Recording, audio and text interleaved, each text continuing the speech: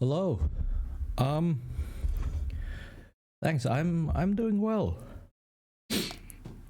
I managed to get some sleep, which was a bit surprising, but I'm doing okay. Hello and welcome.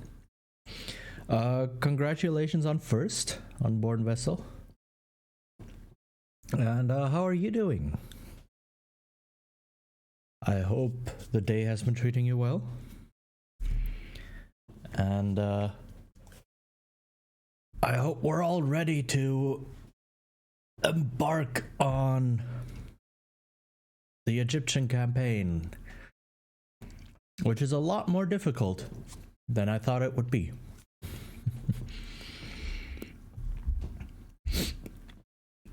So yeah, I think last time when I played this, I stopped in the middle. Feeling a little better. I didn't get to the autograph. I wanted to get. Aw, that's sad. But at least I hope that overall everything went okay.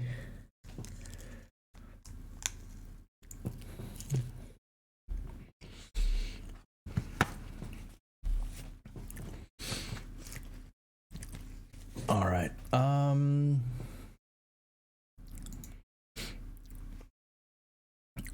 Let's see. Right. I think last time I played, I have to remember where I was, what happened.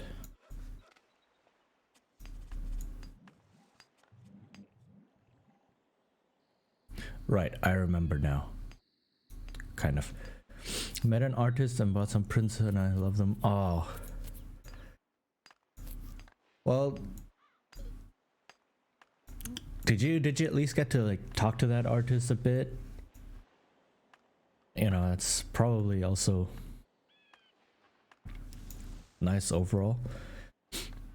So did you go to a con or was this a like a separate thing?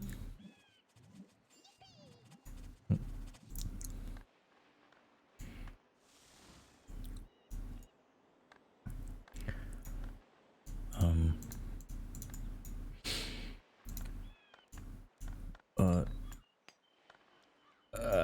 okay.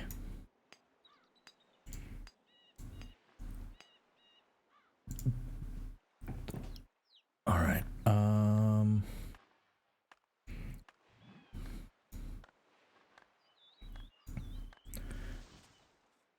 I am thinking. Sorry. Heck yeah, I got to talk to the artist. We have a con going on right now. I went to see the voice actor for Sephiroth. Ooh. Wow. That's cool. Okay, that is actually really cool. And then you got to meet the artist. That's amazing. Like if you meet someone in real life like that, that's cool. I'm happy for you. 150 bucks. Oh. Oof. Oh dang. Okay. I'm not too sure what to say about that.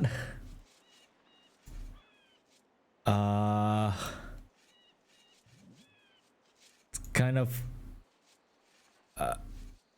I mean, okay, people can sell what they want, but I'm not sure if like I don't know if selling an autograph it just kind of I don't know, to me personally it feels a bit wrong. So that's okay, that's a bit yikes. If you ask me.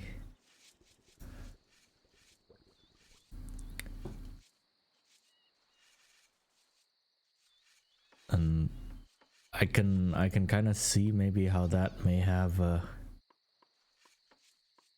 impacted the experience overall, I guess.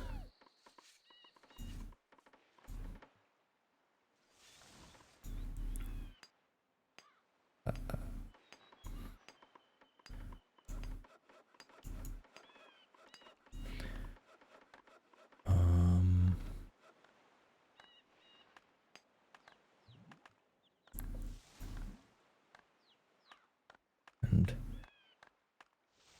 oh, okay, got Mongolian barbecue.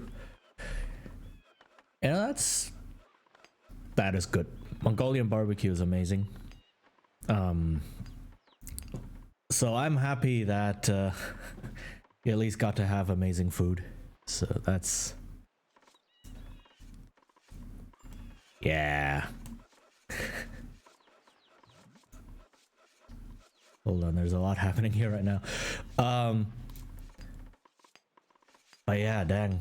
That's you know what? If you spent like $50 on Mongolian barbecue, I think that's like $50 well spent. I don't know if you did, I'm not saying you did, but you know, just as a point of comparison, I guess. But yeah, man, I haven't had Mongolian barbecue in a while as well. That's sounds amazing. It was 12? Well, even better. You know, even better.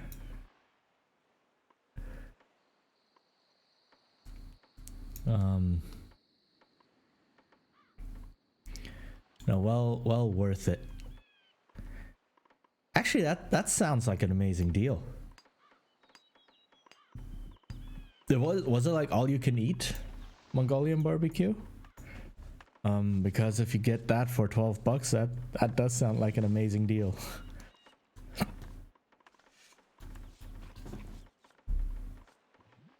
So that's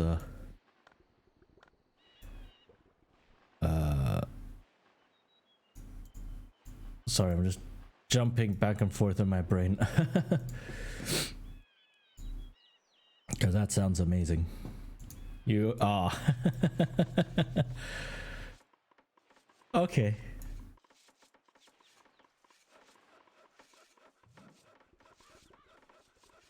But still, you know, good food is always good for the soul.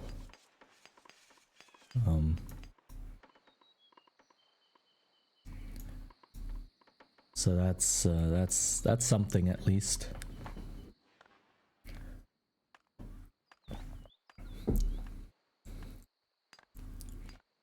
But I haven't been out to eat in a long time. It's always a bit scary.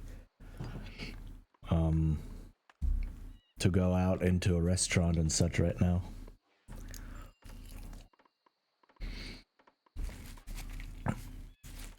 Even though like we have a I mean Mongolian barbecue place here as well, which is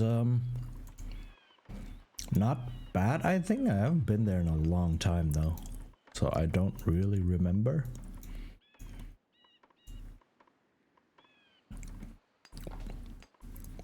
But I think it was okay.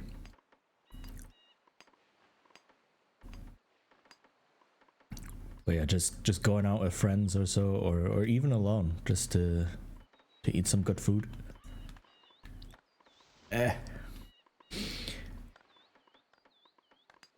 Oh, well, that's even better then. Right, so that you got good food, or that you had the chance to eat that. That's cool. That's what do you call that? I have a saying on the tip of my tongue, but I can't remember.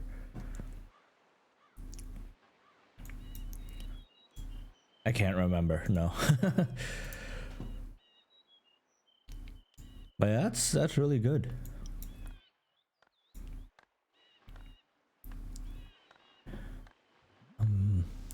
That you get good food along with the convention. I'm guessing it was some sort of anime or gaming convention or something along those lines. If it had like artists and voice actors there.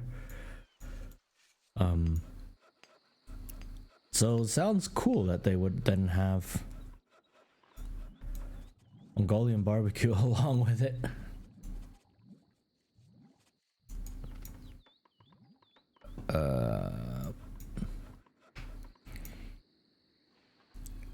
What am I thinking of right now?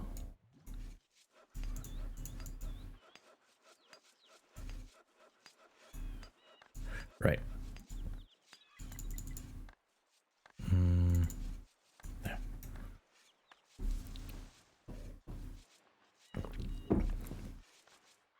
Also, I forgot to turn on background music because I am a professional streamer.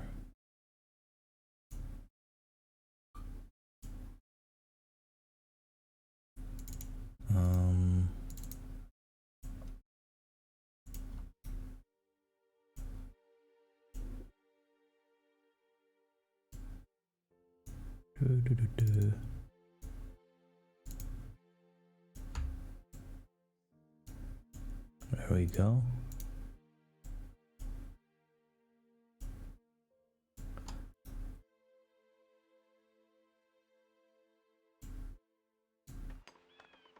Okay, there we go. So at least a little bit of background music for now. Is it coming through? It's not coming through. Oh my goodness.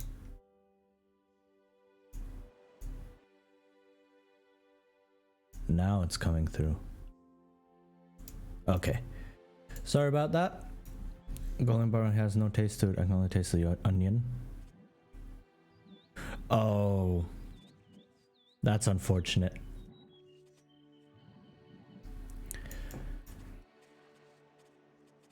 Only taste. I mean, to be fair, I guess Mongolian barbecue is a lot about very strong tastes. Right, where you just mix a whole bunch of stuff together and then a lot of sauces, right, to get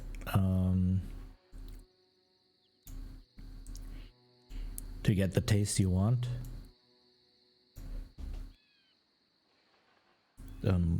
I mean, which tastes good, you know. Strong tastes can be nice.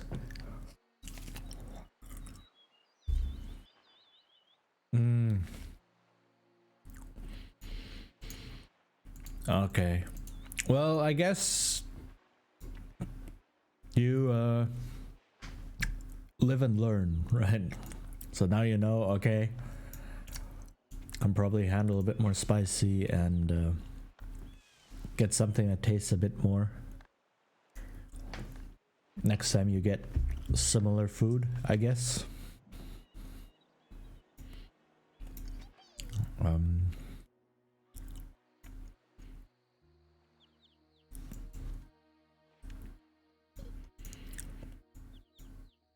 But honestly, I don't remember too much about that kind of food because it's been years.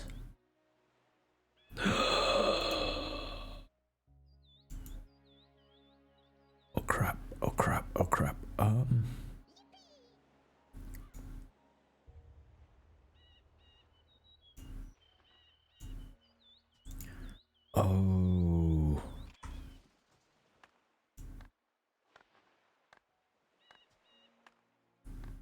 Never been?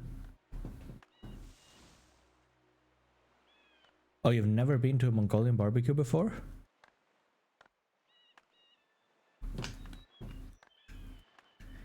So that was your first time eating it?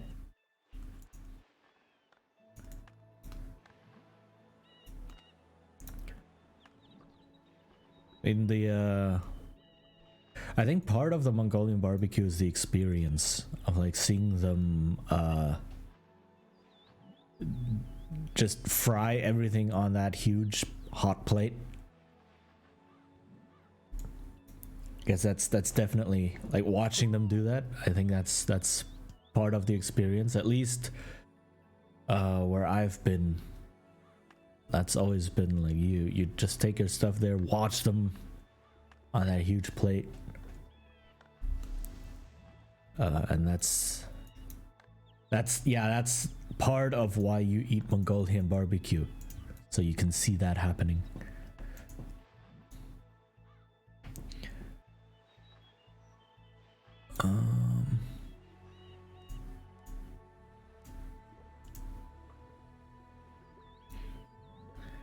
Yeah, but in general, like, I'm guessing it was meh then. If you say you couldn't really taste anything. I don't know how yours worked. Like, did you order something just straight up, or could you put together your own dish, or I don't know, maybe it's different from what I know.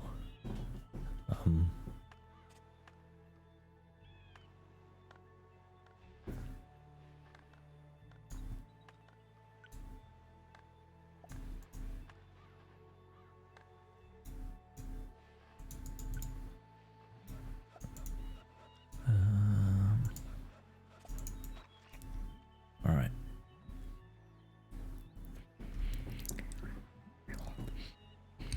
Because like where I've been, you basically take a bowl and just, well, you love watching them make it. I think it's the way they make it though. Watch them put sauce on it, but it didn't stay on. Yeah. Yeah, that's possible.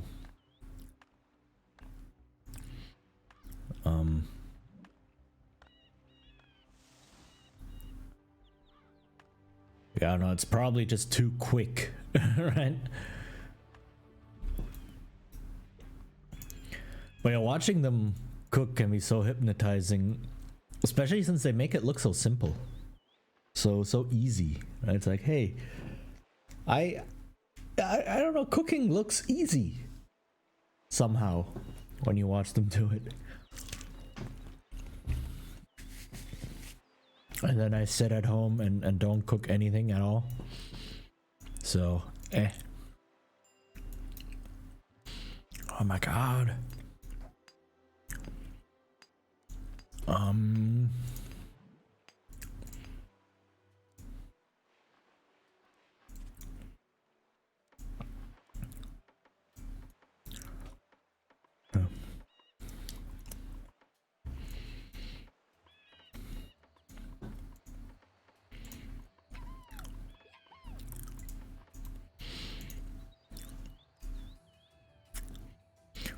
Oh, and also, just by the way, Mongolian barbecue isn't actually from Mongolia.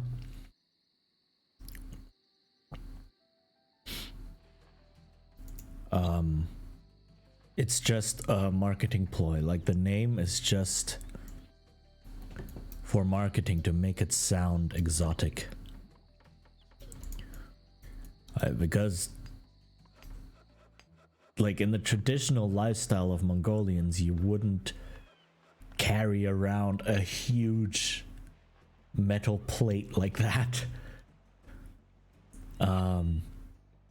Right, because they were nomads. That was a nomadic lifestyle, and so carrying around a huge metal plate is not really conducive to such a lifestyle. So it was just someone like, you know what might sound good? If we called this style of barbecue Mongolian for whatever reason.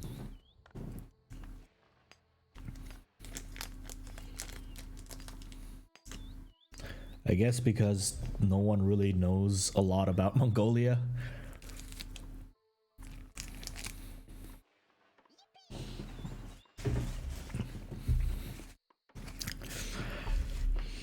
You know, you're one of the few people who knew this already. Whenever I tell this to people, they're like, wait, really? I thought Mongolians totally all eat like that. It's like, yeah, they like traditionally they've been nomads. They don't really, you know, have the interest of carrying around a huge metal plate all the time.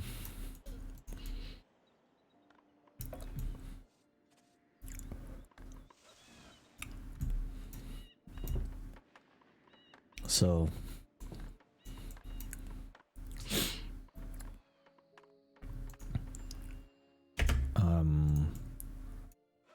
I don't know, when they start thinking about it, then it's like, oh yeah, right, that makes sense. But before that, there's always the surprise. It's like, wait, really?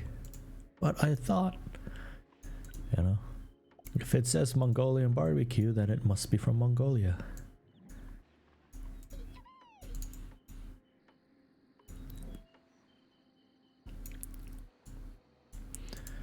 So I'm not 100% sure what I'm doing in this game.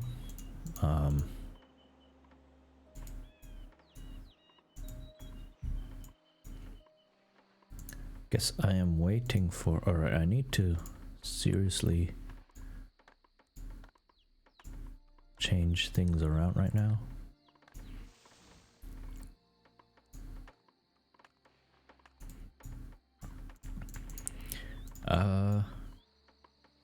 Yeah, I'm in another what do you call, bottleneck. Makes me think it's from a time where everyone wanted something that was exotic to them and no one knew anything about Mongolians, so someone slipped at it. Yeah, definitely. Like the whole, especially I can see the whole like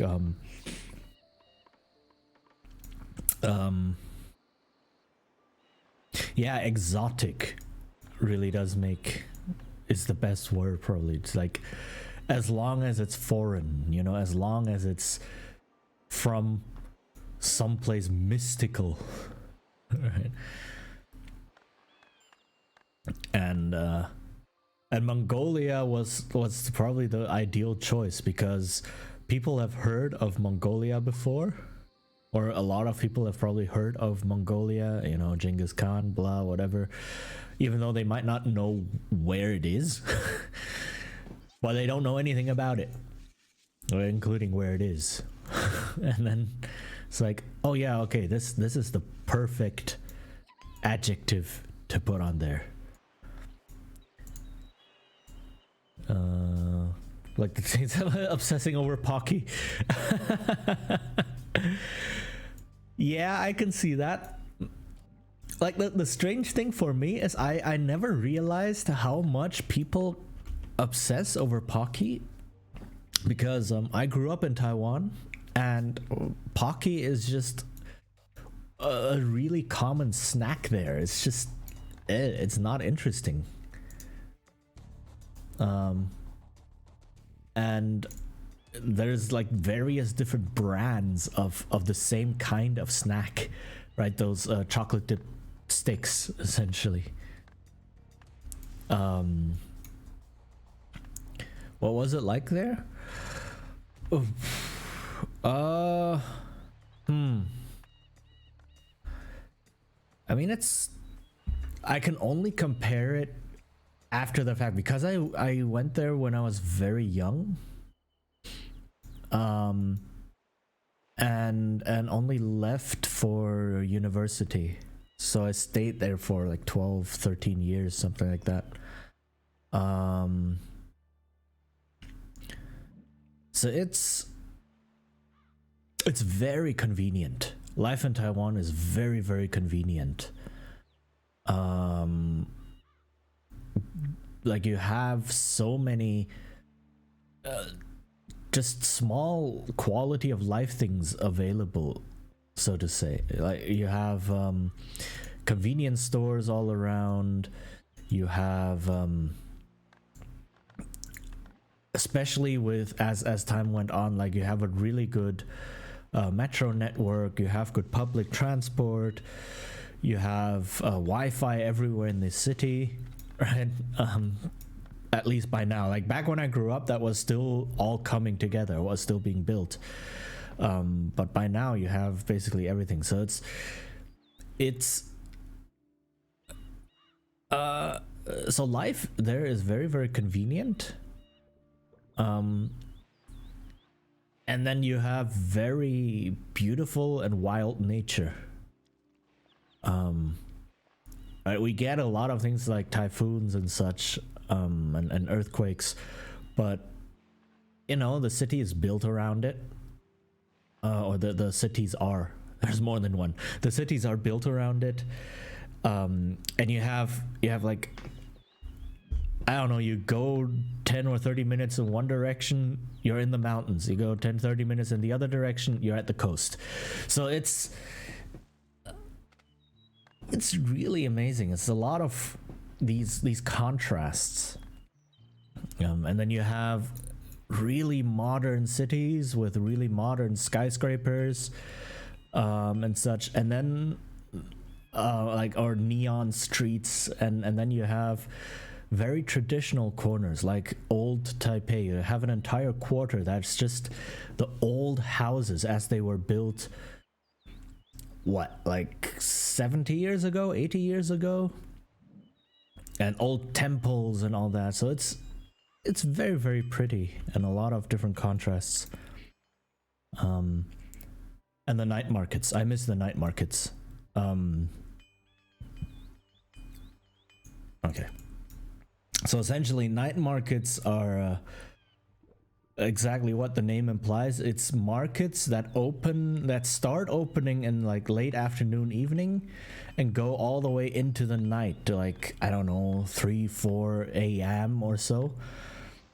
And you go there for two things mainly. You go there for, it's kind of like an open mall ish, and very like tight in small streets and alleys, and you go there either to look for something cheap to buy, I don't know, like shoes, clothes, backpacks, toys, whatever, or you're looking for the food.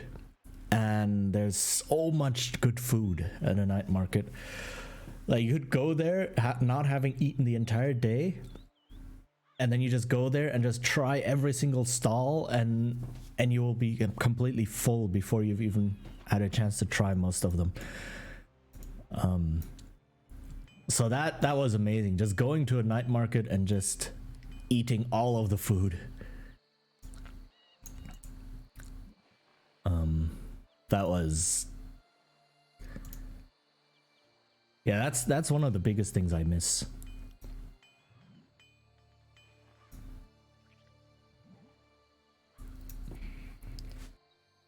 And mainly the good food. So there's hold on, there we go.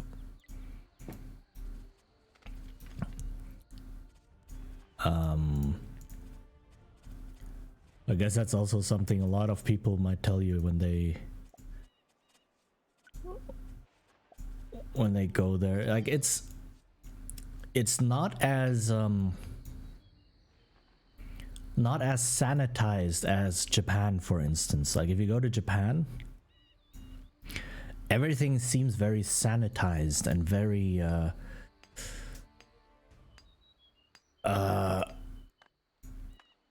I don't know what word to use. Orderly, I guess, is a word to use. And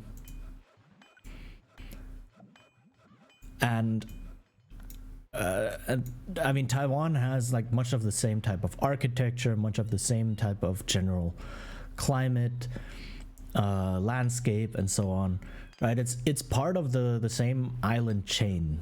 So and it's like a neighboring country to Taiwan, to Japan. But yeah, it's not as stifling as Japan. So I actually really enjoyed my time there. It's just sad that I haven't been able to go back in a long time. Also mainly because of because of COVID right now, which is sad.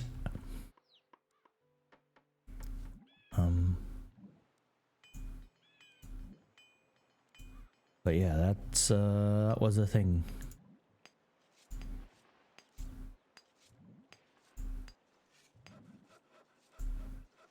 All right.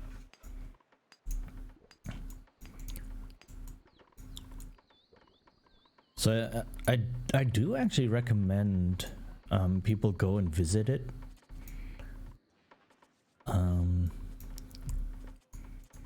Like it's very tourist friendly as well. So that's definitely a thing. Right, a lot of people, especially younger people, speak English, and they're very friendly and helpful. Right, if you just look like you're lost,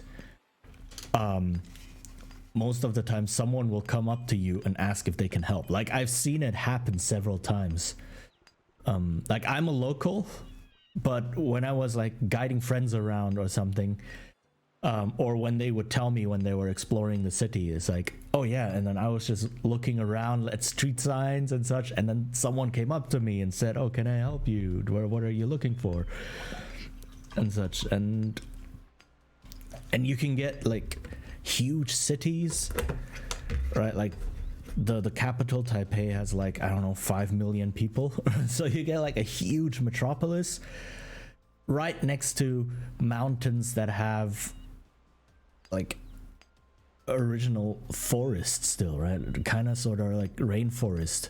And then you get the coast, and you get, I don't know, old temples and old cities, old quarters, along with modern conveniences and modern skyscrapers and such. It's a lot of fun, really.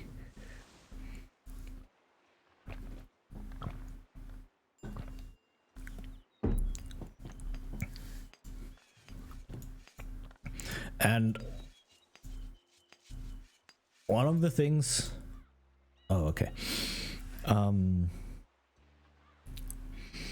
like a lot of people, if you're like interested in history, for instance, I've heard a lot of people say like, oh yeah, I want to see the Forbidden City in Beijing, because you know that was the seat of the emperor for many hundreds of years, and it's like it's this big palace complex, and you can go there now. But from what I've heard, it's very restrictive where you can go in there, because, you know, it's still like an emperor's palace. They want to preserve it, but also it's basically empty. Because all of the treasures are in Taiwan. That was when the Nationalist Party. You mean the Forbidden City? The Forbidden City is a temple complex in Beijing, and it was called that because only the emperor and select staff and such were allowed in it. And it's like you have a very central part that only the emperor and like highest advisors and such were allowed, and then like it's kind of like built in rings. All right, so you have the heart where only the emperor is allowed in, more or less, and then you have like the outside where only his advisors and maybe guards or something, and so on. So that's why it's called the Forbidden City, because it was forbidden for normal folk, right? And that still stands. It's a big palace complex, and it's like, sure, it's probably, I've never been, sadly, but it's probably amazing to look at. But from what I've heard from people who've been there, Like, it's not easy to get in, and once you're in there, you're not even allowed to go to all the places in there. Kind of like with the Palace of the Emperor in Tokyo, right? Like, you can go to the gardens around it, but you're not allowed into the palace proper because, you know, that belongs to the Emperor. Kind of similar situation, I guess. And but the Forbidden City doesn't have any or not a lot of the original treasures in it, right? That, like, all of the treasures that belong to the Emperor, like all the gifts that were given, all of the art stuff that was in there, because that's all in Taiwan. Right, so you have the Palace Museum, like appropriately named the Palace Museum, which is because after the Civil War, right, that it's like the whole mess around World War II, and there was a civil war between the nationalists and the communists in China and mainland China. The nationalists fled to Taiwan as they were losing the civil war, and they took with them basically all of the national treasures from the Forbidden City,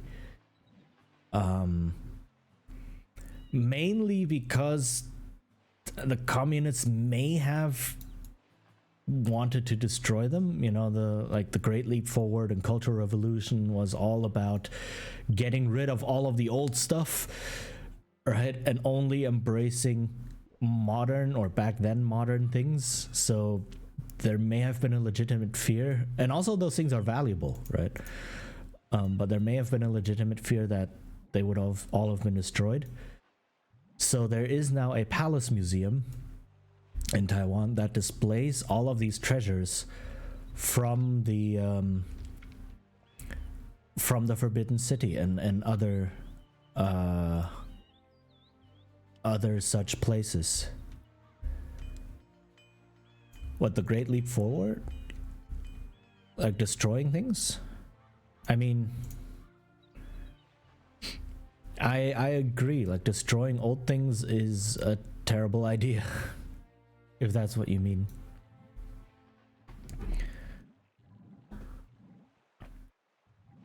Yeah, exactly. I mean, the Cultural Revolution was a mess. It really was.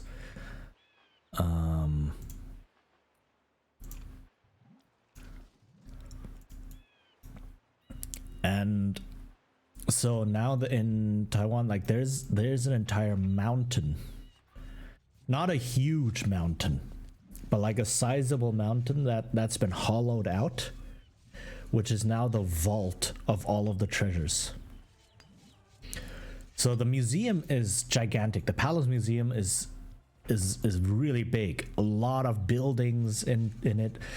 And at any time, they can only display a small percentage of all the treasures that they have, because there's just so much. And so it sits on a hill and next to a mountain, and that mountain is hollowed out because that's the vault of everything. So it's like, whoa, that's a lot of stuff that was brought along. Which is why, if you actually want to see all of the treasures and all of the historical artifacts and such, you need to go to Taiwan, to the Palace Museum, because there's none of it in China. And so that's like an interesting tidbit that I also love telling people about. It's like, yeah, by the way, if you are interested in history, you know, Taiwan is a valid alternative to go check that out.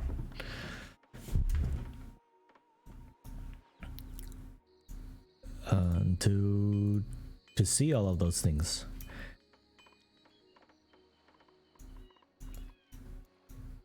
And I mean, I've been there several times. I've been to the Palace Museum several times, and it's always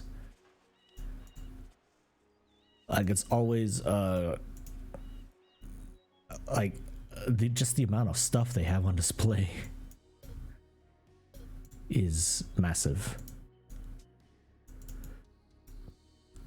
So there's that as well, right? That's a lot of reasons, I guess, to go visit that place if you happen to have a chance.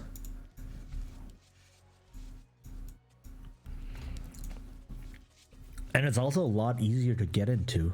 Well, not now, because, you know, pandemic travel in general is difficult.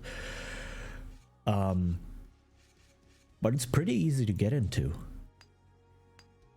Like in terms of passport controls or like visa, etc. It's very, or it's not very strict. Yeah. If yes, just right now, it's just a whole mess, which sucks. Like, I really want to go back because I still have family there, and I really want to go back, and at least visit them.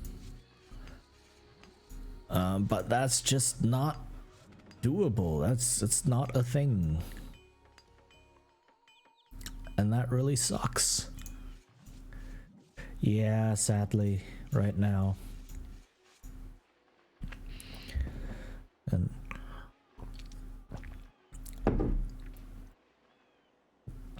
it's oh nice. If you don't mind sharing, where are you right now? Like, you don't have to answer, but just out of interest.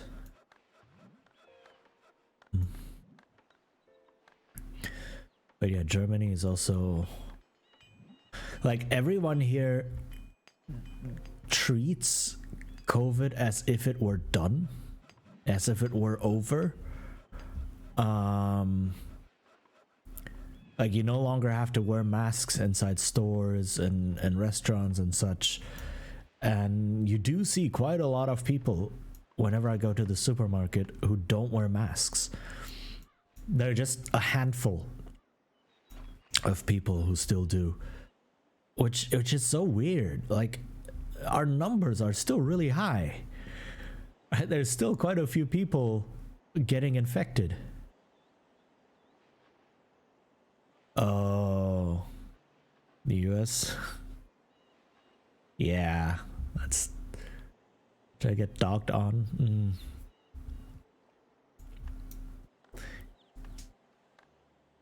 Okay, so that would be quite a trip, going to Europe.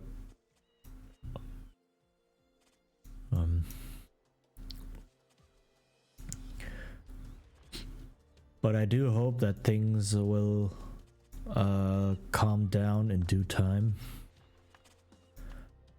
That would be amazing. I mean, it is getting slightly better, but people are just, it's really strange. People are just apathetic toward it now, which is so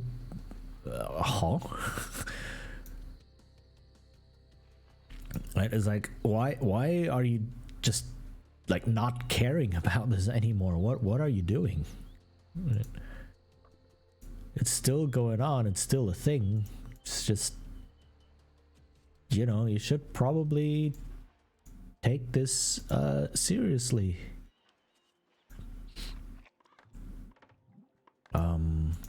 Actually, no.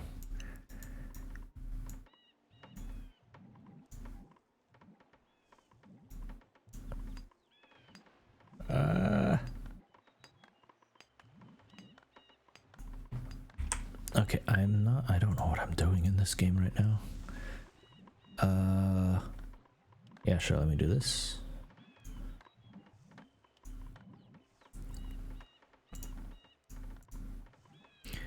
Bakery. There we go. One. Okay.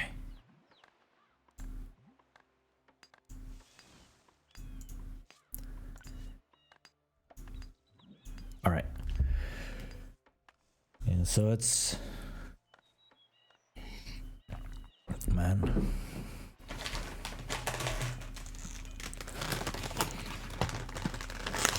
I still remember, everyone forgets it's no, not even the CDC takes it seriously. Yeah, same. It's like same here. Like when it first became a big thing, we have this institute, this research institute, Robert Koch Institute, that was like the leading authority on all the COVID research and the numbers and such. And they had a weekly briefing. Like literally they would step in front of cameras every week to give a report on the numbers and the policies that were being formed and such, and to answer questions. And now it's like, people are starting to get mad at that institute for insisting that we still continue to care about COVID. It's like, what? Are you out of your mind? Like, what kind of an attitude is that?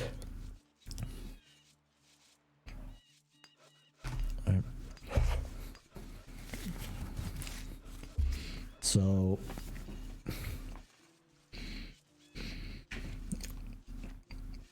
and then every time I check the numbers, it's like, yeah, no, they're just fluctuating up and down. It's not getting better. So I don't know, man. This is the reason we'll be stuck indoors for the next 10 years or something. It's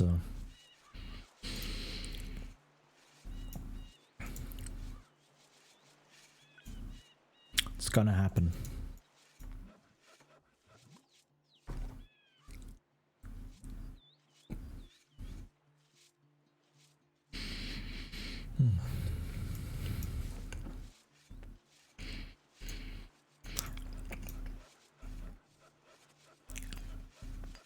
And also terrifyingly, I don't know, this seems like a really downer thing to discuss or talk about, but I am now seeing it happen to people I know who have gotten COVID, and then got better,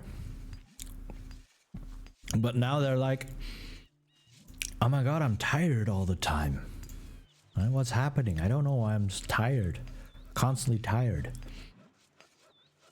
No, it's like, yeah, I had COVID, but I got better, but now I'm constantly exhausted. I'm constantly tired. I'm sleeping so much. What's going on? I don't know. It's like, I hate to tell you this, but you know, that's one of the very well-known side effects or after effects of getting COVID. You know, you start becoming more exhausted and not having as much energy, because that's the thing, you know, that happens. Oh, are they at least doing okay?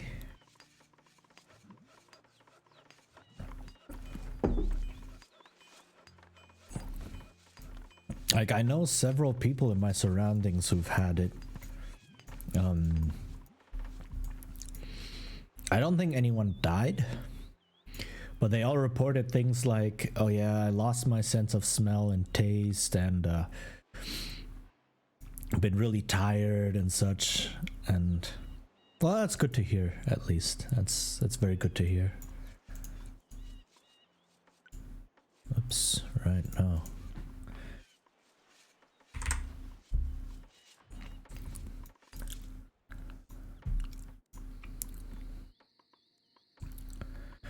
But yeah, I'm just seeing it happen, and so I don't know how to tell you this, but you know, that's a thing now. This is your life now, most likely, and it's sad to see. especially if it's people you care about. It's like, yeah, I'm sorry. Yeah, I'm just getting COVID. And to be fair, that's the biggest thing I'm worried about. Like, if I ever got COVID, I don't think I'll die, and I'm triple vaccinated, so I don't think I'll have huge symptoms, like active symptoms. But I am afraid of long COVID, of all of the after effects happening. Right. And it's a huge percent. It's like 10% of vaccinated people get that or so. And yeah, no, it's horrifying. I don't want that to happen.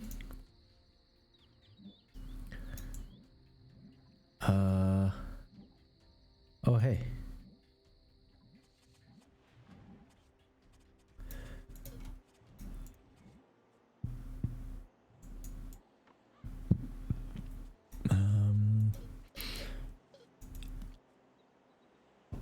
You know, so that's my biggest fear.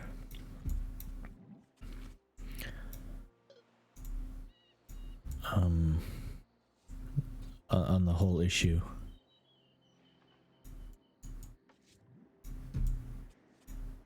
So like, I mean, if I do die of COVID, that would suck. But living with constant exhaustion and I don't know, lung damage or heart damage or so, that's horrifying.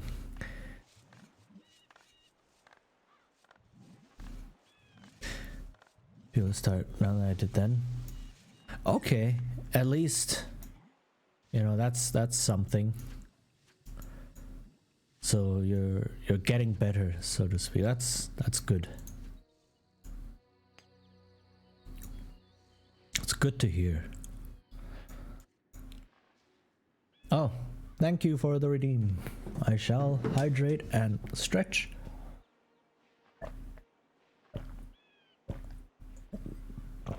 All right, and then sit up and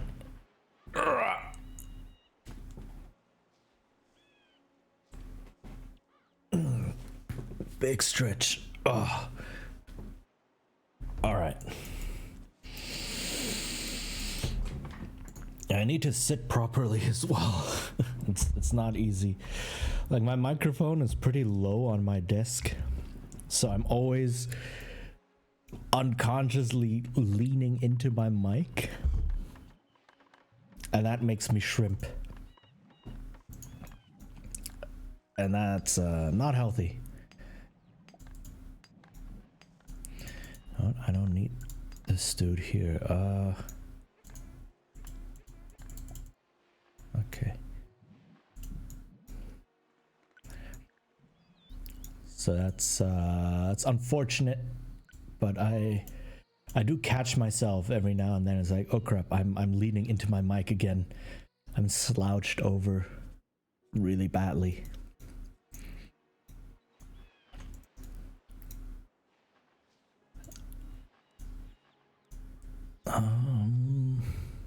Here. No, I don't want that here. I want that down here. Okay, let me build up a second pig farm.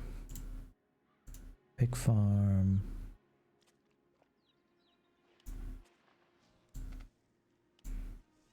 Slaughterhouse. No? No slaughterhouse?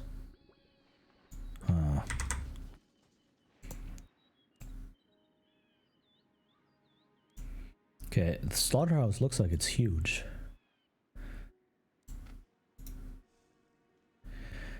Hey.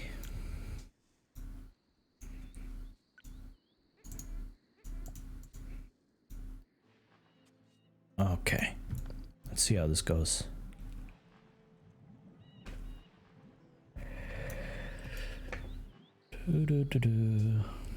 Now this is going really slowly. Mainly because I was half asleep when I started this mission. Last week, I don't know, I was just so tired for some reason. So by the time I got to this mission, like in the middle of it, I just started falling asleep on stream. So I decided, you know what, I'm not making this.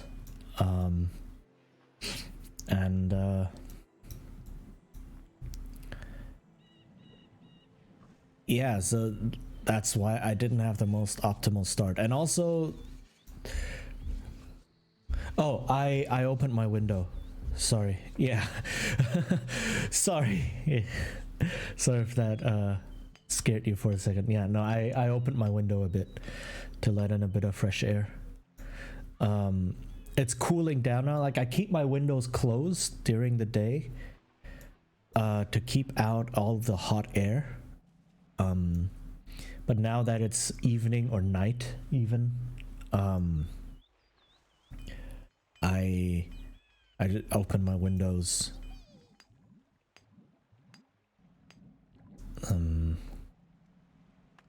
to have a bit more fresh air in my house or apartment.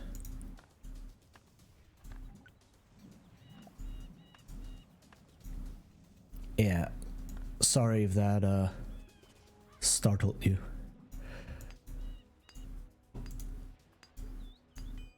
Okay.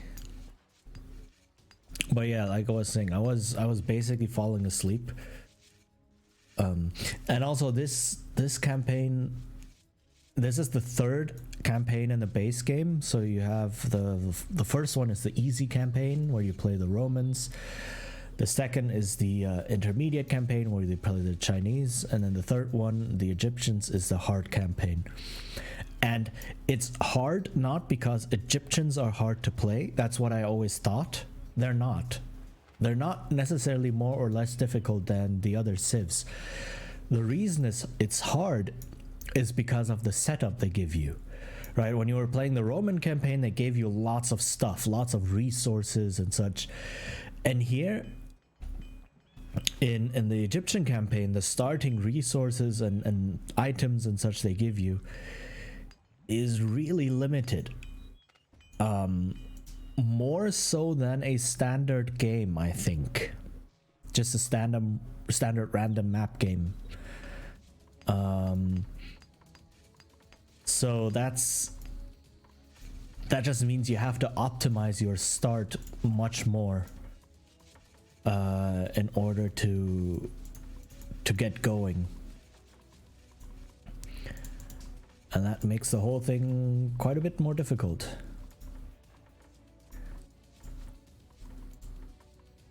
Okay, I still need to place a slaughterhouse somewhere at some point. Right.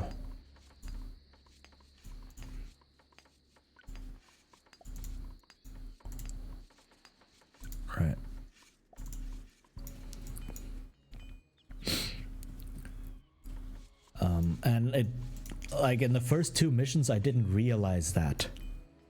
So I just kind of played how I played the other campaigns, and suddenly it's like, wait, I am super low on this resource, or I've run out of this tool or something. And it's like, oh, what's going on? Right? Why is this suddenly so difficult? And took me a while to realize what was going on.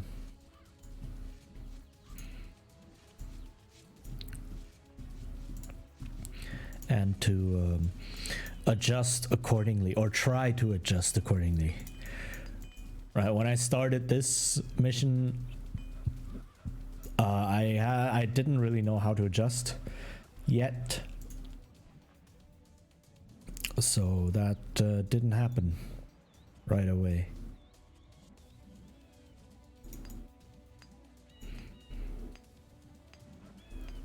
Okay.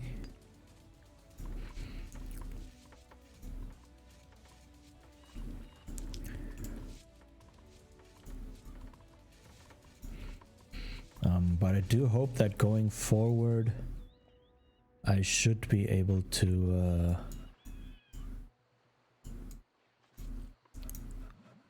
should be able to words keep up and have a better start in the game. I do wonder, actually let me save, if I can delete this, if I lose anything if I delete this.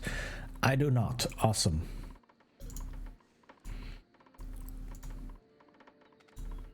So that gives me a bit of space.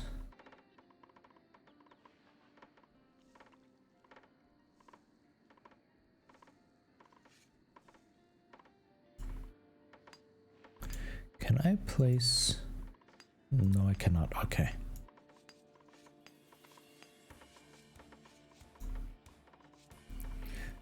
Huh, this music is not bad.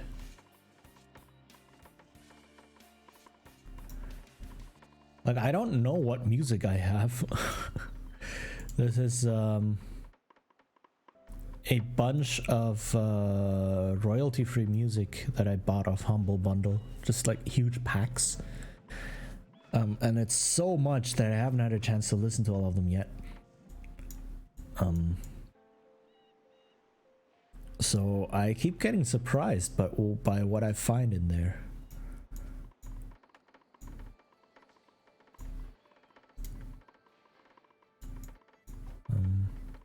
But they're all roughly fantasy themed, which fits, you know, this game and my channel theme in general, I guess. Which is good. And plus it's music that I enjoy. But yeah, I just keep getting surprised. I just have I just play all of them in one go. And just see what pops up, essentially. Awesome. That's a lot of coal. Nice, nice, nice. And build another one of these. Sure, alright.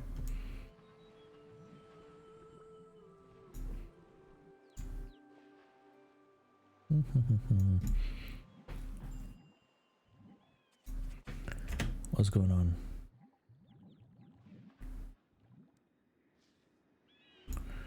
I need an axe. Okay.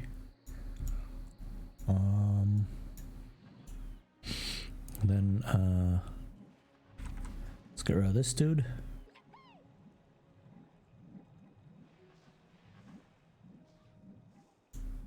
Okay, and then this dude alone should be enough.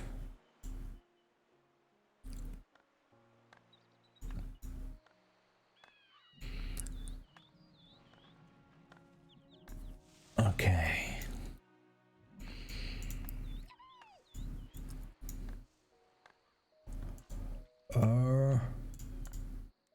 No, goods distribution.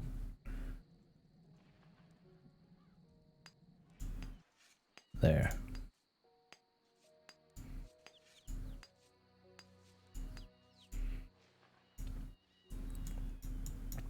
Okay, this is going slowly but surely.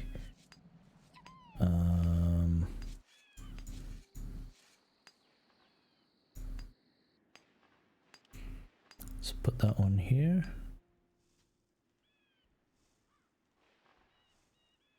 Actually, wait. Wait.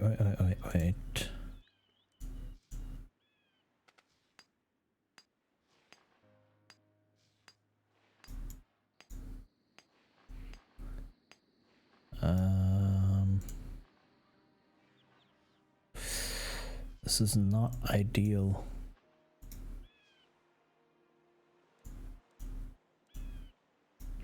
Okay, you know what? Screw this.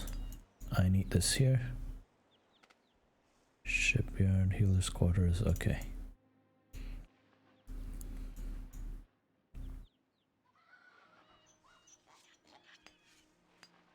What is that sound?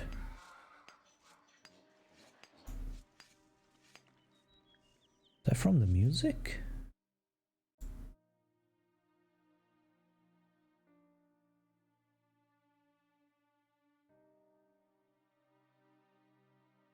No, that's from the game. What does that sound?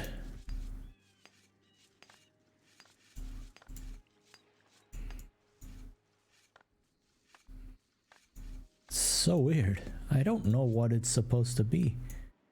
Okay, you guys become normal settlers again. There we go. You guys become normal settlers again.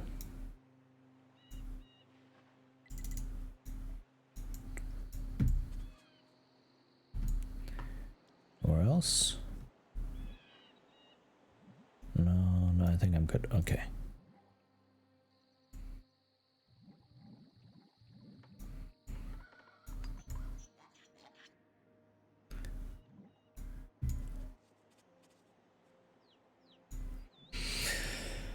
All right.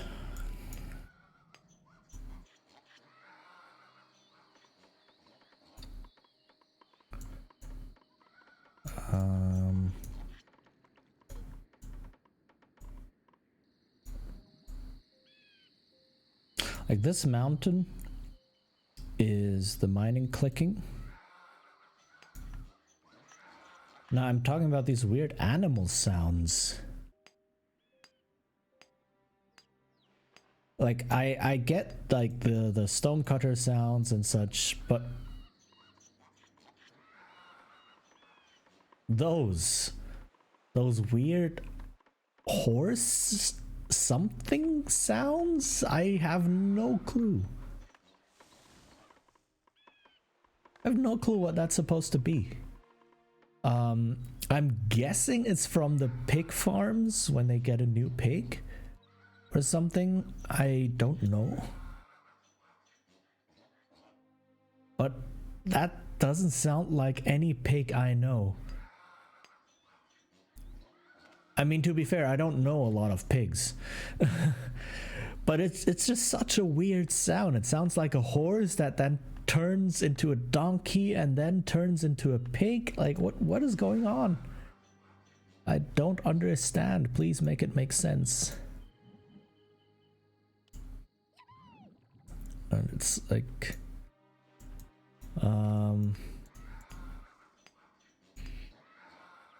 so I really don't know. It's really strange.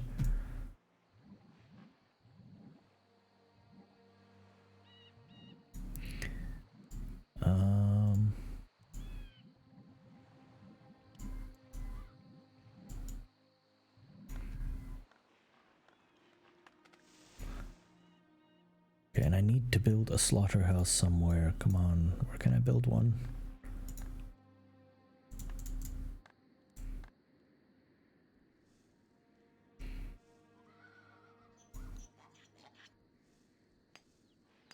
Uh-huh.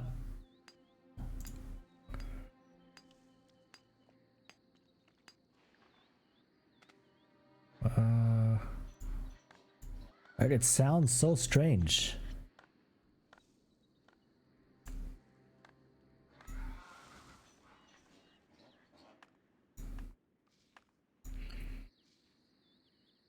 At least I don't know what it's supposed to be.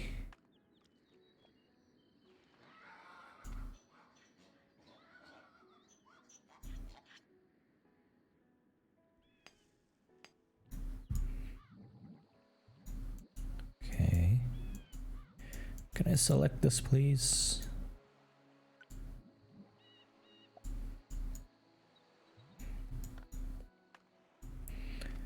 All right.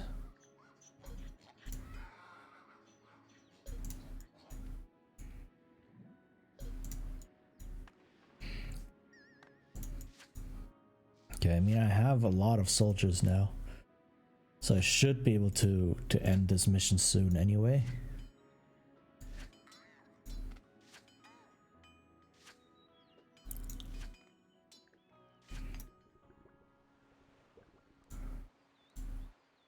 Yeah.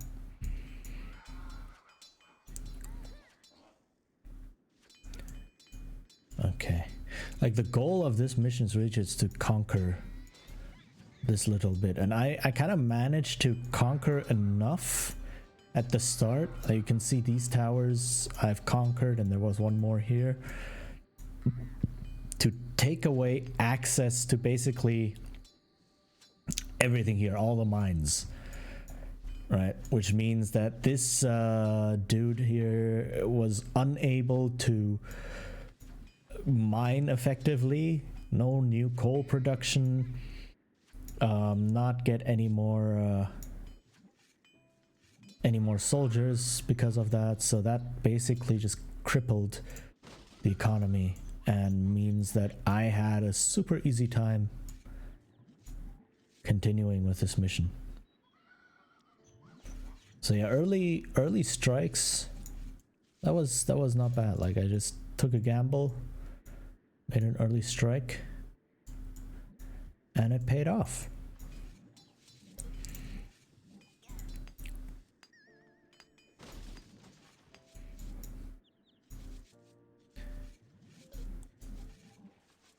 Alright, there's 2 towers left, 3 towers, but that one's unoccupied. So yeah, I'll win this mission soon.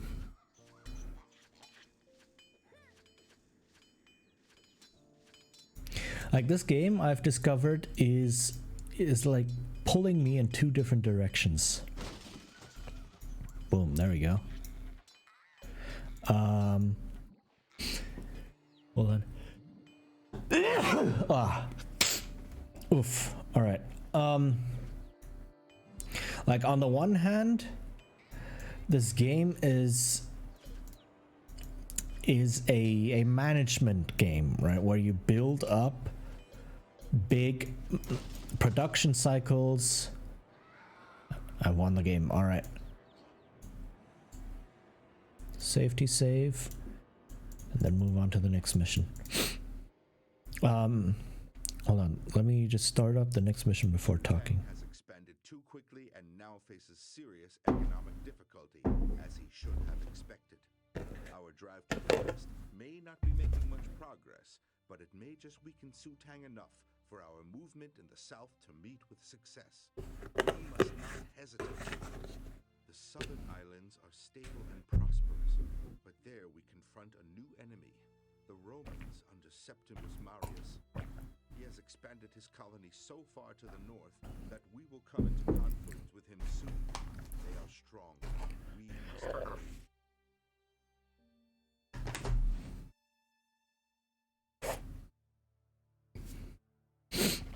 All right. So I need to destroy this settlement.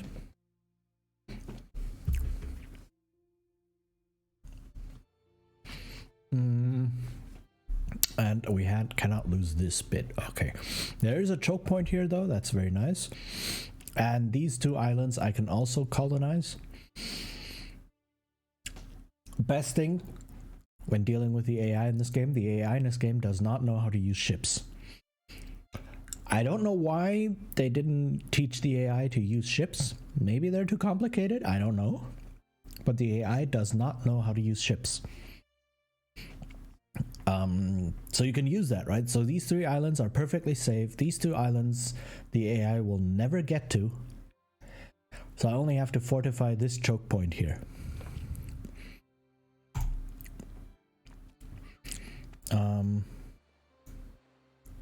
Okay. Let me do this.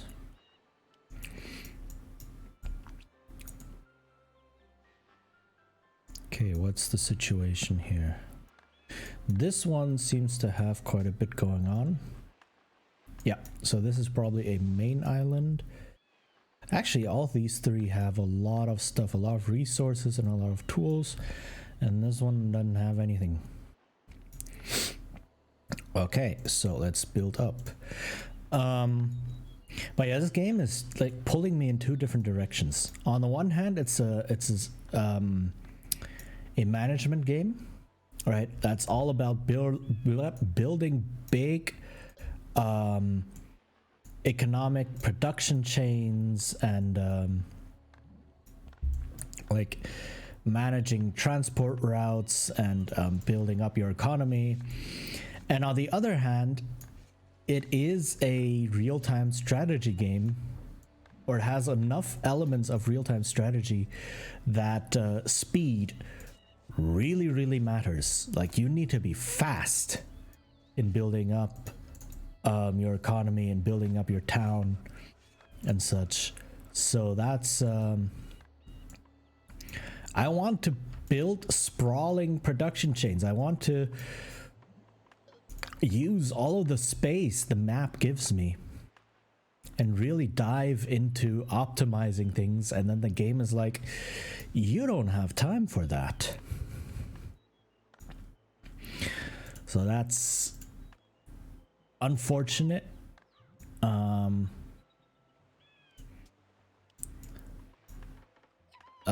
Really, which you know, it's kind of not great. Okay. Okay, there is literally nothing on this island, no resources whatsoever. Aha, okay, right. So I need to boost all of these and build ships right away.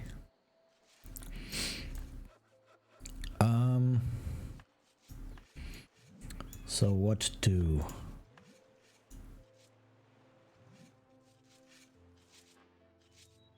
Oh, there's no stonecutter in here. All right, I need each of these to be self-sufficient.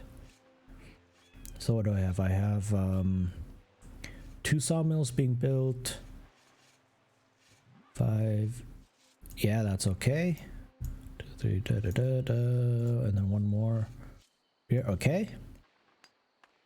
Right, that's 6 woodcutters, and then 3 stone cutters. Perfect. All right, that's what I need right now.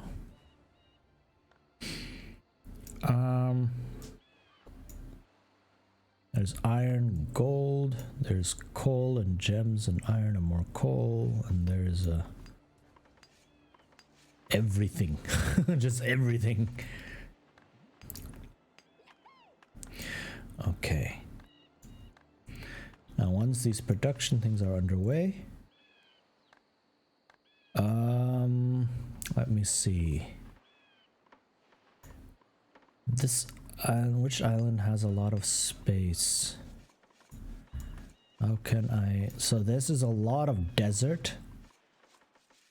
That's not good for food production, which means this is gonna be heavy industry.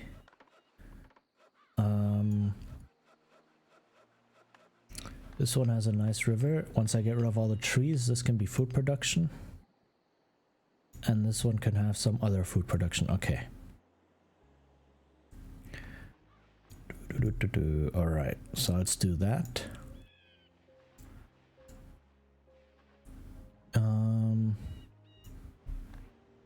Okay, so let me build medium residences. 1 here, 1 here, and 1 here. And let me get rid of some towers.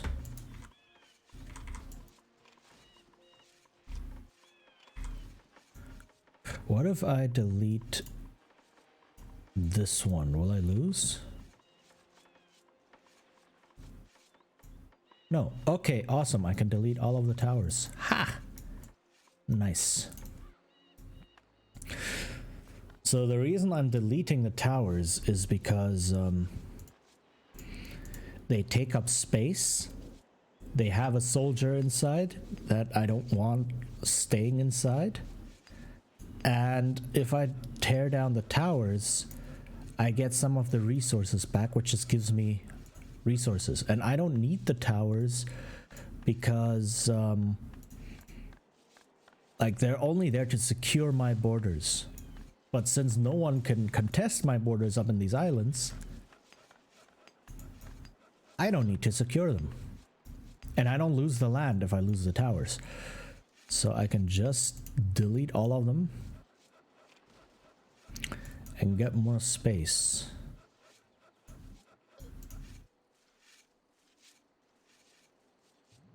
Awesome. Nice.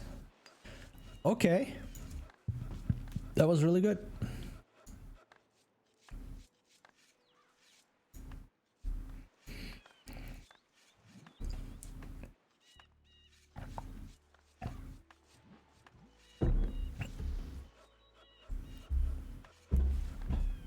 Alright, so this map is really all about ships.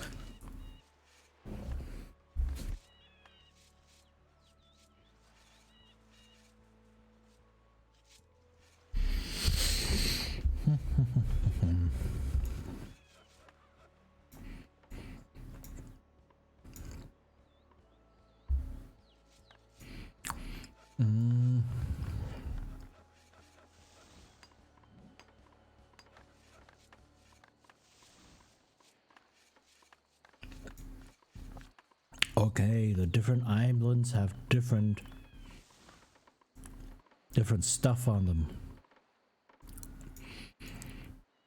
Like this one doesn't have any fishing rods, which is strange.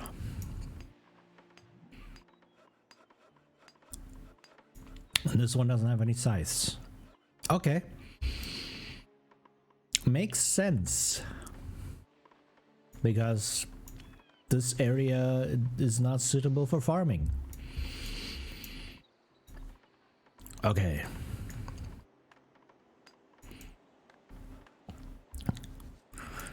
This is interesting. Like having 3 separate islands like this. And potentially 2 more, providing a single outpost. That's really interesting.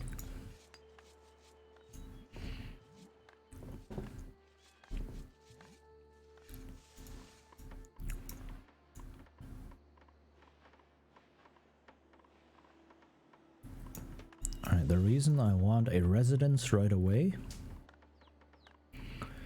How many people do I get? 30, I think? Yeah, 30.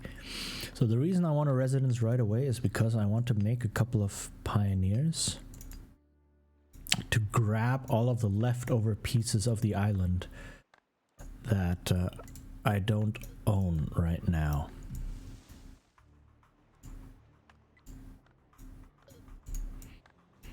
Right. I don't want to waste resources on towers. And I need people on here anyway. So that's what I'm gonna do.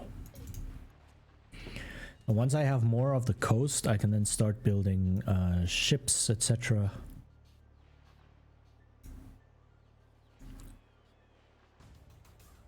What do I have here? A saw, 3 hammers, a pickaxe, an axe. Hey! Hi Seal, how are you doing? Yeah, this one is... sneeze. Okay, no sneeze. Yeah, this mission is interesting. Having these 3 islands support this outpost, and this is the main big island with the enemy on it. And I have nothing on here. I need to move them. I need to make trade ships and build up trade routes or transport routes to move the resources so they don't automatically move. Yeah, this is not like Age of Empires or so where you just have the central stockpile and then you just use these islands to farm and build everything on here. No, you actually need to get the resources onto this island somehow, which is part of the challenge, really.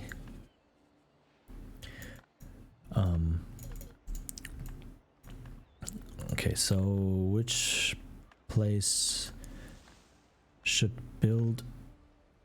Okay, I'll start with building a bit of mining stuff because I might need metal to build ships.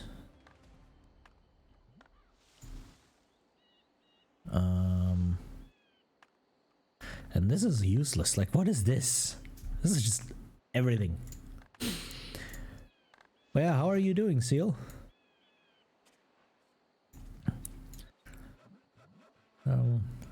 I hope your day has been treating you okay. Alright, what do I do here now? Build some mining as well.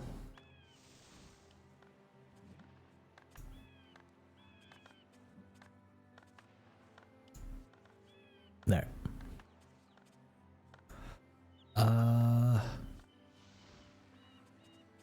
And I will have this island be the main forestry island, because I don't need the space for anything else. Alright, this is not gonna be the farming. Oh, no, no, don't worry, don't worry. You are not, like, obligated to chat or be here or anything. Like, if you just drop in and say hi, or even if you just lurk, you know, that's already amazing. So don't feel bad about that. I am here to entertain you. Right? So don't worry. Shipyard. And I'm gonna be here. I forgot to put, look. That's fine. That's perfectly fine. Again, like, don't worry about it. And you don't have to use the lurk command or anything. It's just there. I don't know if people want to use it. So everything's okay. Everything is good. Now that I think about it, since I don't have anything else for these people to do right now, I might as well turn them into pioneers and grab more land.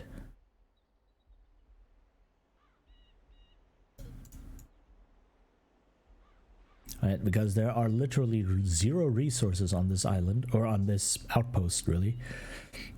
So I cannot build anything anyway. So might as well just use the time that it takes to build up my ships.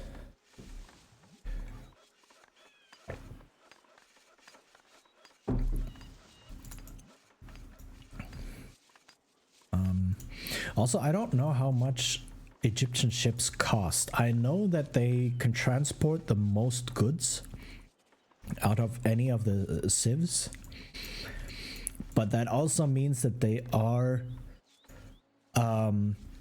suitably expensive, right? That they cost more money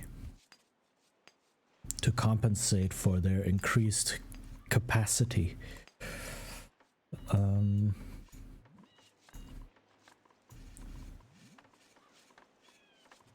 So I don't know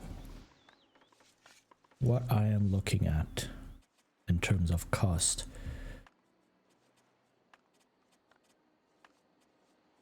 All right.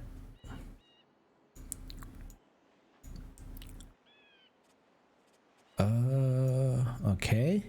Okay, that's very good.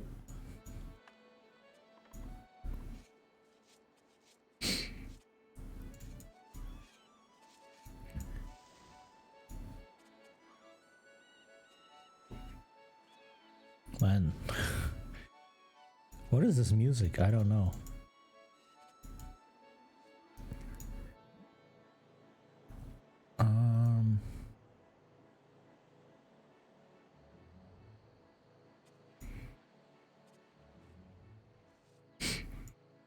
What I can do though is I can start building a landing dock.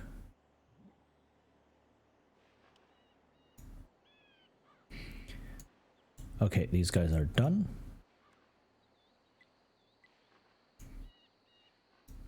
Yeah. Awesome.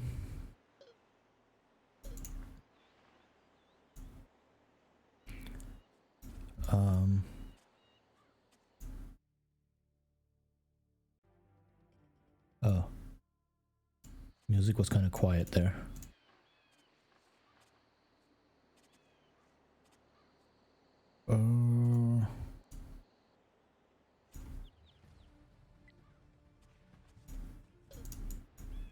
And there's 2 more islands. Like there's one more here that you can kind of see, and there's one more to the other side that's still hidden in the fog, that I can also take. I can also grab, because the AI is never going to get them. Okay. Time to build some ships. A transport ship? What does this need? 7 wood. Wow, okay. But at least it's just wood. It's not iron. So that's good for now.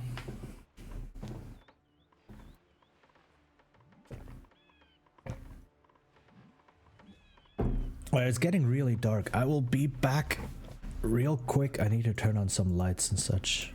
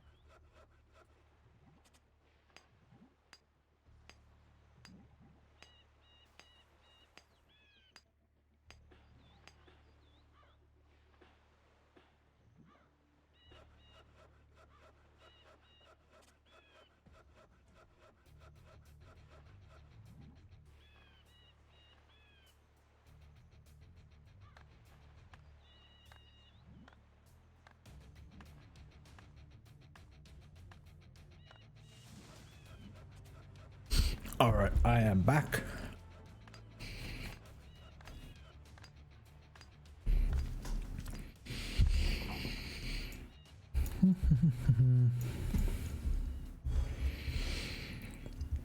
Okay, this actually looks like a good economic area in its own right.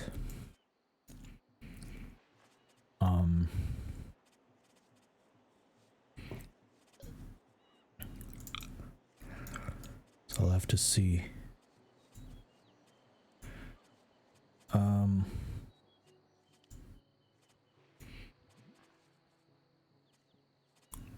That I get enough stuff on this island to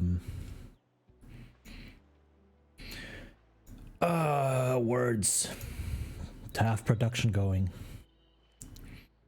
Right, another landing dock.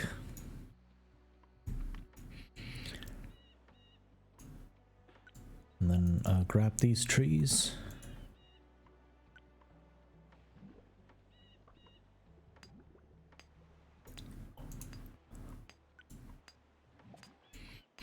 That's all good.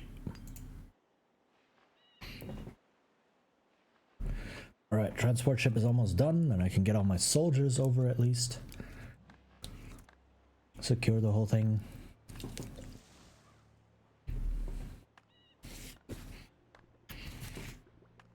But yeah, the transport ship of the Egyptians is basically just a raft.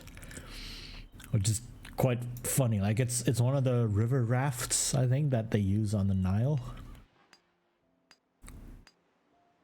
Which makes sense, you know, but you know, this isn't a river. So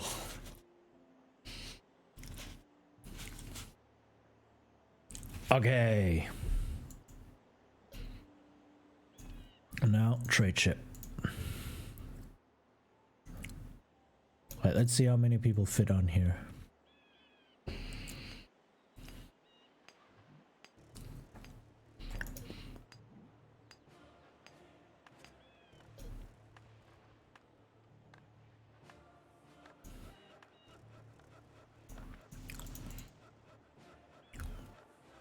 Is the interface bugged? Wait, 1, 2, 3, 4, 5, 6, 7. Is it? 9 people? That would be really good.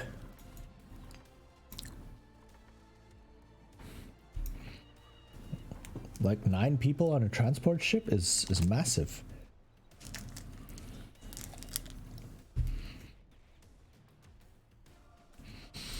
Alright, what does the trade ship need? 2 iron! Wow, okay.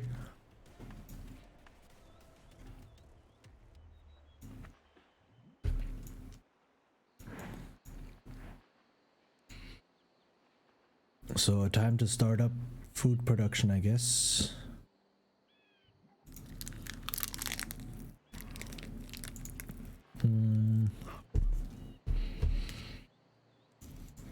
Oops.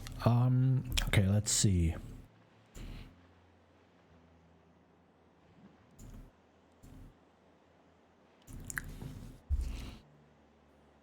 Let me build things one by one so that I can optimize use of space and resources, because these woodcutter huts are basically full. So I need to use up some wood. Is this really the best spot for this? Let me see. Yeah, looks like it. Okay. Or this spot is better.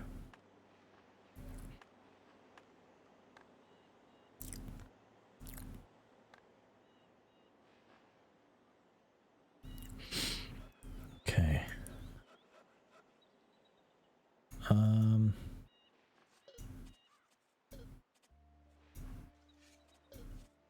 Hello? All right.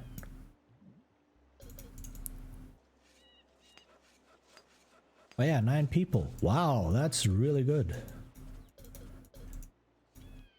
Very efficient. I like it.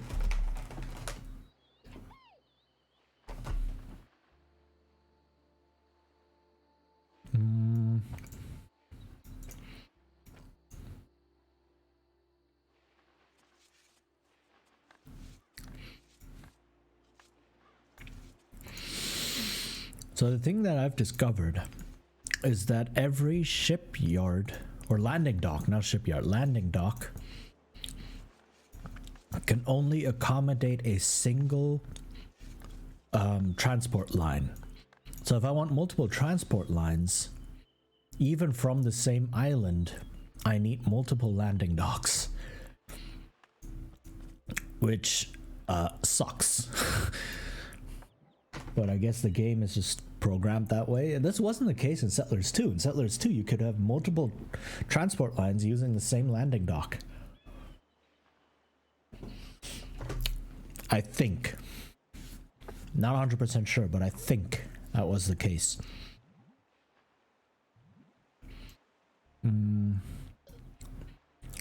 It's a bit weird that it doesn't work anymore in this game.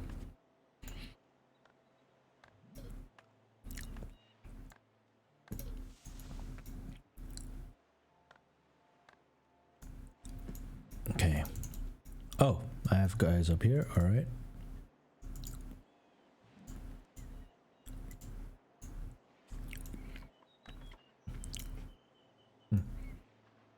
Right.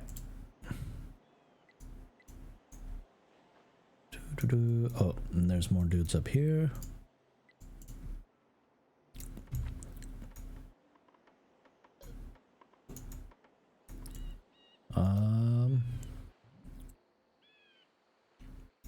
Yeah.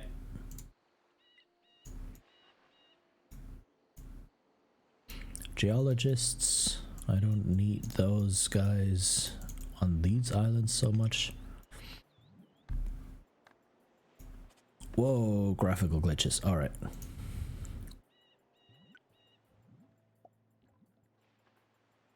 All right, another trade ship. And a landing dock, please. All right, and then you do this, and you come up here. All right.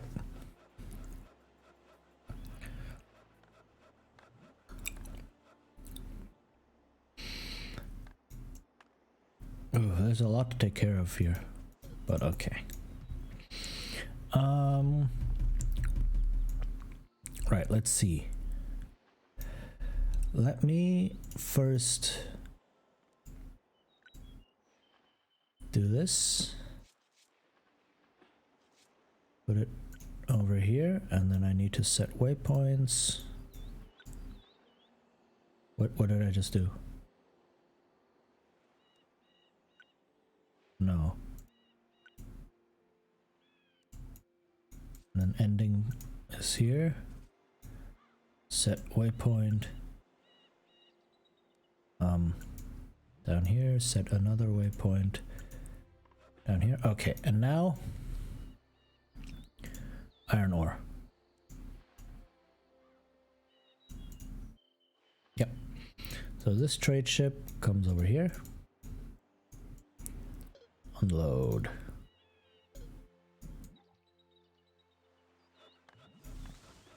Okay, this is a lot of micromanaging in the beginning.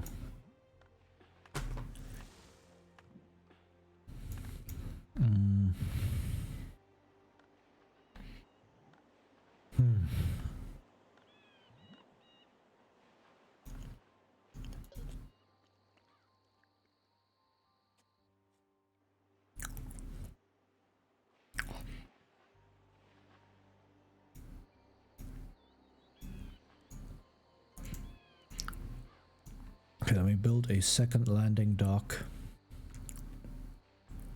all the way up here.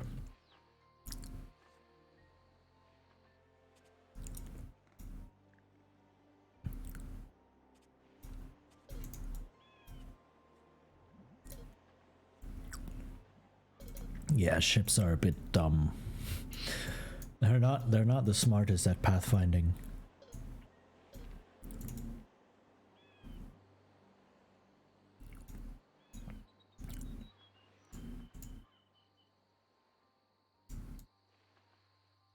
All right.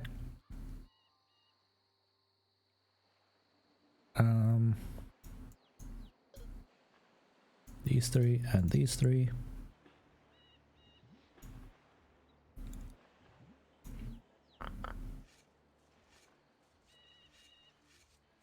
Come on. What is this dude? A smelter? I don't know, maybe?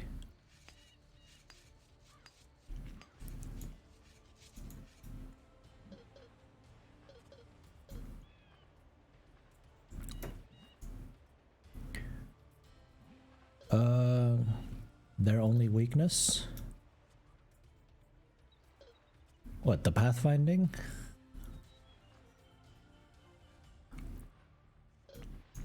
Yeah, I guess. Especially since ships cannot be attacked in this game. Ships are 100% invulnerable to everything. There is no way to destroy ships. Like, not even when you build them. There's no way to destroy them. You're just stuck with them. So I guess they need to have some weaknesses, right? I guess it's only fair that that ships are a bit dumb.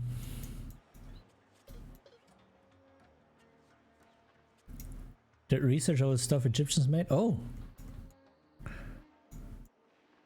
like their actual like ships and such.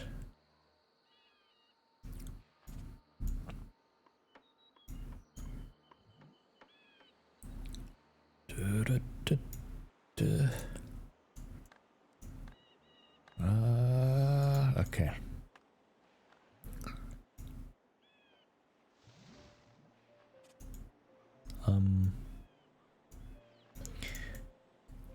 I have to say, I sadly don't know as much about ancient Egypt as I would like. Also because ancient Egypt is like 5,000 years of history.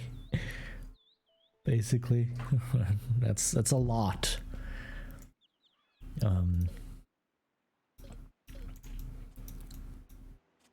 So it's a bit, just a little bit difficult to grasp all of it without a lot of dedication. I think we did ships and civilization.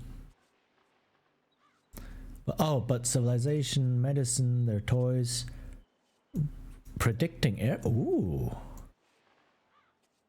that's interesting.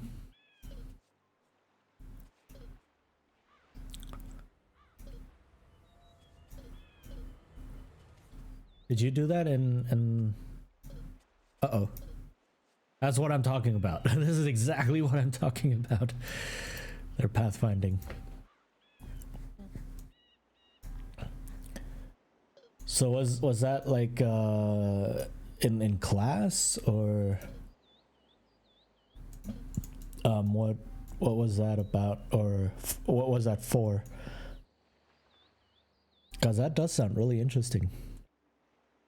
They're evolving. Oh no. Anything but that. Okay.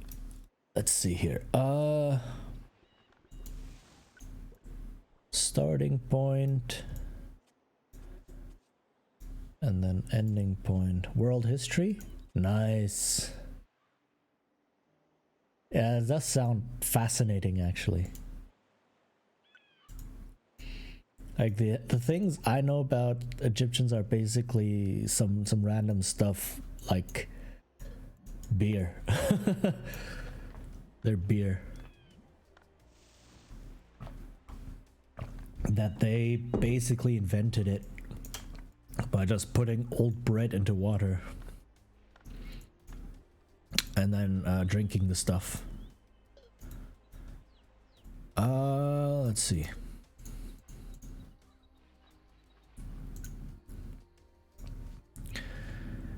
Oh no.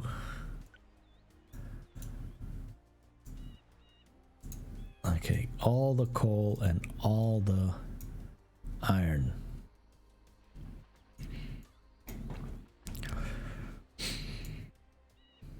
All right. So yeah, what will happen is that all the coal and iron is going to be shipped over to this island where it will be processed. Right. And here it's wood and stone. Okay, and let me build a third trade ship. Because I needs it. I needs the trade ship.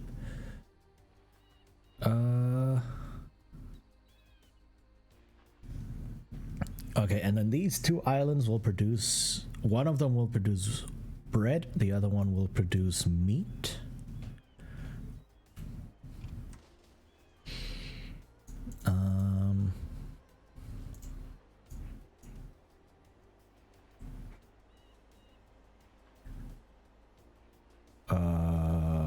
Sure. It's not ideal, but it'll have to do for now.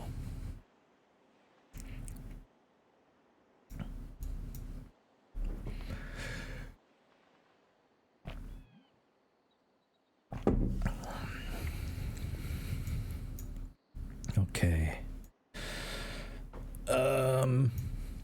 Also, I can ship some things over, maybe?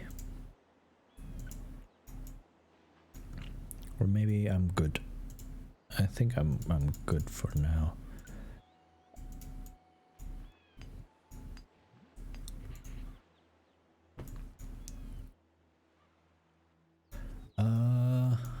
Right.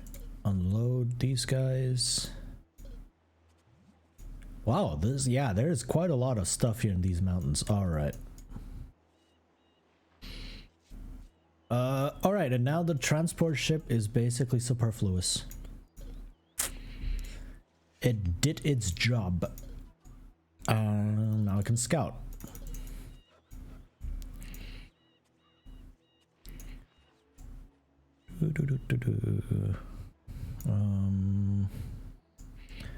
Farms.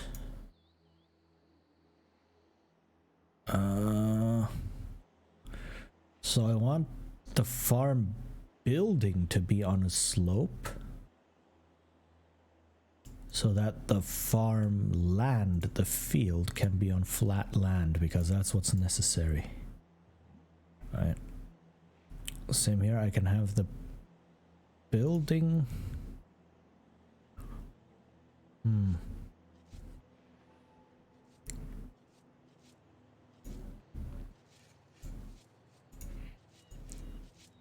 Ah, that's the next island. All right.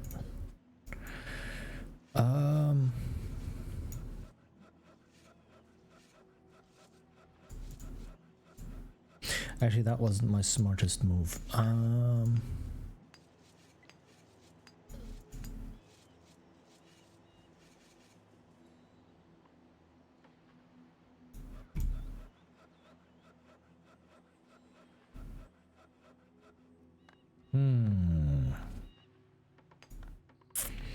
Come to think of it, I could just have grain production on these islands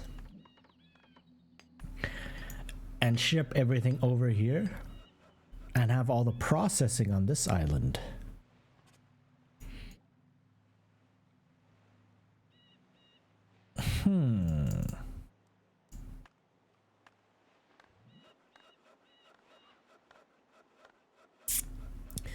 That might work, actually. Because these islands are not as big and as optimized as I would like them to be. And having all of these buildings here is a bit much. Right. What if I build the woodcutter all the way up here? Get rid of this woodcutter, for instance.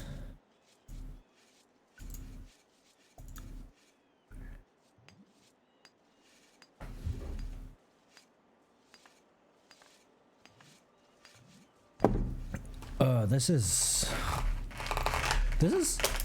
like an elaborate puzzle.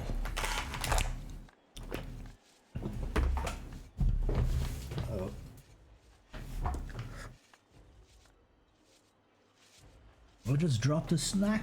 Oh no.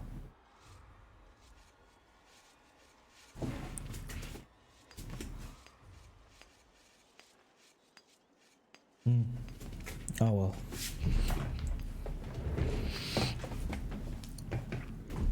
So there's still a bit of border left over here.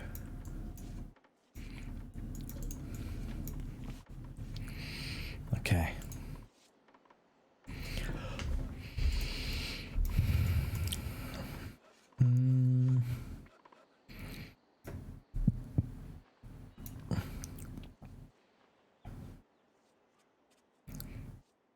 Man, just these 4 or so pioneers managed to grab a lot of land. That's pretty cool.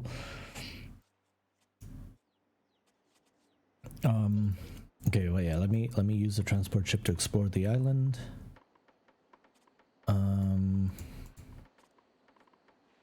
Can I build any farms over here? Maybe yes, no, I don't know. Oh, thank you for the lurk, Unborn Vessel.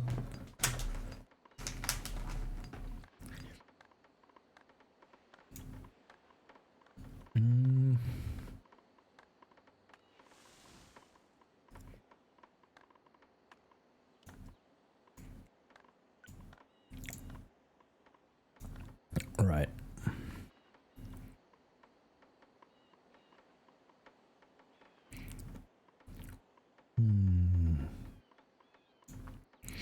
I might have enough room on here for the entire thing, for the entire chain. Okay, there are 0 trees left on this island. I can get rid of the woodcutter.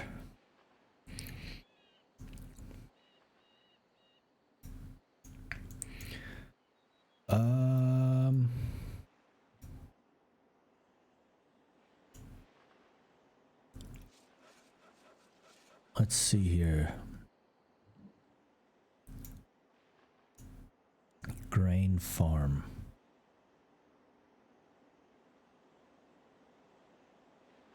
Man, this is not easy. There's not a lot of space for some reason.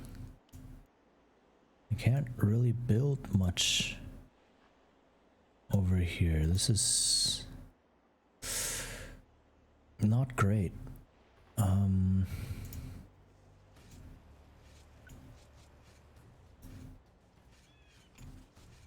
No, don't destroy.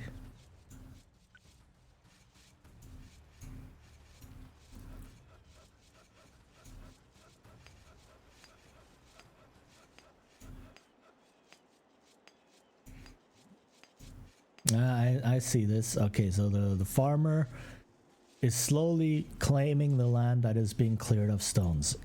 You love to see it.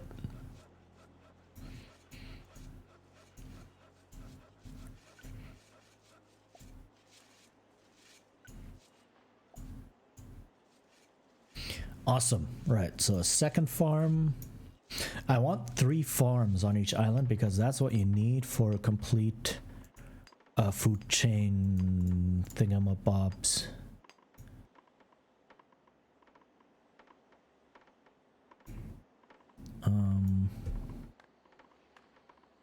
All right, waterworks.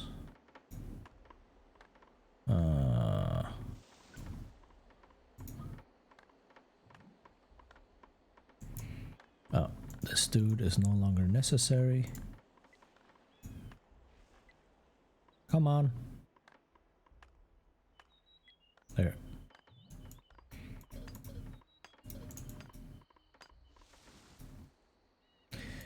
Okay, how does this let me grab the scout.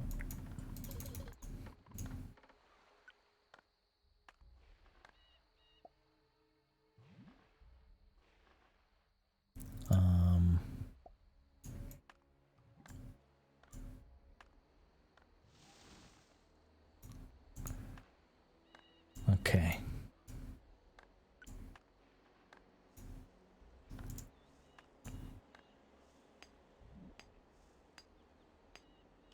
I can actually build another farm here.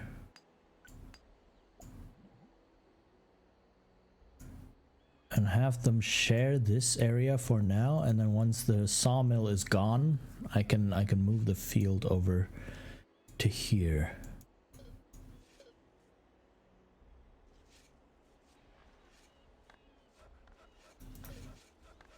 Okay, yeah, the interface for the ship is bugged. It's not showing me what's on the ship. Oh well. Okay, this ship is now done. So you do this line.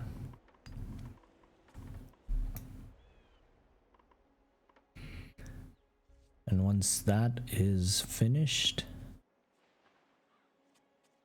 I can build a large residence and have a lot of people here. All right. Where are you going?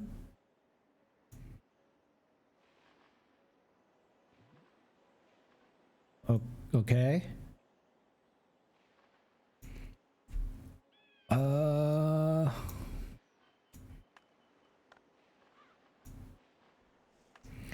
Right. What's going on? Seriously. Boat.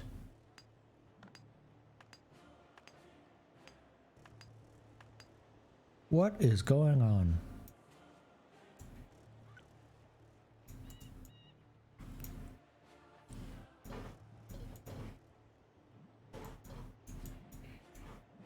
Let me set.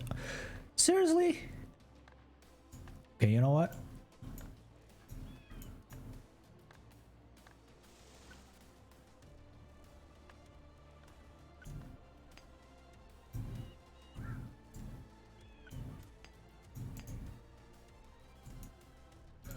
Why is the ship AI like this? Can it not? Oh. What's going on? Please.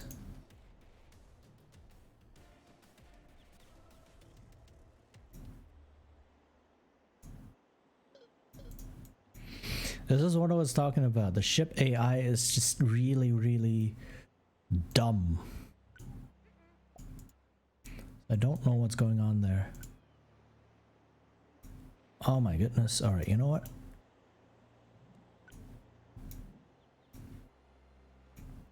Can I somehow get rid of this route?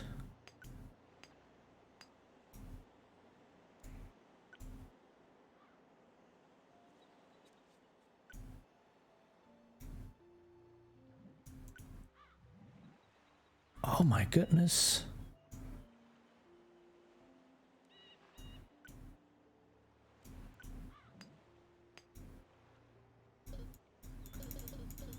Oh god, is this ship stuck here now forever, just going back and forth?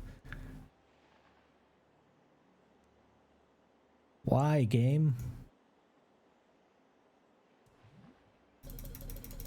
And it's not reacting to my commands because it's stuck in some sort of loop of trying to start this.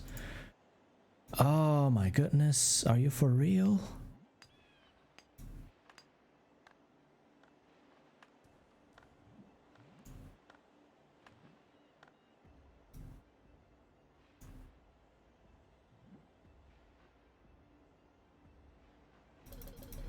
Ah! Okay, screw that. This is what I'm talking about. The ship AI is... Is this ship now stuck in a loop forever?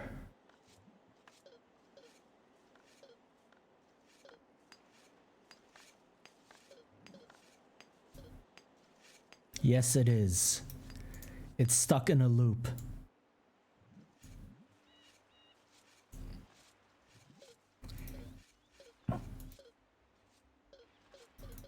Yep. What if I save and load? Let me just try that. Su Tang.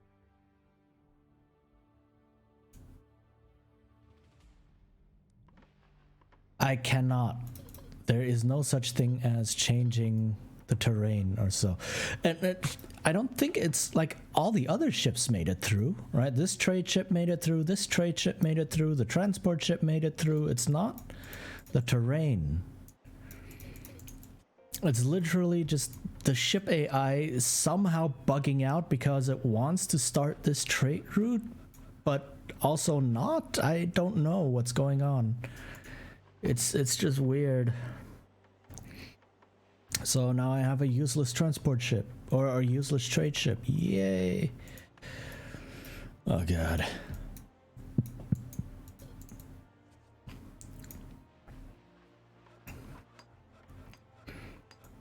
Maybe if I bump it somehow, maybe if I grab another ship to bump into it. Oh, now you want to come out.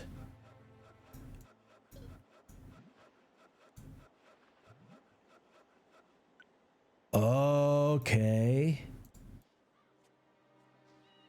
Sure. You know what? Let me put this here. It's gonna be outside of my borders for a bit. But, if I can get the borders to expand to there, if I can grab these pioneers and expand the borders to there, this is a much better... Yeah. Unless, you know, the ship again is like, don't want to.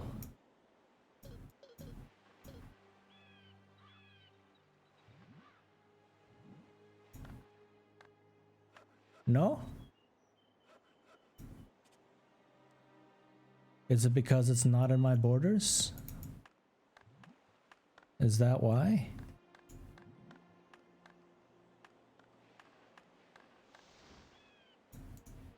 Huh.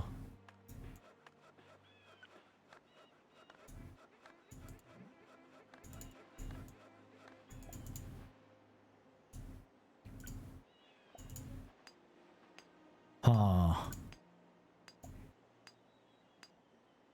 Can I Okay, I think most of the trees are in there.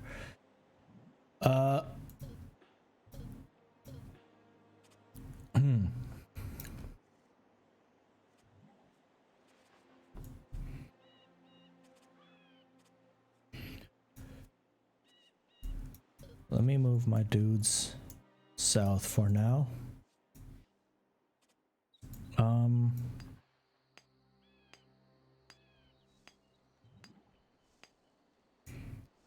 Okay, now with this all underway.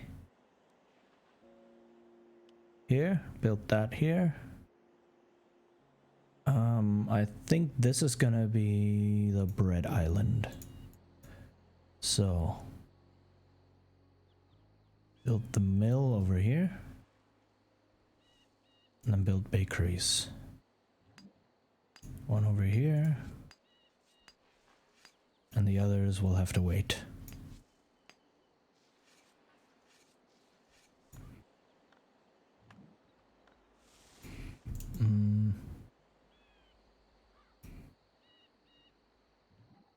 Okay, is there anywhere else where I can build a grain farm? Nope. What about a pig farm? I can build one there, okay.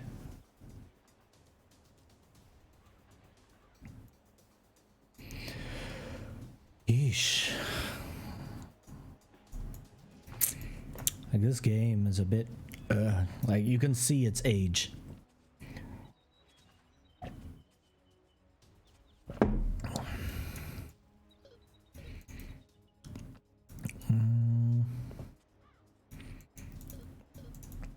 Oh, these islands are quite big. Huh.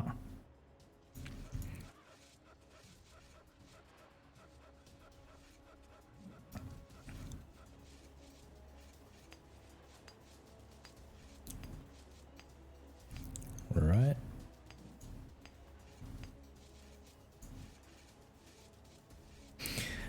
And the real problem, or not the real problem, but one of the problems is, and what makes this game very different, is that resources, when they lie on the ground like this, they take up space.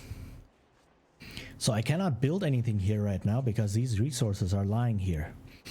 I have to use these resources to clear out the space before I can build anything here. So,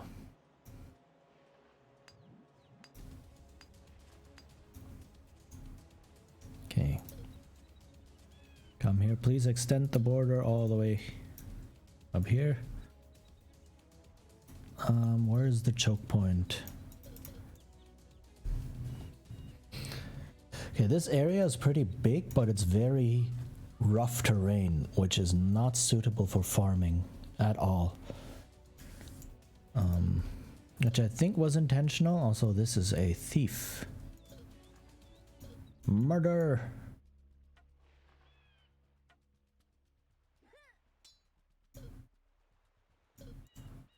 Okay, I think everything is just bugged right now. Those archers were firing, but their animations weren't going off. Wait, and is this... No, this is another island. Okay. I am very confused. But you know what? If the game doesn't crash or soft lock or anything, I'll take it.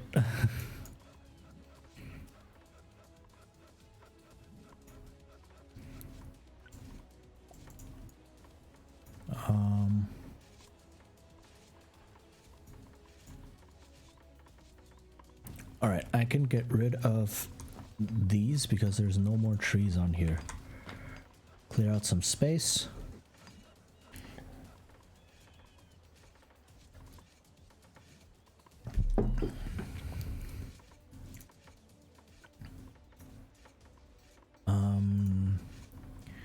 Waterworks.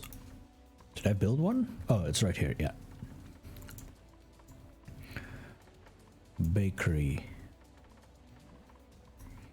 This terrain, like, it's way too steep to build anything. That's it's unfortunate.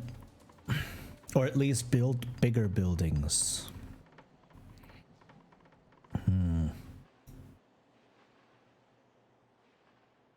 Okay, is this gonna work? Is this ship gonna do the thing?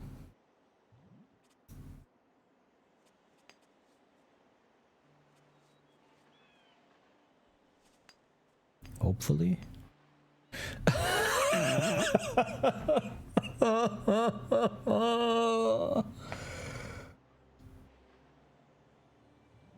Why?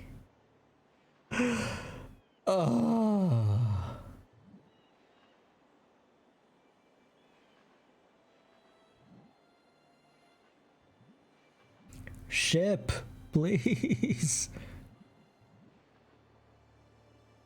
Oh my god, what is going on?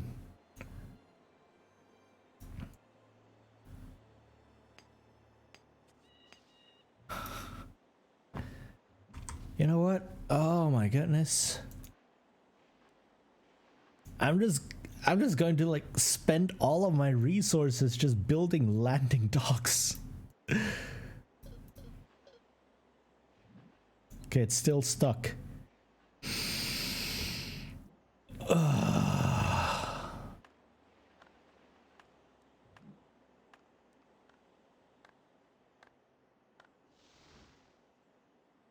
Wow, this is unreal.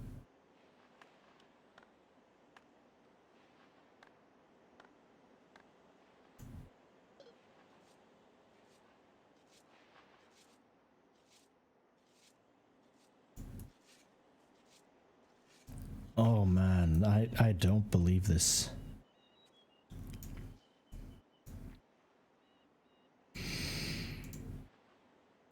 Okay. Okay, let me build stuff on here. Can I?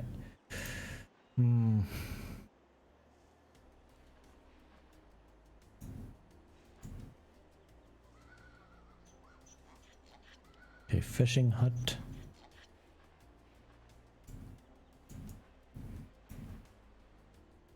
To use some resources.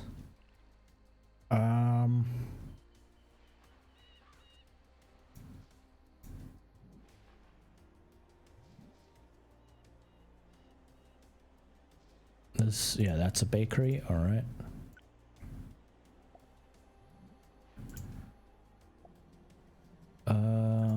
Let's see if I can grab a bit more. This is very inefficient. Can I build more bakeries on here? Yes! Haha!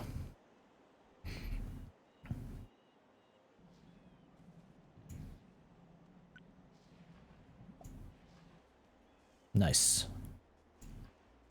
And then a third bakery somewhere, maybe at some point. I don't know.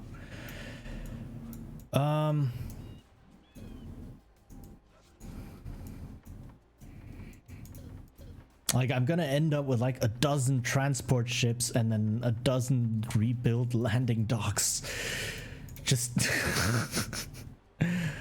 oh my goodness. All right, let me try and set a starting point that's like way over here.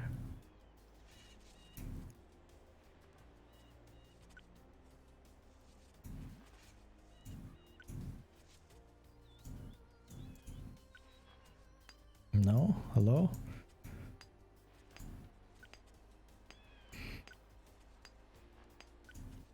What's going on? Is the route itself stuck? Okay. And now this.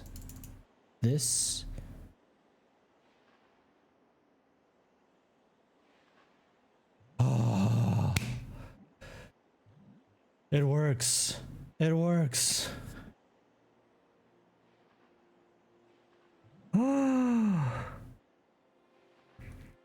Okay.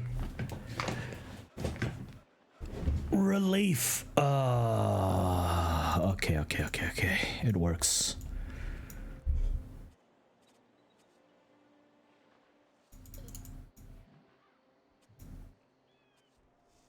Right. Okay, good. And then once I manage to get my borders over here,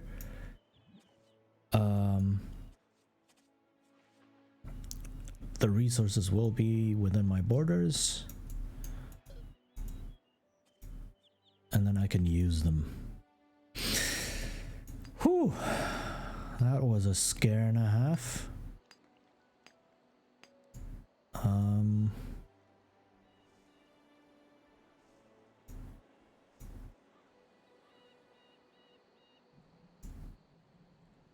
All right, now bread.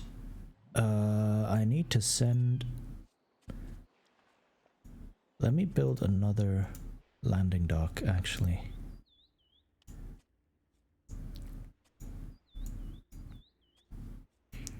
Yeah, you guys, please come over here as well.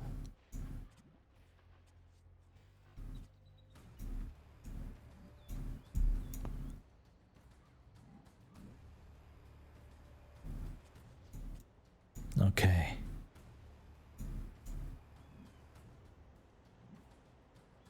Man, that was a bit messy, but eh.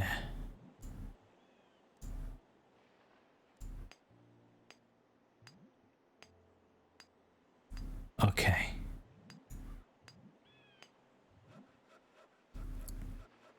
This stone field is almost done. So, where's a good place to build another? That's the closest I can get. Okay.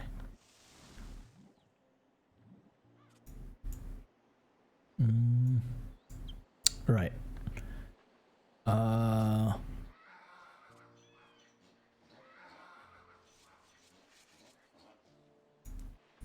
I need to build a slaughterhouse on this island. And I can build one right here.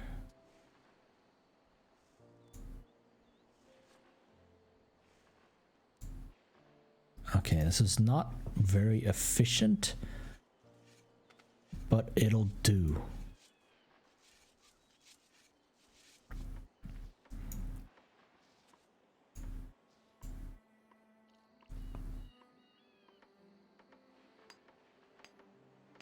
Okay. Awesome. I'm getting there. Please all come over here.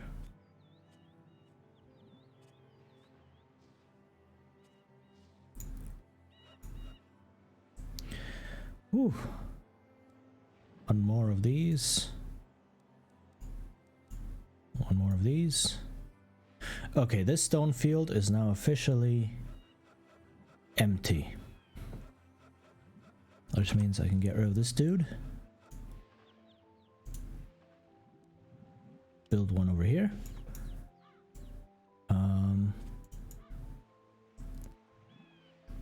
I might not have enough stone. 1, 2, oops. Whoops, I might be missing 1 stone. It means I'll have to tear down one of these dudes.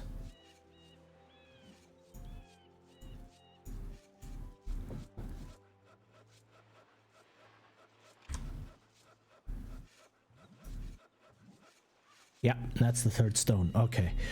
Oh, this is like seat of my pants resource management.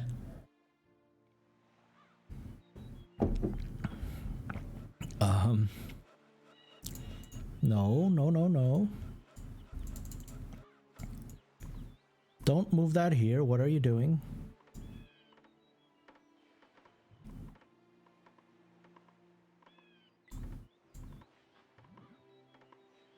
Okay.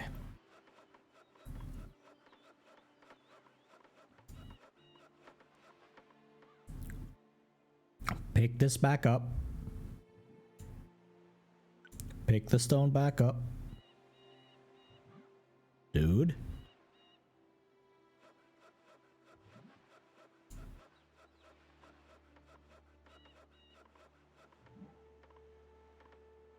What are you doing? I need this stone.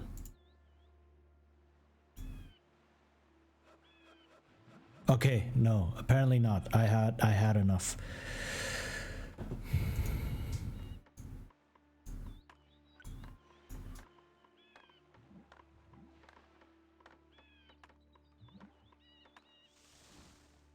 Okay.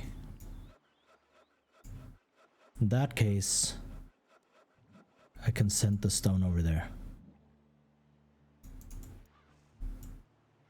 Okay, this is done, so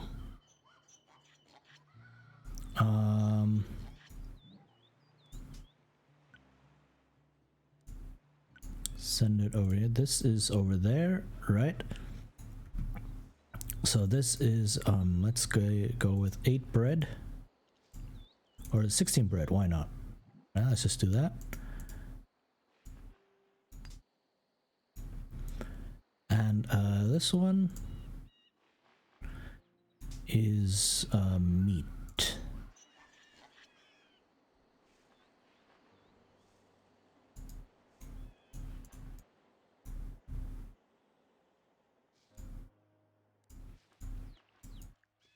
Right.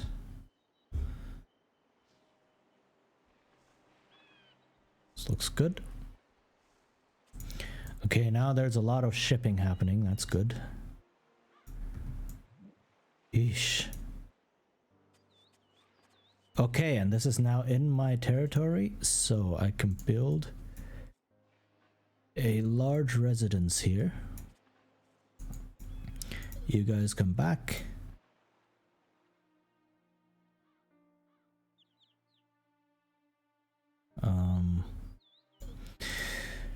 This took a lot of finagling, but I got there in the end. This is what I was talking about with the difficult start, right? This is a really interesting start, but it's also really challenging to manage in the beginning.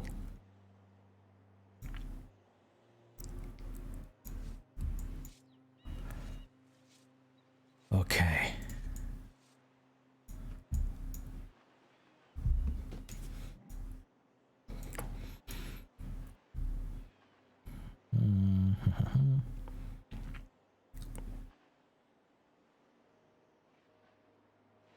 Nice.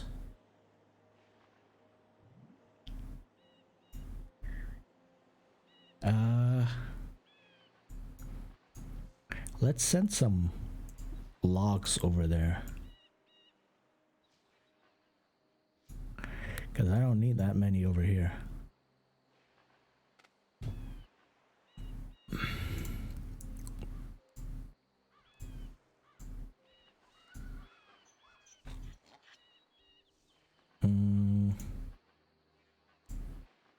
Cannot build anything over here. This is sad.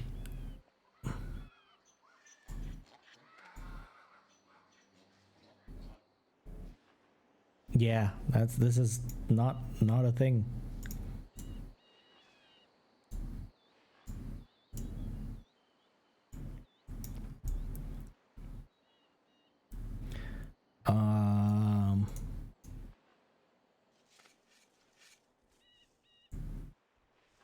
Okay, same with this one. Let's send some stone and some logs over. And then send them back over here.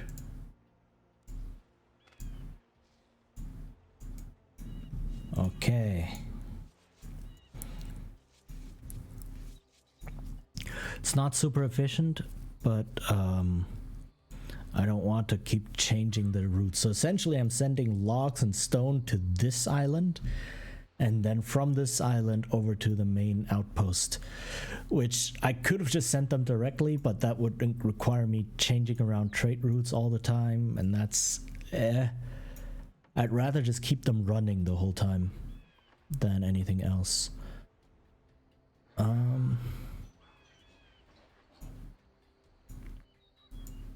Okay. What's over here? This is huge. Wow.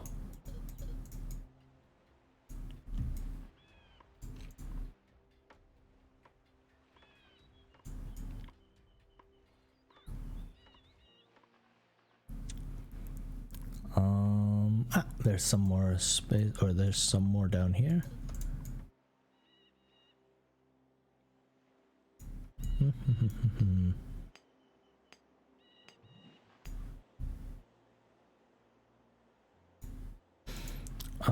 Something else I think I can send over is iron bars.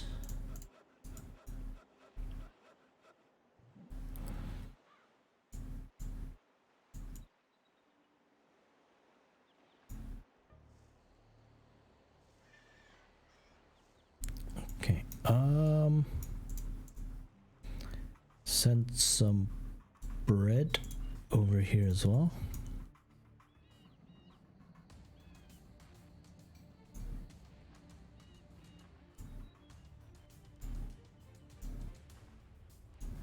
Okay.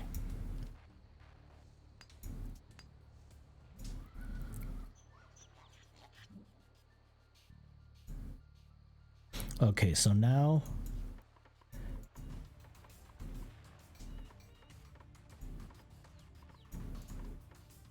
this one has the direct one to this island and to this island. This one has to this island and to this island.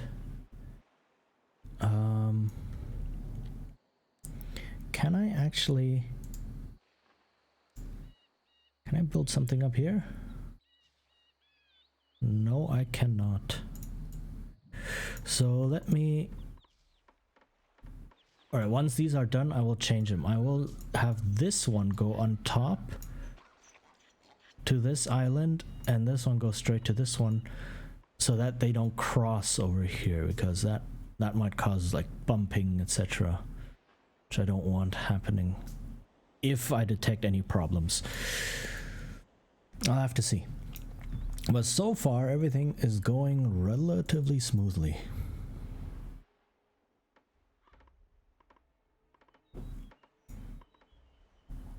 Okay, this is good. This island is looking better and better the more I explore.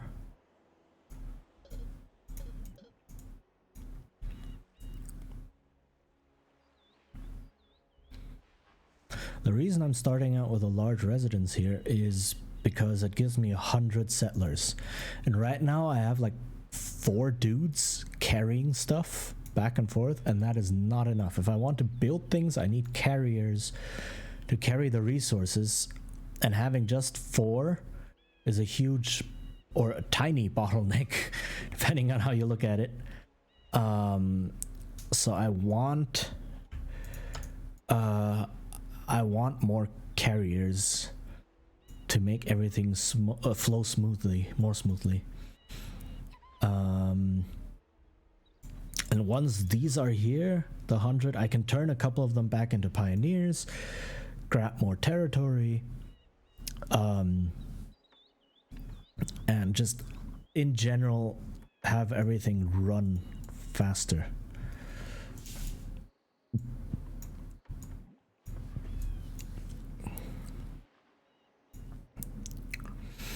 All right. Yeah, there's a bit of bumping happening here, but so far it looks okay. Okay, what if I take this and move it down here instead? Then those things end up in the water. Now that's just 5 bread sitting around in the water. That's not good.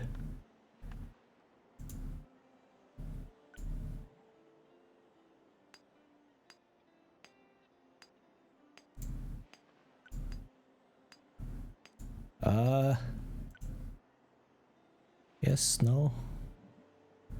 Do your thing. Whoops. Now there's this stuff just sitting in the water.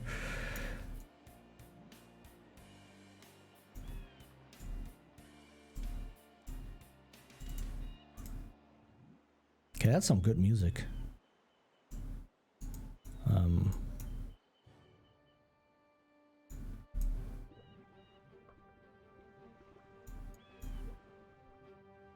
please carry things around?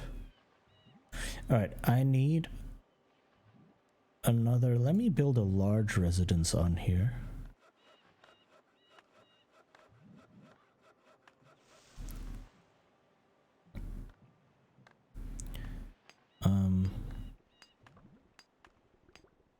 To have more carriers available, and I can always turn them into pioneers, ship them over to here and to here to grab land and such, so it's not a waste. Right.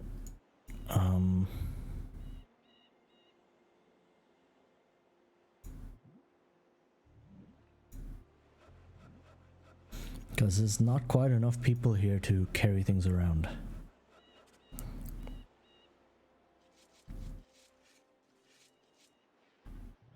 Okay, so this is essentially now a trade hub, which is a bit awkward, but okay. Yeah, see, just 4 people carrying stone back and forth by the time, like, they need to carry a total of 27. That's a lot of trips. That's like 7 trips back and forth, which takes a bit. And they needed to carry a lot of wood back and forth, so overall, yeah, that takes quite a bit. Alright,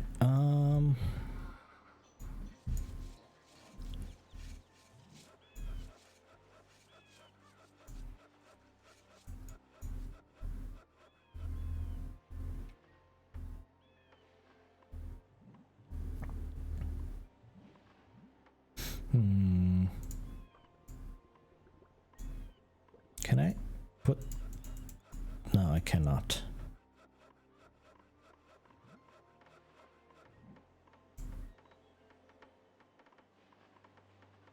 Okay, let me put these to 0 for now.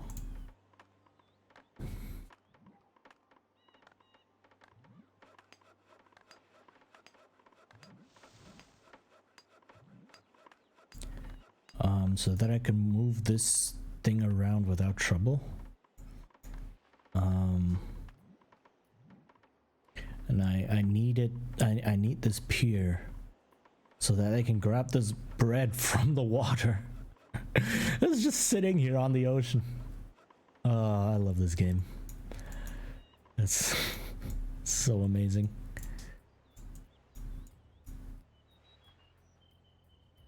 Okay, I do need another ship though, actually. Another trade ship. It's gonna be good.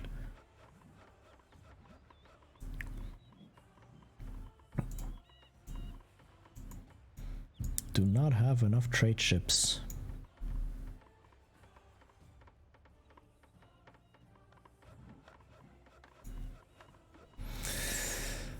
Ooh, okay.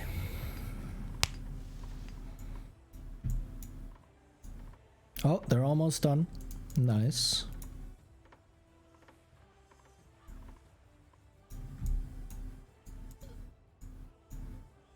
Okay, fully explored this island. Grab the transport ship. Okay, that was a very slow start.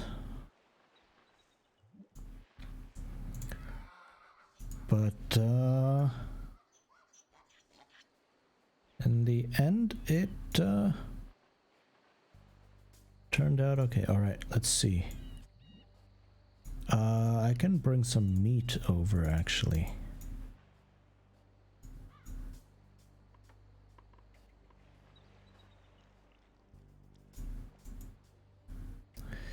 And this...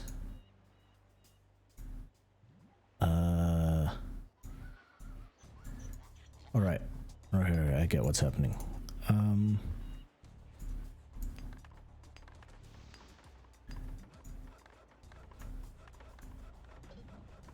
on.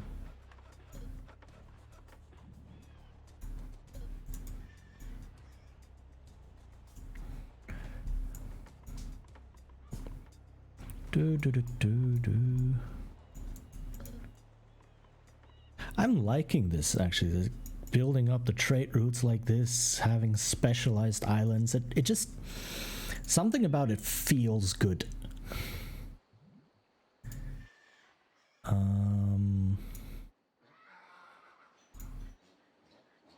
I really wish I could build one more pig farm over here. That would be amazing.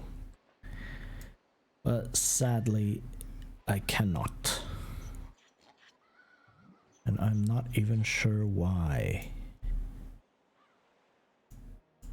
Okay, final trip for the stone.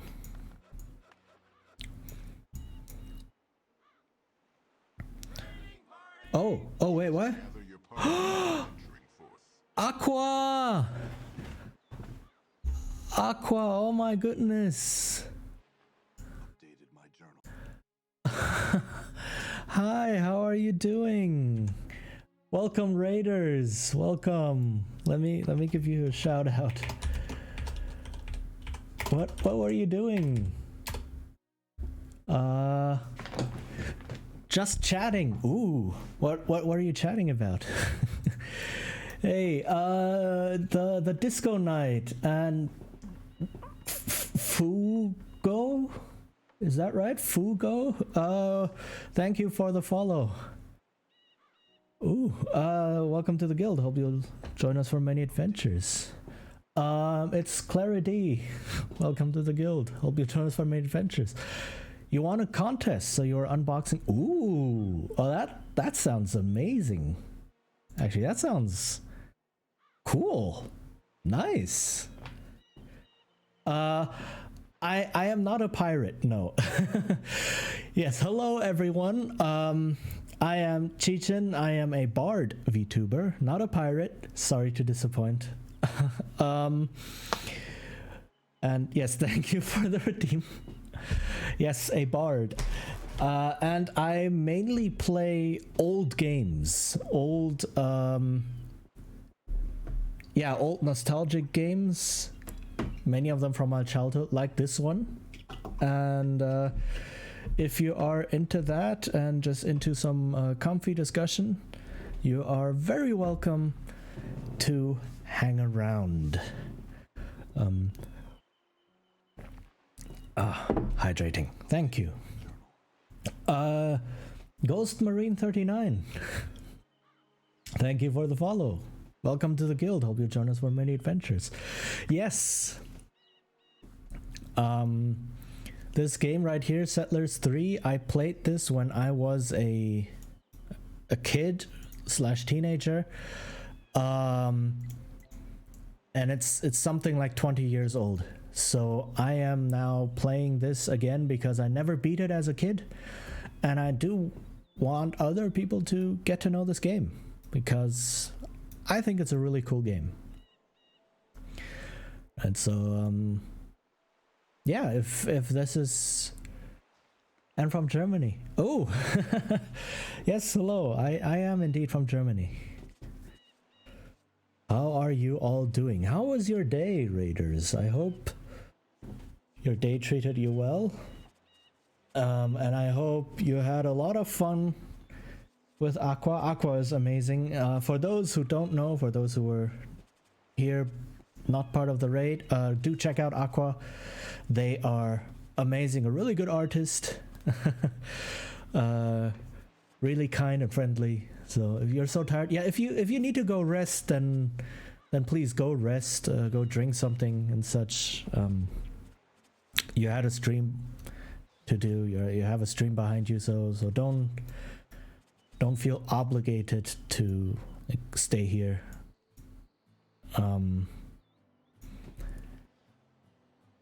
No, gonna chill. Okay, that's fair. What am I playing? So yeah, Settlers 3. This is an old school management game, really, where you build up production chains for resources and then train soldiers and fight, basically.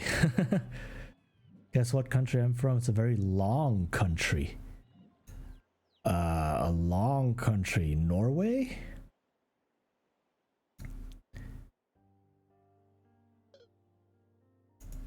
Or maybe Russia? I don't know. Like, Russia would be the really, really long country. But if you're talking about like a thin and long country, well, then maybe Sweden or Finland, depending on if it's like vertical or horizontal. Those are the only. Or Italy. Italy would also be a long country, I guess. It depends on your definition of long. I guess it's kind of vague. I could just guess all of the countries in Europe. Austria could also be long. Czech Republic or Czechia could also be long, I guess. Sweden? Sweden, okay. Fair enough. Russia is chunky, yes, but Russia is also really, really long. So when you think of long country, it's like... yeah, I mean, sure. But okay, cool. Sweden, nice, nice. I hope you're having a summer. I mean, yeah, you are right. Sweden is pretty long. Hey, Unborn Vessel, welcome back. I hope you had a good lurk.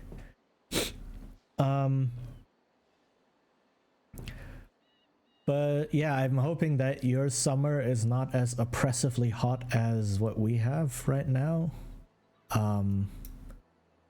That would probably be much more much more relief than what we have. What was it? Oh yeah, this game, Settlers 3. Don't worry. Like I hope most people are still here. But yeah, check out Aquapunk.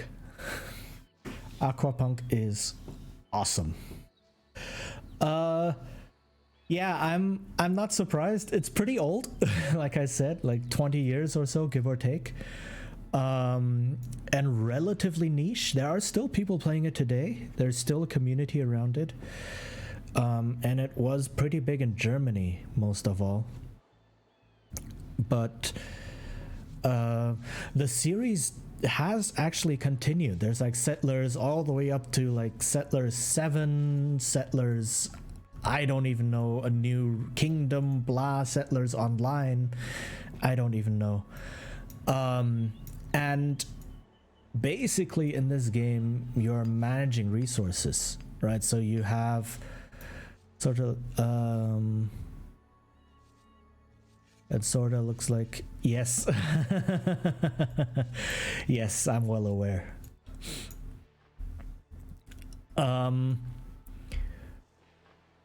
But yeah, so this game is all about managing your resources. So you have, where is it? Like you have woodcutters here that cut down trees. They bring them to the sawmill that makes them into planks. And then you build buildings with them. You have farmers that grow grain. You put them to the pig farmer who also needs water. And then the pigs go to the slaughterhouse, and then you get meat. Where's my slaughterhouse? Here, yes. And then you get meat, as you can see over here, and it feeds the miners who create iron ore and such. So it's all just big production chains. And what I absolutely love about this game is that you can see everything. Like you can watch the people work, right? It's very, oh, you can zoom in quite far, right? You can see them work. It's pretty cute in a way. And you can see, these are the stacks of grain that this dude has, right? Yes, the more detailed Age of Empires, exactly. And then the grain gets brought over to the, where is it? Pig farmer, for instance. There's grain here, there's water here, and it grows pigs.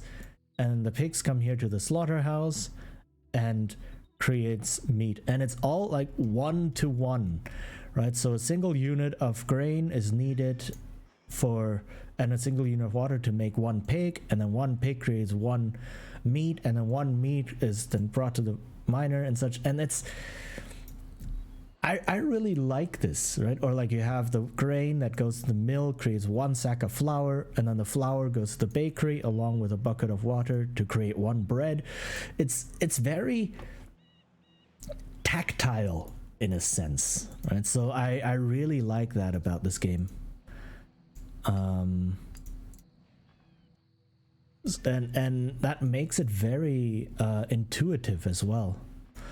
And you can see like all these baskets of like coal and iron ore sitting here and such being smelted. Like one coal and one iron ore is smelted into one iron bar and such. And it just feels clean.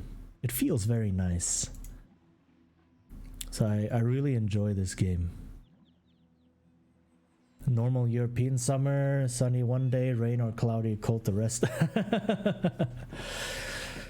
Well, rain is good. You know, rain is always good.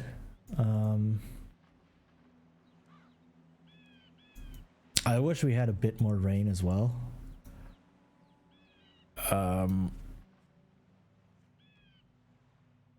Okay. Hold on, let me think. What am I doing? I'm doing the wrong thing right now. I just realized.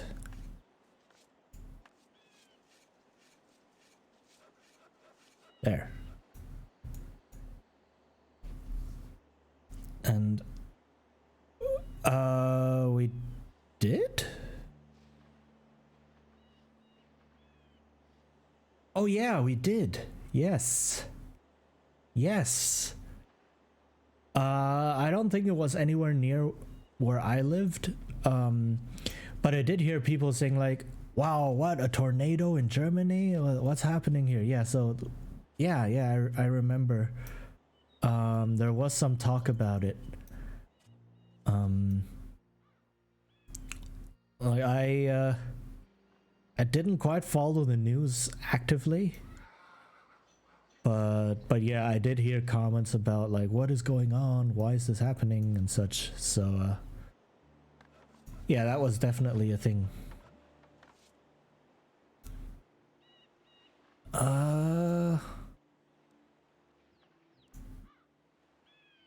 Right, let me do this. So I messed up a little bit of my management here, but it's all good. So yeah, and I love just how cuddly this game is. In a way.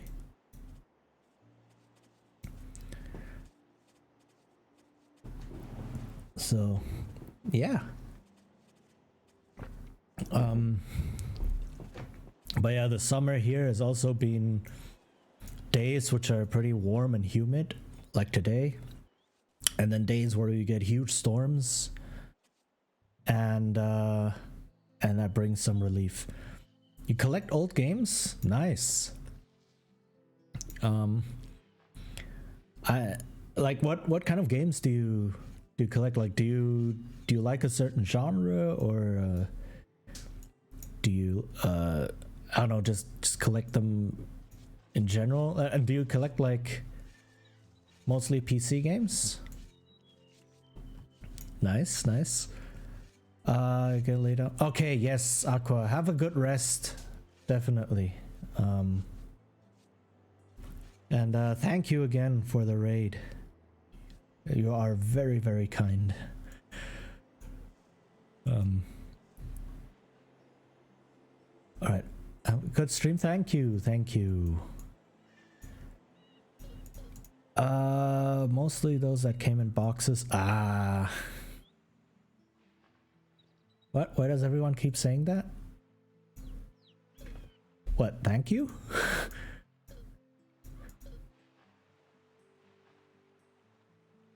So or that you are kind? I don't know. Because you are. You are. Why do you think people watch your stream, Aqua?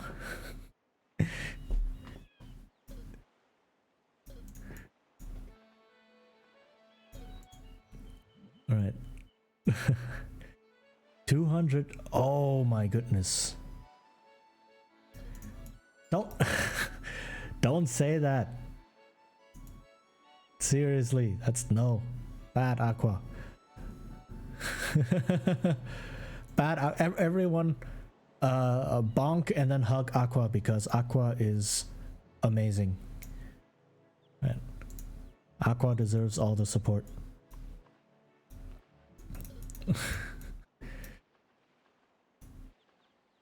You know what? I will. All right.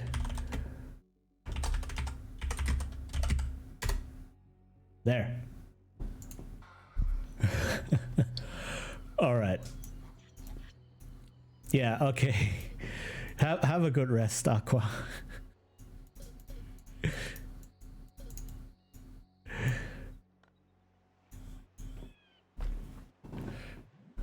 All right.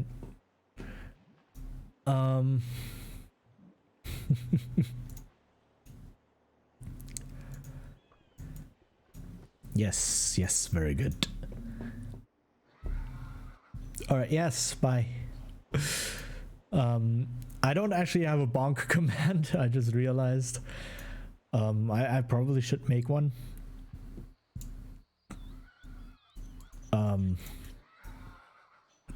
Yeah, probably should make one at some point. Where were we? Oh yeah. But yeah, that's a lot of games. That's a huge collection. Like, wow.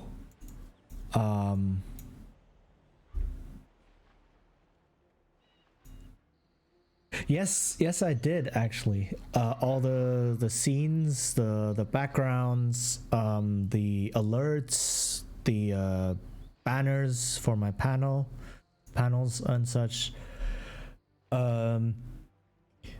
It was, I mean, I mainly did it because save money, you know.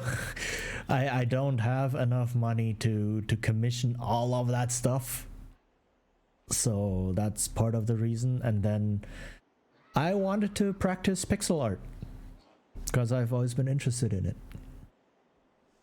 Been collecting ever since I was a small child. Nice. And I had a lot of old games as well, but a lot of them are kind of lost because we moved around a lot. So at some point my parents were like, you don't need all of these boxes, you don't need all of these things, just get rid of them. So I don't have a lot of old physical games left over. They're buried in some box in some basement or so, maybe.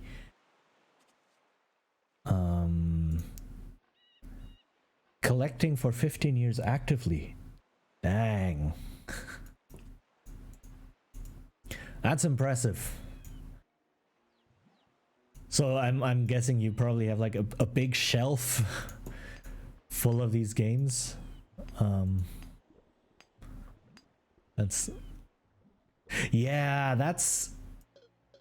That's the best feeling. Like you go into a thrift store or maybe a flea market or whatever, and then you find these really old things. It's like, I remember this. I want this. Like every now and then I go around hoping to find really valuable stuff. Like, I don't know, some parents selling off their entire, like their kid's entire Magic card collection for like 100 euros or something. And it's like, yes, please, I will take all 5,000 cards for 100 euros. I don't know. That's like a jackpot in the lottery. But that never happens. So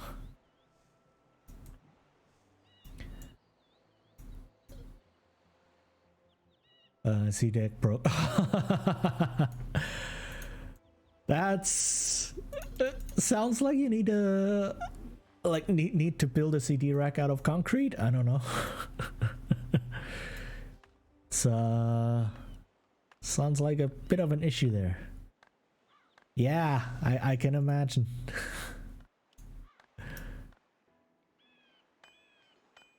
All right. No.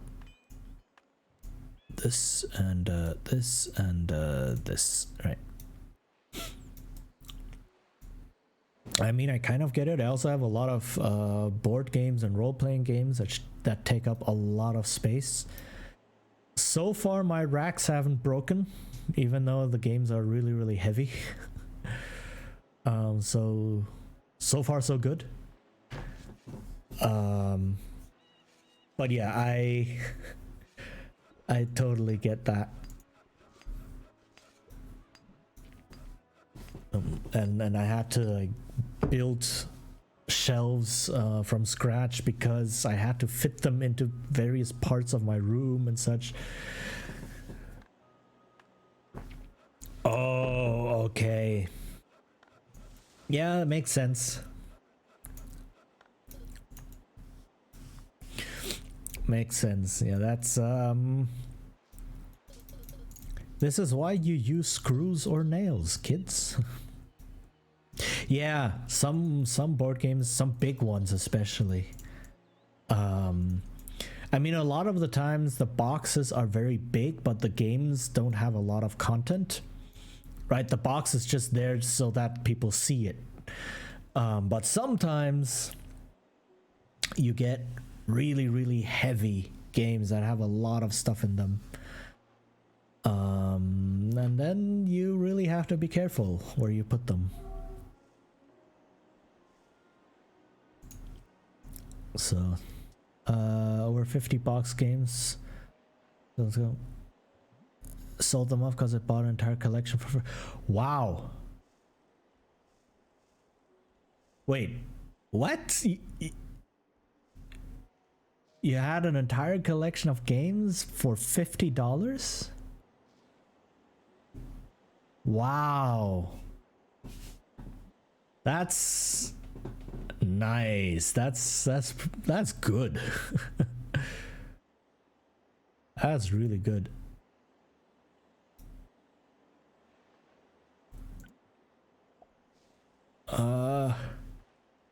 Hold on, what am I doing? I was thinking of something and now I can't remember. Oh, right.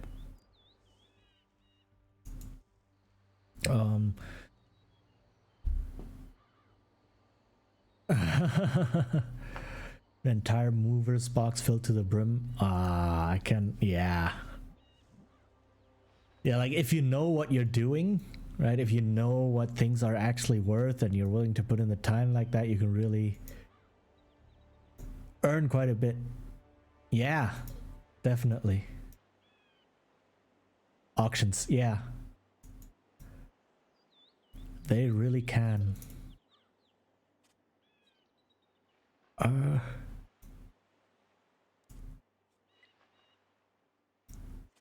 I am not focused on the game at all. But that is okay.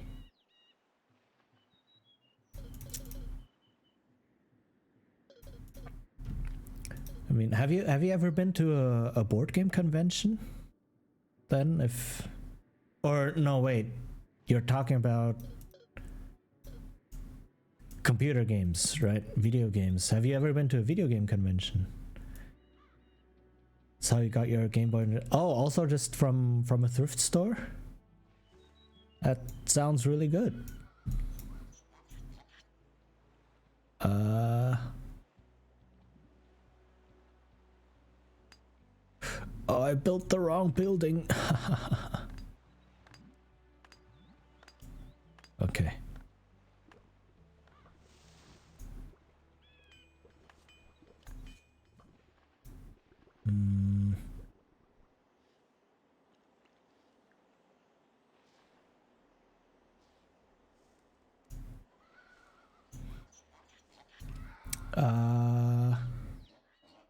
Oh, I even bought 2 Super NES consoles games last time for $20.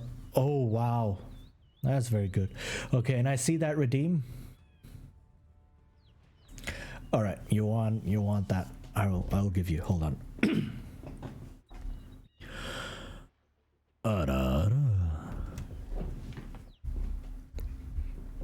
There.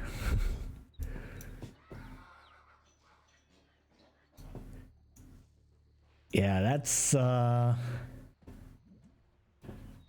using expertise in such a field that, yeah, can be very, very valuable, definitely.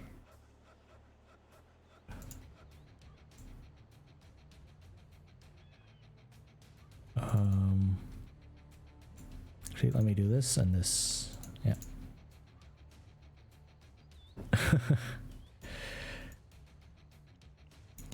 mean, I thought about like doing similar things, like just trading stuff, but I'm just no good at it. Yeah, it's true. I mean, the only thing I did for eBay was sell like a bunch of old household stuff, right? Like I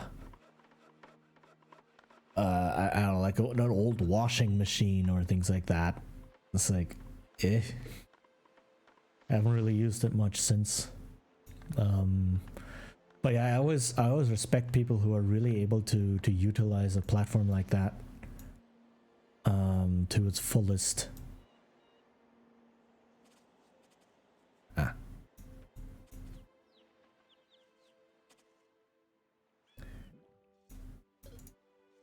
Okay, what am I doing?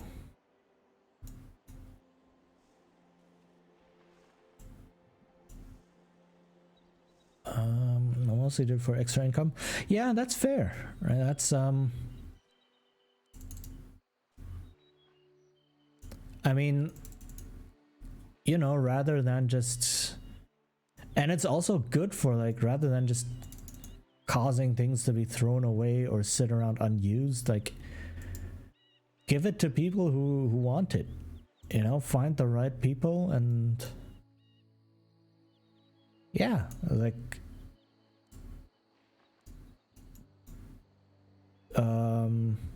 so I could buy more games and upgrade. I mean, again, fair, right? It's like if there are people who want these things, you know, why not give it to them? Why not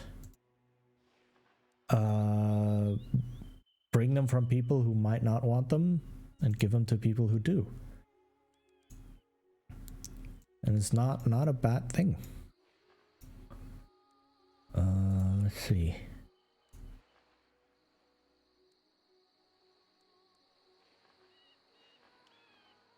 There.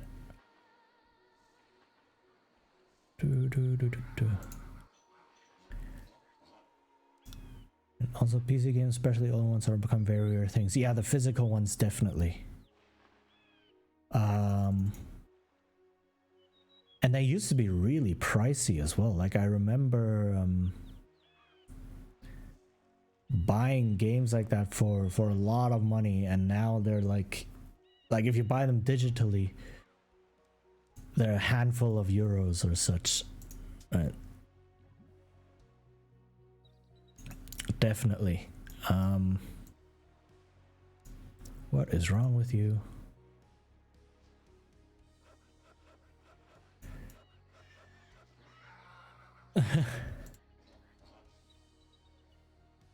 Yeah, I mean, they're both collector's items. I mean, they're collector's items that you can actually use, right? So that's a big bonus, which is always good to have.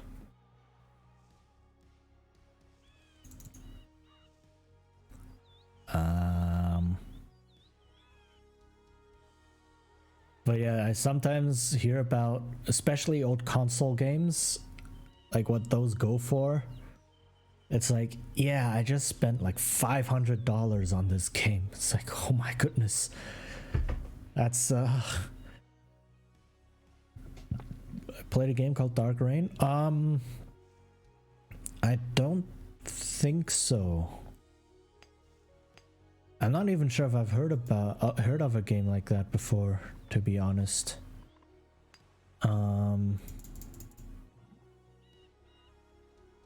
It's an RTS? Nah, I don't know that one. It's futuristic, yeah. I'm afraid I do not know that. Okay. Like, I didn't actually grow up with a lot of games. Sadly. Like, I grew up with a handful of very specific games. But not a lot in general. And,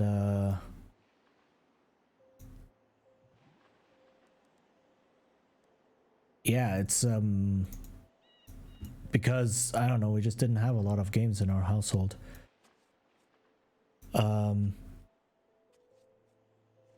So I don't know a huge amount of old games, and I haven't played a huge amount of old games. Like, I'm currently doing a playthrough of the very first Tomb Raider that I have never touched before in my entire life. I envy that. Like, my parents were pretty anti-game. I'm not even sure why. I guess I just kind of saw it as like a waste of time, maybe. But they just didn't believe in games, I guess. Yeah, like gaming is one thing that I could never share with my parents at all. It just wasn't a thing.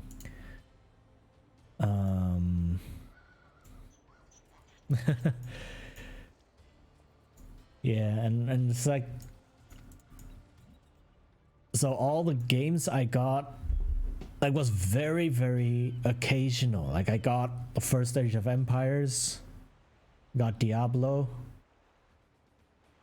That was more or less it, right? I had to kind of use, I don't know, Christmas money or rely on my grandparents to like buy me a game for Christmas occasionally. So I didn't actually have a lot of games growing up. So I really envy that. Especially if you can share that with parents. Well, that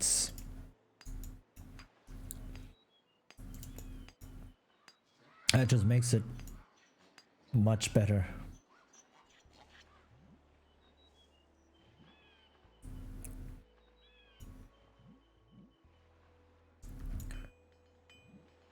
Okay.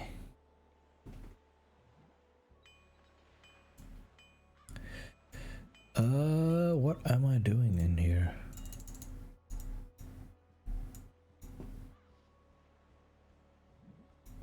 Right. Yes, they were.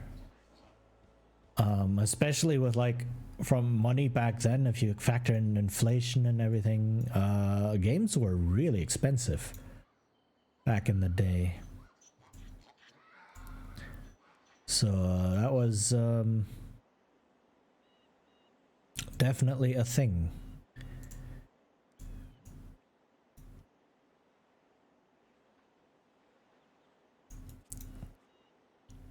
And especially, yeah, like I said, I still remember buying Spellforce, right? The very, very first one. In a box for like 50. Oh, hello, Rakurovo. Please let me know if that is correct. If not, please correct me. How are you doing? Hello, welcome. It's nice to have you here.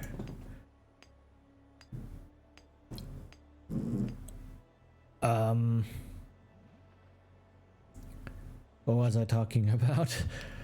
Yes, Spellforce, the very first Spellforce.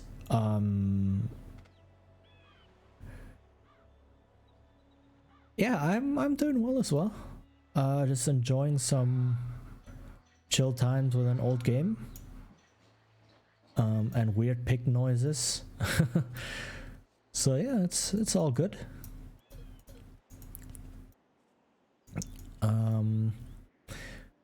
But yeah, the very first one for 50, I forget if it's like mark or euro already. I don't know, but it was pretty expensive. And now, or not even now, like a couple years back, I was able to buy the entire first game with both expansions, like the Platinum Edition, for €5 on Steam. It's like, probably. I forget when it came out, but it was something around that, I think.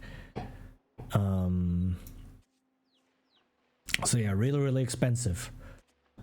And now these old games, at least if you buy them digitally, can be really cheap.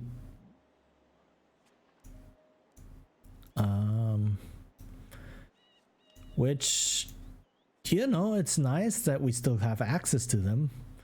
But you need to think, Euros was 2002. Came out 2002. Like they were signed into law 2001, I think. Or no, they were, well, like the whole, like starting to exchange and starting to get everyone ready was 2001. And then 2002 they came out.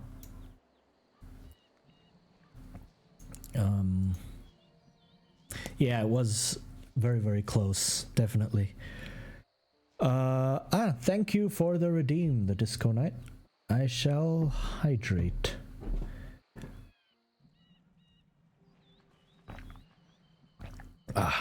And I suggest you hydrate as well. Hydrating is important.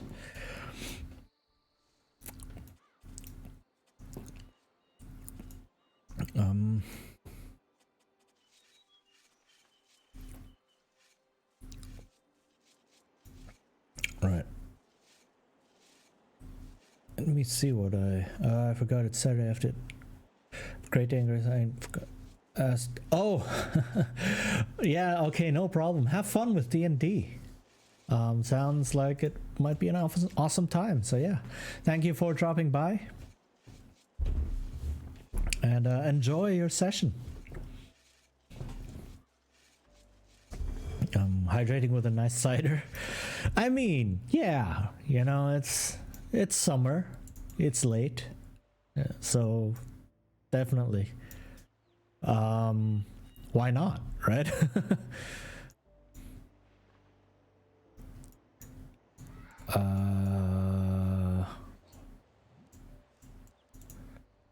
Okay, let's do that. Magners? I don't think so. Is that a Swedish brand? It's an Irish cider. Huh. Not as sweet. Oh, well, that sounds interesting. There's not a lot of ciders here in Germany, like not even imported ones, because the local beer market is just too big, right? Like people don't really see it as worth to import a lot of like beers or ales or such. Nice apple flavor. Ooh, a beer with that actually sounds really interesting. Now I kind of want to try it. Now I'm curious what it might be like. Aha.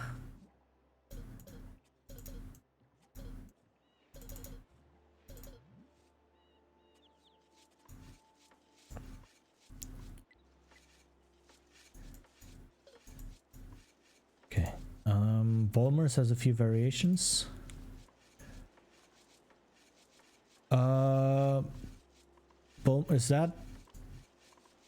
Is that another brand? I don't actually. Okay. I'll have to see if we actually have them here. I know it's possible to get cider in general, but not too much. Like the beer aisle and such in supermarkets is just full of local beer.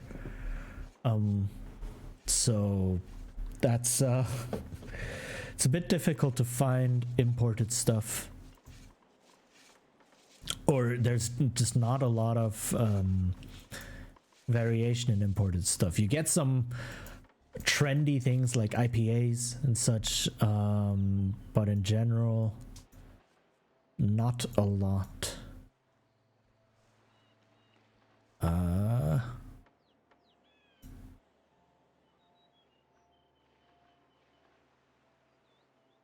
I was thinking of something to do. Hold on.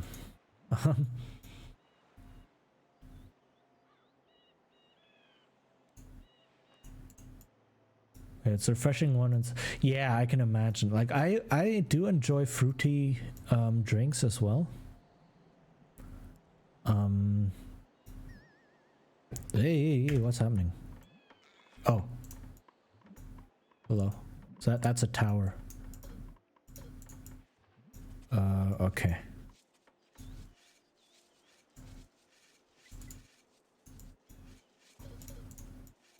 Yeah, I do enjoy fruity drinks. But also the wheaty hops flavor of beer. You know, I don't drink pills. I drink wheat, like whole wheat beer. After they said bitterness hop flavor, yeah. Exactly.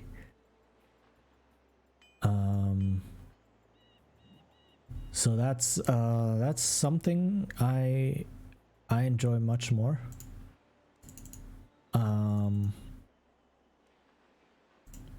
Yeah. Definitely. So yeah, when it's summer, a cool refreshing drink like that is nice. Definitely.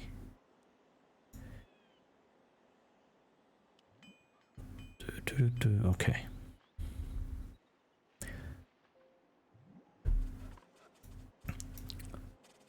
So I'm so not focused on the game right now.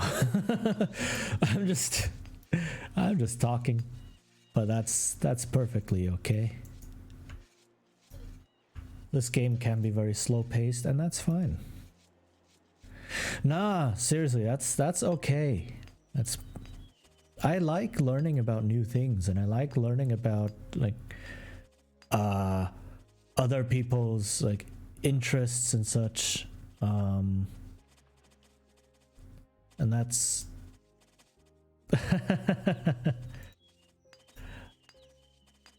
you are completely fine. It's no problem here.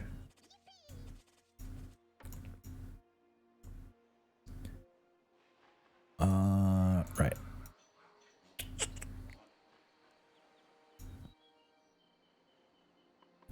But yeah, I what am I doing? Yes, okay.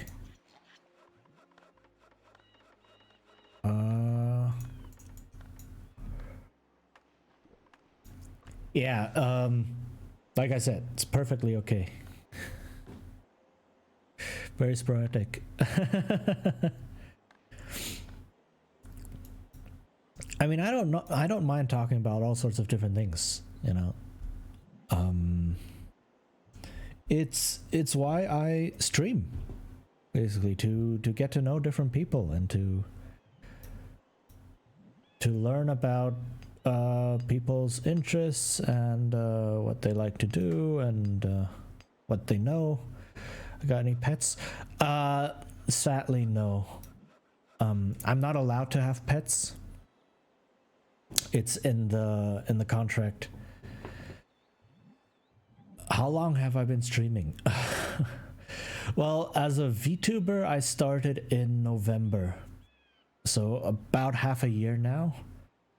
But I have been streaming. Well, I took a very long break, and by very long, I mean like 5 years. Yeah, apartment rules, exactly. But yeah, so I took about a 5-year break before restarting as a VTuber, and before that, I had been streaming for quite a while, couple of years, every now and then. Back when streaming was a completely new thing, and back when like the choice was still to go to Justin TV or to Own 3D, right? Like there was like, okay, which platform do I choose to stream on? That was the state of streaming back then. Um, and yeah, so that's how I started all the way back then. But there was no way professional or anything like that. It was just streaming some games with friends and for friends. Oh, nice. What do you normally stream?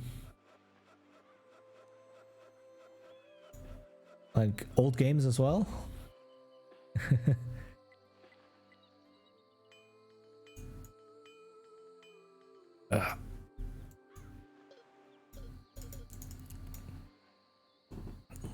I mostly shooters. Okay, I mean that's fair.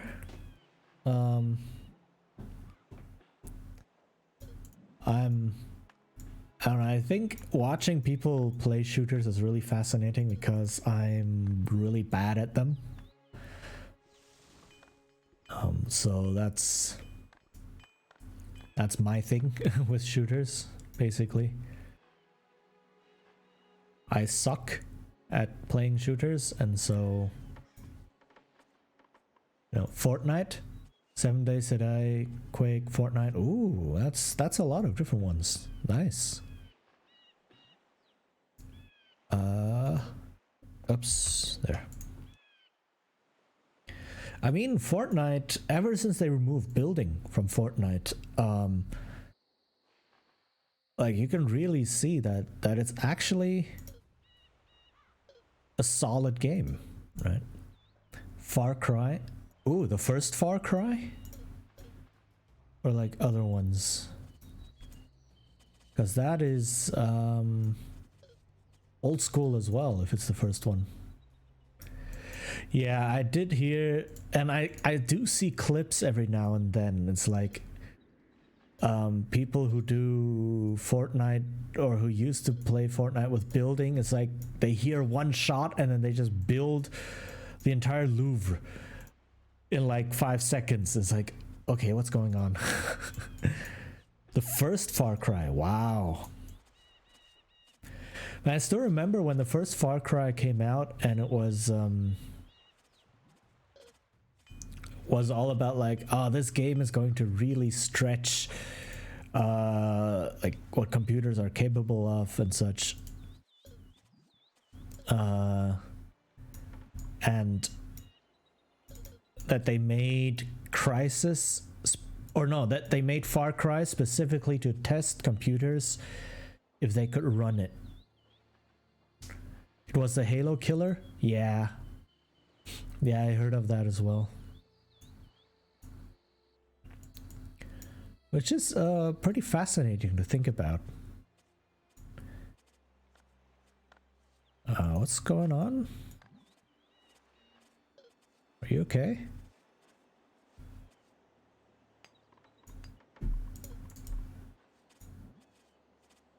All right.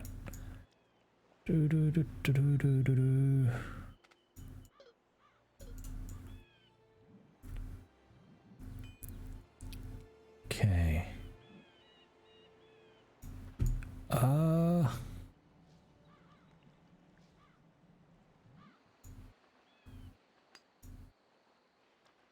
Right. Turns out it wasn't. I mean, yeah. Halo is still. What are these boats doing? Hello? But like a lot of games hail themselves as something killer and then they're not.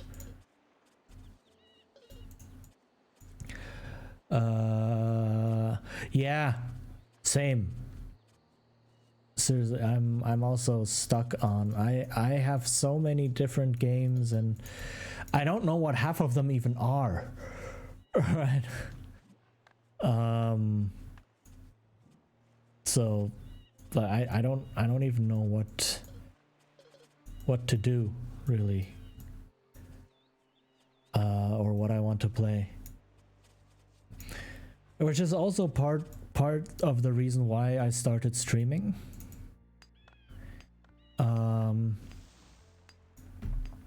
Because I said, you know, I have so many games and I cannot decide what to play. And I can never get myself to play anything. So if I start streaming, maybe I can finally get myself to play games, you know, and actually consistently play them and maybe even finish them. So that's part of the reason there. And turns out I do. Got so many games, surprisingly I've played about 60 games out of 300. Wow, that's a lot. But I don't even want to know my Steam, like I have across various platforms like Epic and GOG and Steam and such. I have more than 1,000 games, and I don't know what to do with them. Like, I don't know. I seriously don't know. Like, what do I play? What do I do? Yeah, I mean, I love that I can just see all of the various platforms that I have with just GOG, right? That they're all put together. But yeah, it just shows me, oh no. Yeah, it just shows me how much I have and what I need to play. I've seen gameplay of that actually. It does look pretty intricate. So that's does look interesting, definitely. What's going on? I need a pickaxe. Okay. All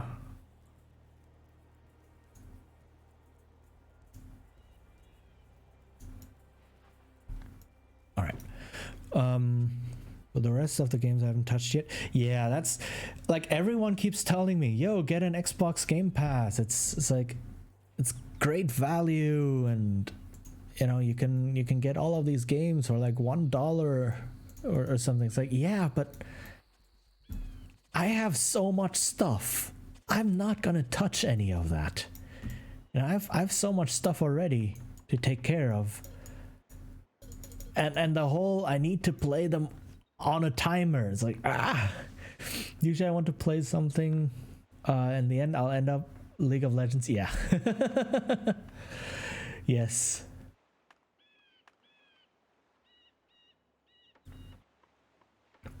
I mean, the biggest thing about the Xbox Game Pass is that I end up not owning the games, that I have to play them on a timer, right? And I feel like, oh no, I have to rush through this, otherwise it'll be gone. And I hate that feeling. I like to take my time. I like to return to games. Like, look at me. I'm returning to this game 20 years after, right? and so on. And I replay games, even games that I know inside out. I replay them like 10, 15, 20 years after I've beaten them. Because I just love them. Like Portal, for instance. I've played Portal like, I don't know, at least half a dozen times. And I know exactly what happens in that game. But I just love playing it and just taking it out and just, you know, feeling comfy. Or Arkham Asylum, Batman Arkham Asylum. I've beaten that game like 3 or 4 times. But it's just a very comfortable game. Or Arkham City as well, right? Because I just know what happens.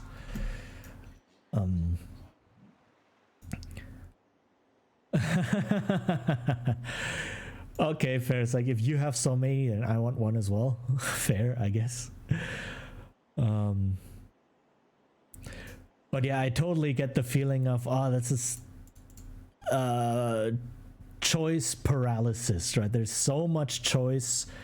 I don't know what I want. And then you just play something that you know, right? Some like League of Legends. I totally feel that. 8. Oof. Wow. Okay.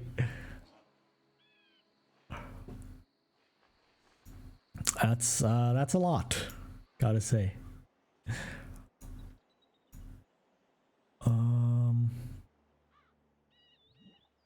Okay. But yeah, I feel the same way. It's like I look at all of these games, it's like, yeah, they look interesting, but they're new. And then I would have to learn them, and then I would have to get into them somehow. And you know what? Let me just play something I know. Let me just play a comfy game. And just leave me be, you know, just let me have my comfy fun where I don't have to think and learn a new game.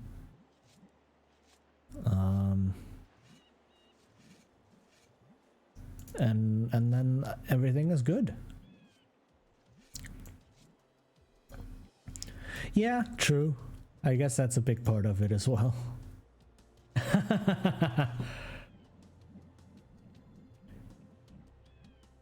Yeah, that's a good compromise right there. I can see that. All right. All right. All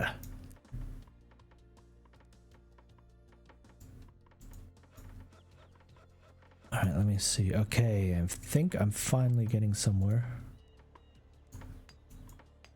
with this.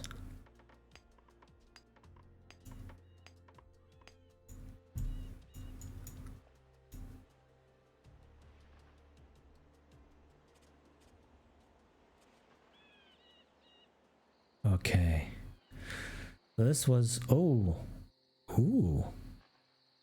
Why are these here? 1, 2, 3, 4, 5.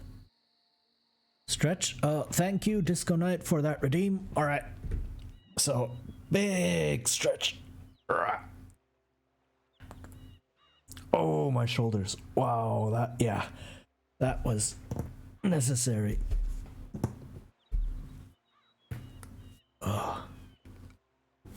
Okay. Whew. Thank you for that. Can have something to do with me not working for a year. Yeah.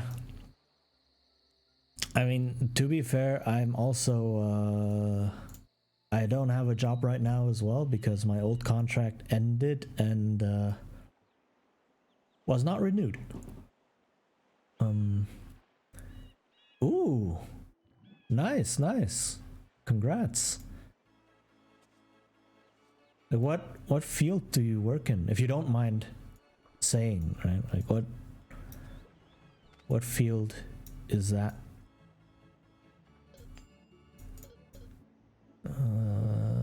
Here.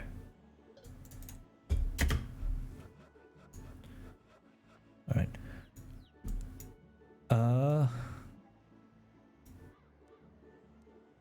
Hold on. I've been working health. Ooh, nice. Must have been really stressful then, though. Mental health didn't like that very much after 2 years. I feel that. Same. Like my mental health took a massive dip. That's a big part of the reason why I don't have a job right now. Just because I couldn't. Like I was literally just getting sick from going to work. So I definitely feel that.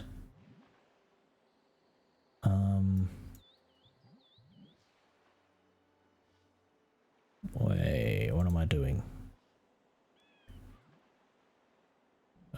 this. Okay. I'm going to a trainee spot for a few to test my working ability. Yeah, okay. That sounds like a sensible step, actually. Or just to see how you're doing, and easing back into it. Yeah, that sounds very sensible. Definitely.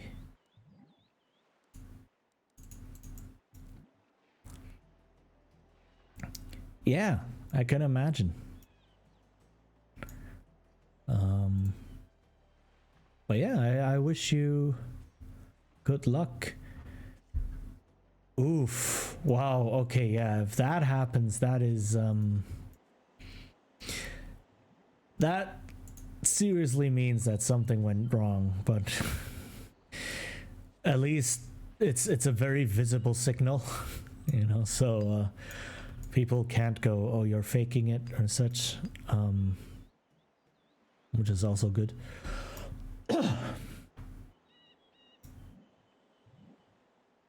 What is happening here?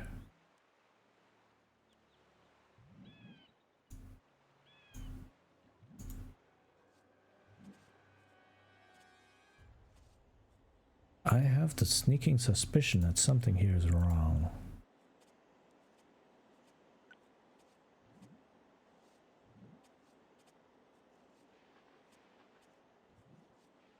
Woke up on the floor covered in my lunch I had before going to work. Oof. Oof. Yeah, that is not good. I wake up on the floor. Oh. Okay, yeah, that's... Dang. Yeah, no, that doesn't sound healthy at all. Definitely not a good sign.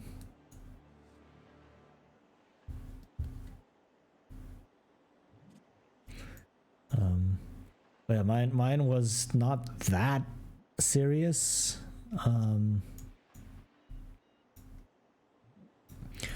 But yeah, it was basically me working for 2 days and then sleeping for like 40 hours afterwards.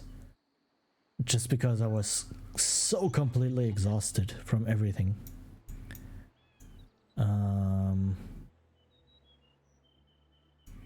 That I just couldn't anymore.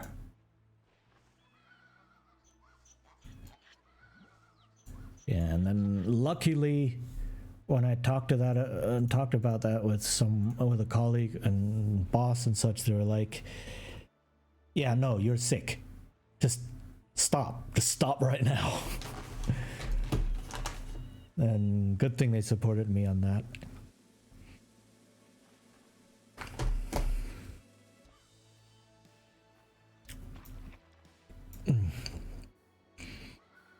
Yeah. It's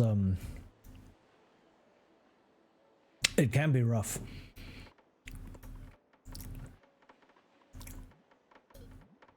Ah, no. Stop.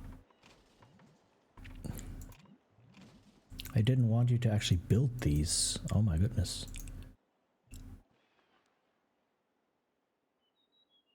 That's me not paying attention to the game.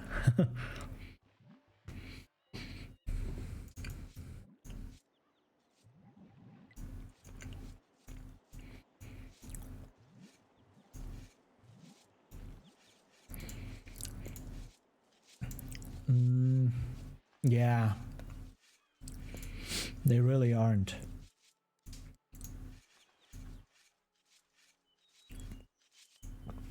It's no fun.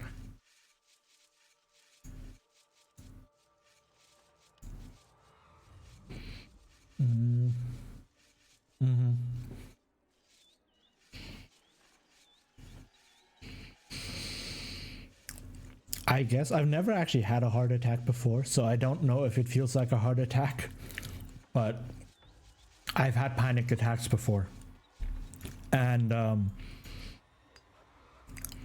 they are absolutely devastating. Oof. Yeah. Yeah, actually I remember. Yeah. It's like, yeah, it's pins and needles all over everything. Yeah, yeah. It's not great at all.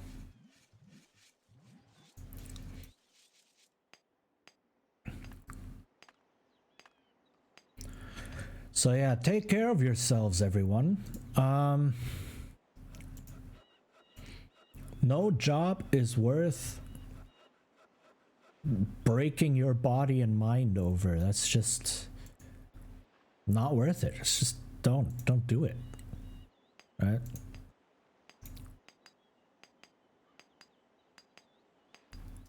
Crap mode? Like cramp or crap or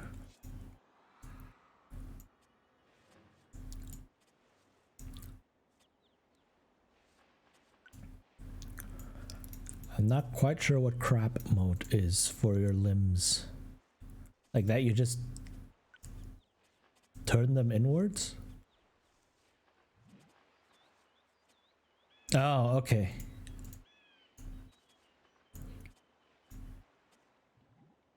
I don't actually remember them. I don't actually remember it that well. Like I don't remember my panic attacks that well. I just remember not being able to think clearly and then just being short of breath, like sweating and being cold at the same time and all that, and then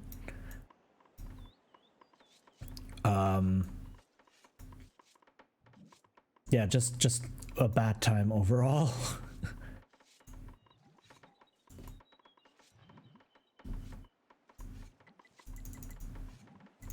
So yeah, no fun.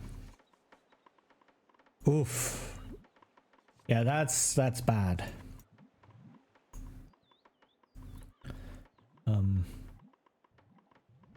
When something like that happens, that's, yeah, I feel that.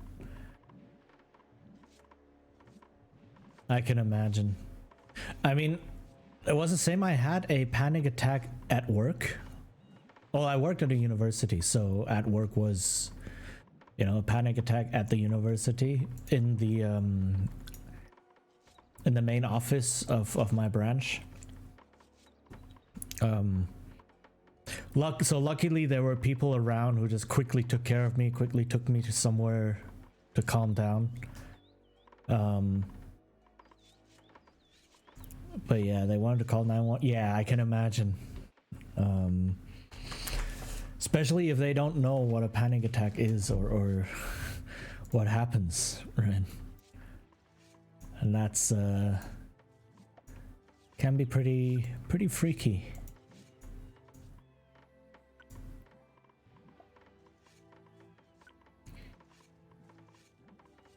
That's very good.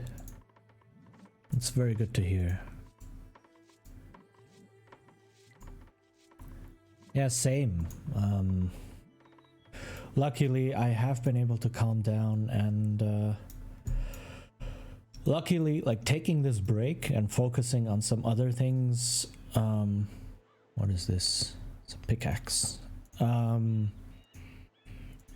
really allowed me to yeah, to get rid of a lot of internalized stress and a lot of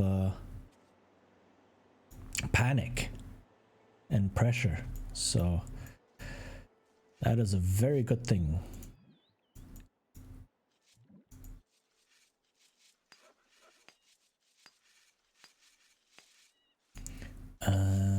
Okay.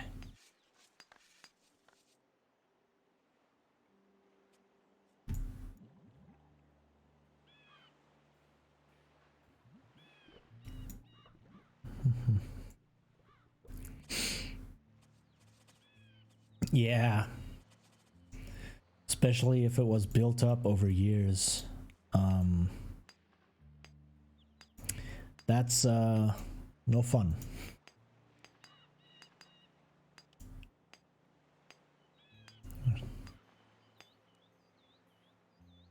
Yeah. And like I mean, the thing about stress, what I heard is like mental stress is really just the body expecting physical danger, but then never letting go of that stress because the danger never arrives, right? So your body is constantly just sitting there going, okay, when is it coming? When is it happening? Right, and then it just never happens, and then your body just constantly stays in high alert mode. Yeah. Same. And it sucks that it comes suddenly. Right? It's like you're just sitting there doing things, and then all of a sudden, because of some tiny bit of stress or something, the panic just rises up and then it's over. Yeah, I mean, talking about mental health it doesn't happen enough. It really doesn't happen enough.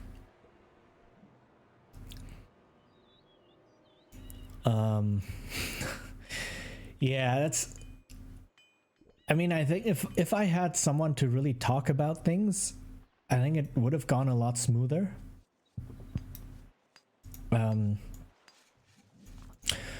But here I am in like actual depression. Like I'm on meds.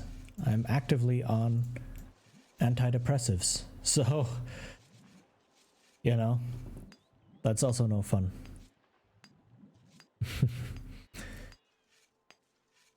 Yeah.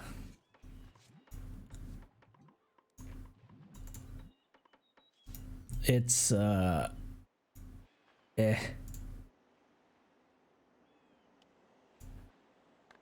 lot of very bad life choices. Build sorts of post-traumatic stress syndrome over time. Yeah. Yeah, definitely. And I do feel that I have some of that still. Like there's certain triggers that I feel where, or like stress comes up.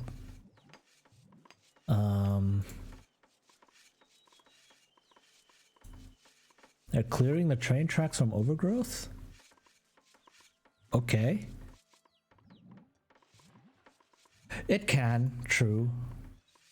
I mean, it does help to like share experiences and know you're not alone. But yeah, I see how it can also be stressful just talking about it. Yeah, I was going to say, like, it's midnight. Why are they doing hard labor at midnight?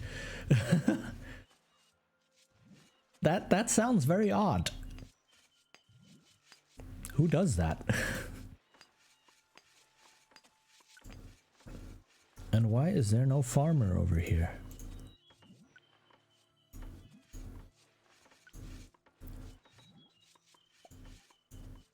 Yeah. I guess... Oh, because these buildings aren't finished yet. I can't... Dang. I mean, I can kinda understand maybe because at night the train tracks are not used as much. So that's when you can have service vehicles on the tracks. I've seen that sort of thing as well, where on train tracks and on tram tracks in the city as well, like cleaners or so that go like late at night.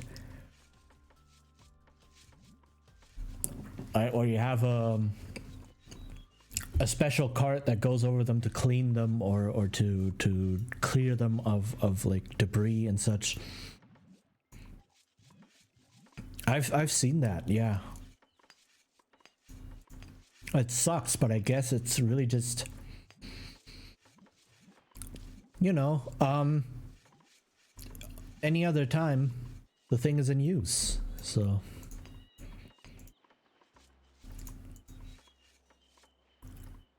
I can totally see how that might be a factor.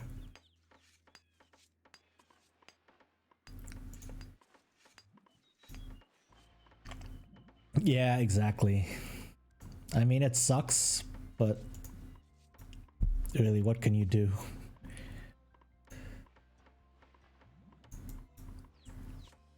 And that's also like something I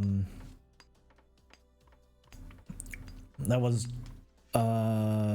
drilled into my mind at some point. It's like that cities are living things, and that you need to make a city livable instead of just static. And that really came in when I saw pictures of Amsterdam, where they completely flattened an entire quarter of old buildings in order to build the metro in Amsterdam. And it's like, yeah, it's sad that, like, if you look at pictures of that, it's very clear, like, a lot of those old buildings, and just as if a tornado went through just one specific path.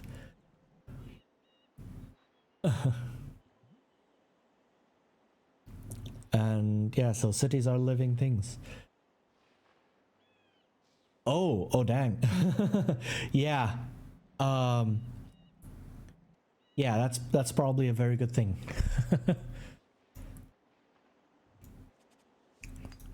Definitely.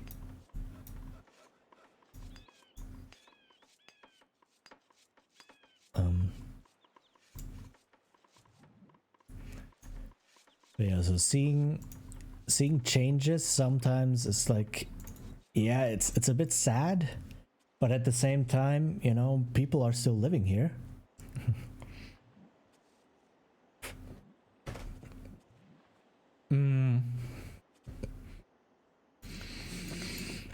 I can imagine that it's not gonna be fun.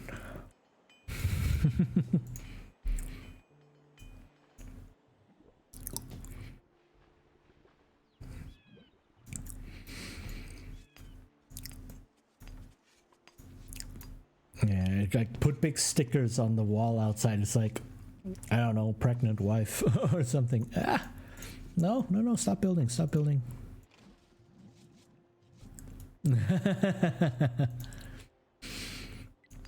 Okay, now that sounds very scary. Not gonna lie.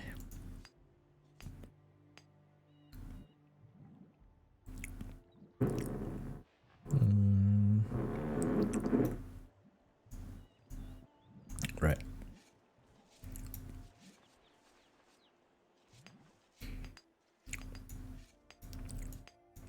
What am I?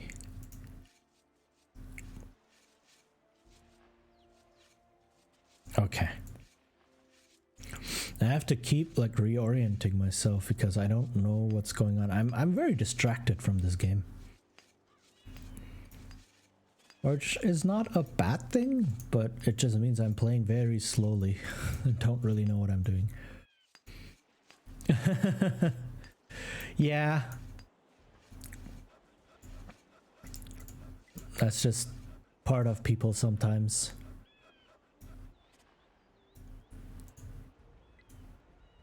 So I guess you just learn to live with it, right?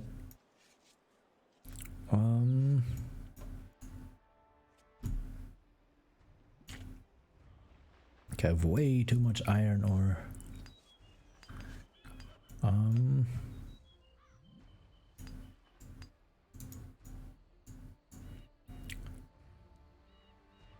You're the one with ADHD. Oof. Yeah. I feel that. Okay.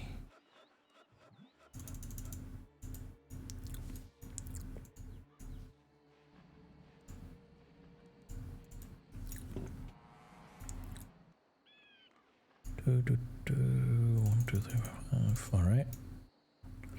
Look at this. This is so much bread. I love that about this game, that you just have all of these little details here.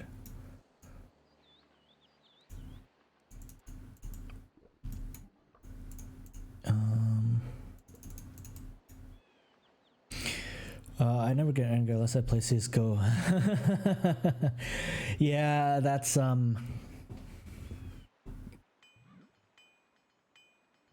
definitely rage inducing. I get that.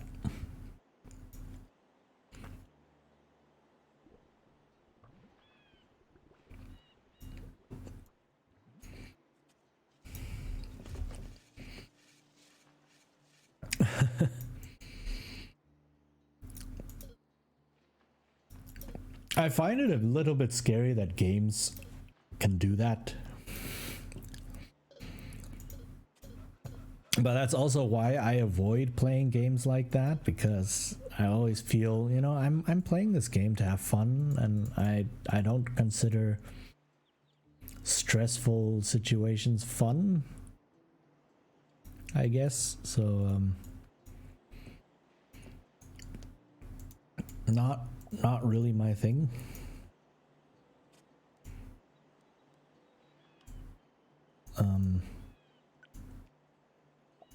Yeah, that's fair. Like, there's a reason I no longer play like more competitive online games alone or with strangers. I always play with friends or people I know, or people I know who are chill. Like League of Legends and such, or Overwatch. Like, I don't play those games alone anymore. I play with people who I know won't rage, because otherwise it just feels like a test all the time.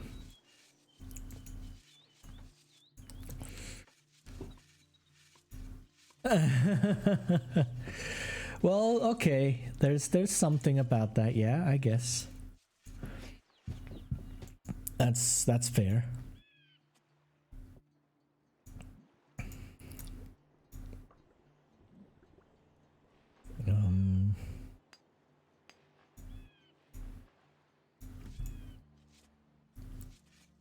So as long as it's entertaining, as long as people don't mind, I guess. Oops. And yeah, go ahead. Yeah, I totally get that.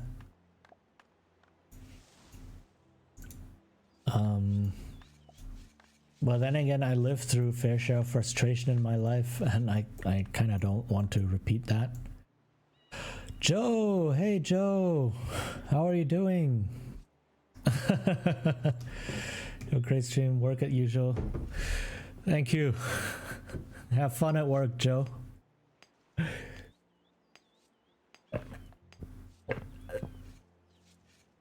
Hydrating and another big stretch. All right.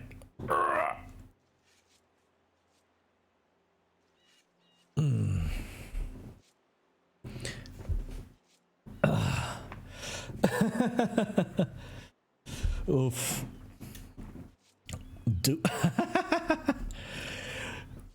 Okay. Okay. Sure. if that relieves your stress, then why not, right? I mean, like, I play Batman Arkham City because for me it's a comfortable game. when I like beat up criminals as Batman, it's like, okay, sure, but you know, yeah, sure thing, Joe. Thanks for stopping by.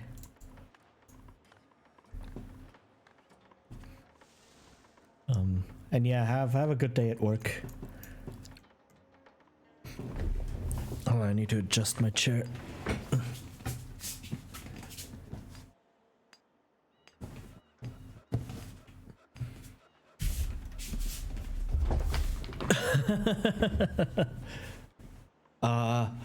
I don't know about that. I just enjoy being Batman because, you know, Batman. Um, yeah, I. Oops, I think I built the wrong thing here. Nope. I feel that. Like sometimes just having a game where you can just have catharsis like that, right? Just like feel powerful and such. Yeah, I totally get that.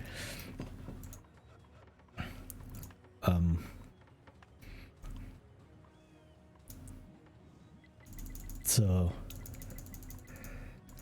the fight system has a flow. Yeah. Definitely. That's part of why I like the game. I'm low on stone, huh?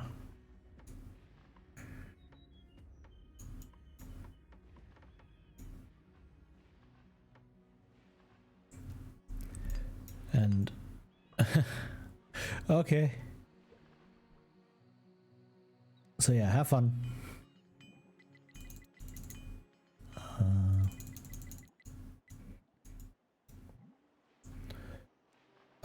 This and this. So yeah, you can see this is the management part of the game. Like I have to constantly manage all of these small things here.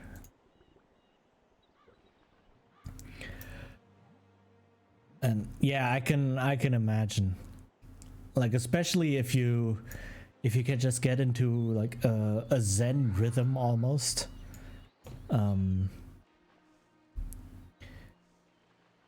Oh, nice. That's good. Yeah, I still remember that grind as well. It's like, okay, the followers not that bad. I guess the streaming or the yeah, the how often I stream and such, that I can control.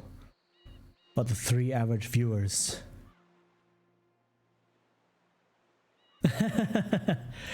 Yeah. But it's the 75 average viewers. It's like that's a bit rough. Trying to get that one.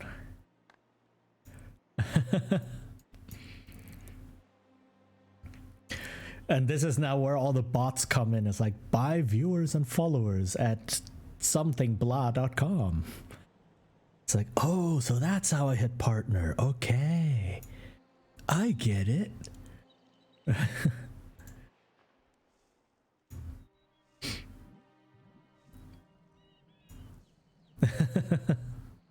Like those bots have recently started to raid. Yeah, it was pretty bad. I've seen multiple channels where oh my goodness, wow, that's rough. That yeah, no, that really sucks. And it's like, yeah, I can imagine. It's like, oh hey, I'm finally getting somewhere, and then nope, it's just the bots. It's like I don't really get why they just follow. It's like I think someone once tried to explain to me what that does. Yeah. But like someone explained to me it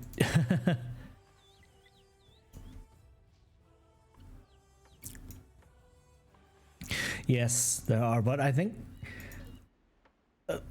like the thing about partner though is that Twitch manually reviews them. So that's something at least, right? It's not you hit 75 viewers in one stream and done, your partner.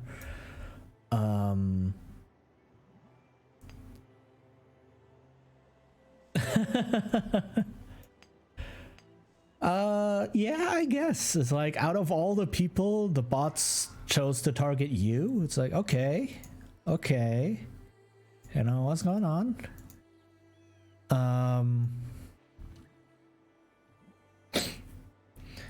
but I'm not sure what all that following. Sorry. What all of that is supposed to achieve, right? But yeah, I did see, like, in the last few days, I did see several different channels just get a whole bunch of those buy followers bots come in and just spam. So use a tool for Twitch to remove them. Yeah, I still have to look into that. There's apparently like the root command thing or so. Luckily I haven't been hit yet, but yeah, I do have guides bookmarked. Yeah, sure. Hold on, I don't know if you can post links. Let me check if you're able to post links.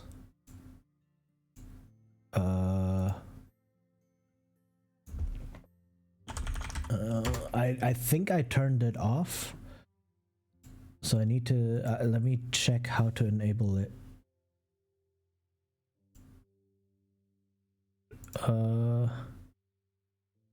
Can I do this? Message.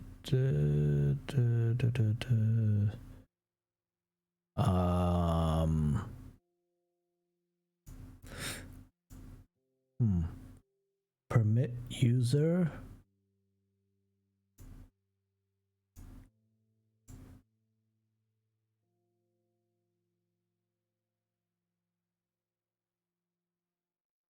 Holy, oh wow,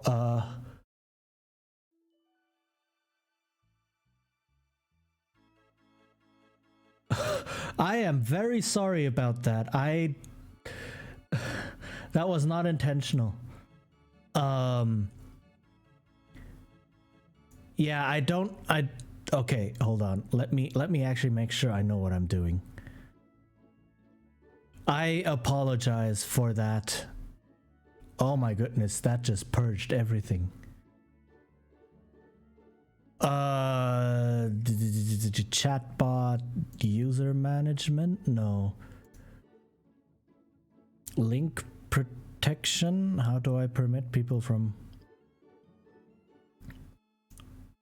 chat commands? Does that work?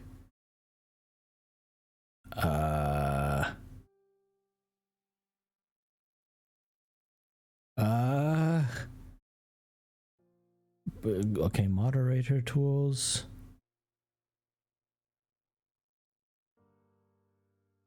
Oh, I didn't activate that one. Okay, hold on. No.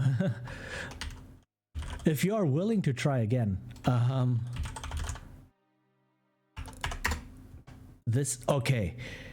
You will not get timed out for the next 60 seconds. Okay, there we go. I didn't have that activated. Okay. Learn something new. Or maybe what? Stream Elements, please.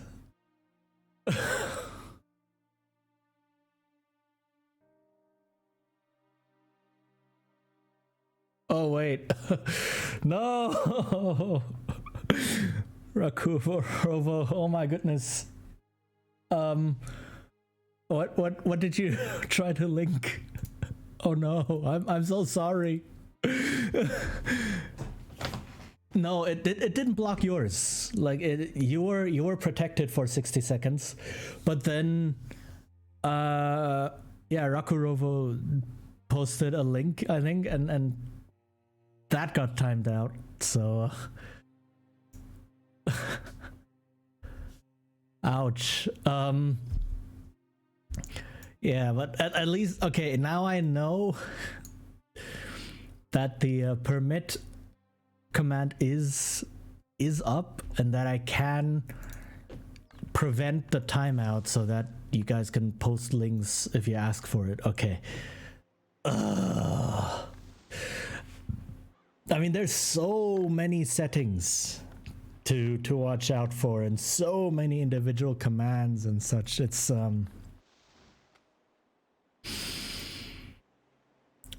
mad. So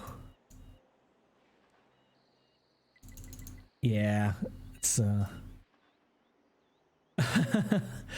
yeah, professional streamer, right?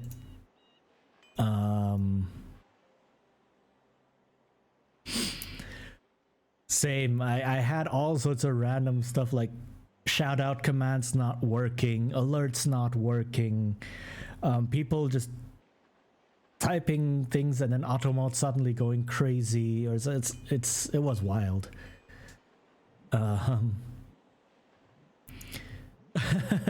Yes, a lot of bots are very wonky, which is why I only use one bot. Or, oh, technically, apparently I use two. Let me think. Oh, right, yes. There's this one website. Yeah. I mean, I also have mods. But mainly just to, you know, protect me from actual bots and raids and such.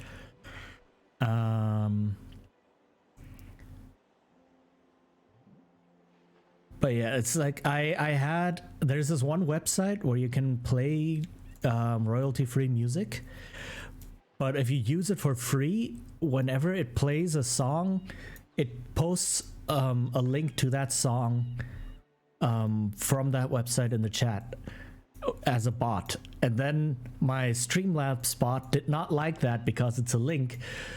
So one bot timed out another bot. And it's just I don't know, man. It'd be weird. It'd be very weird.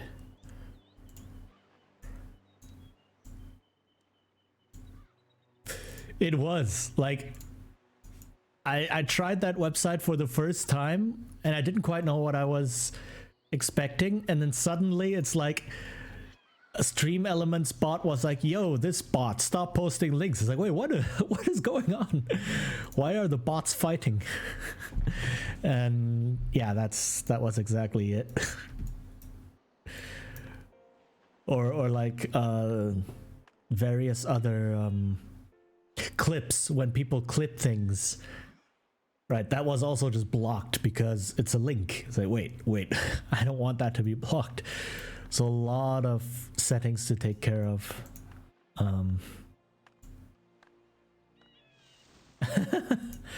I'm sure there are bots designed to do exactly that. I can imagine that is an entertainment thing that exists.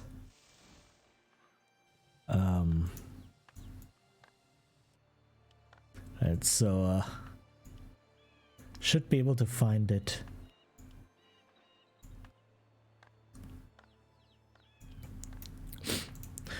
Well, like I said, I do actually have mods. Like Joe, who came in earlier, is a mod. But there's not a lot of chat to moderate usually, right? I can take care of that on my own.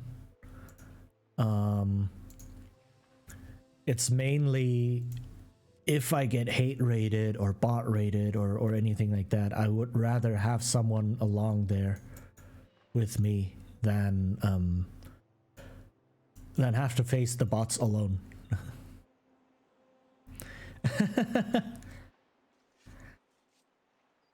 Yes, that was my biggest concern, and that's why I asked some people to be mods for me. It's a sad thing that that's a necessity, but you know, Twitch, well, Twitch just gonna be Twitch, I guess.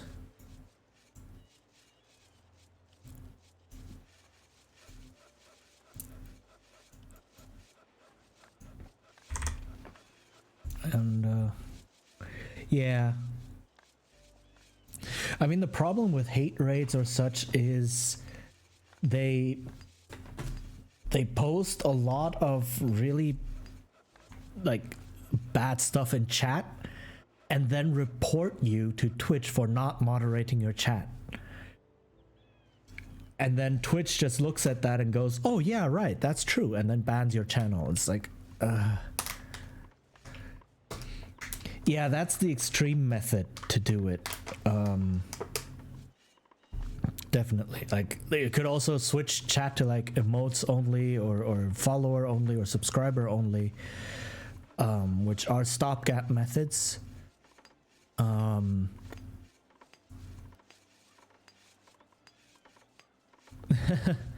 Yeah, I mean, I do find ban lists like that on Twitter, for example, when people are talking about it. It's like, oh, okay, that's a thing. And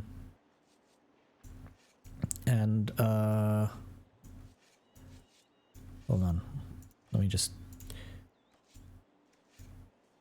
And then there are like tips on how to grab ban lists that people have posted online, for those bots, for those bot accounts, and how to put them into Twitch so that you can effectively ban them. But I haven't looked into that yet.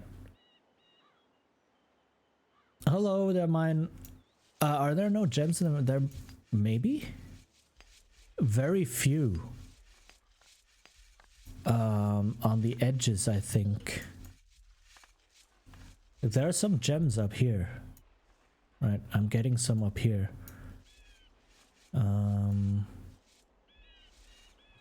Oh, okay, nice. I'll look into that. But yeah, how are you doing? I'm only half paying attention to this game, by the way. I'm just having fun chatting with people. So I'm being very inefficient at this game right now. Which is why I'm very slow. Which is why I've been at this mission for 3 hours. No, seriously, like, if I just wanted to play this game, I could just play this game and not stream it, right? But I choose to stream it so that I can talk to people.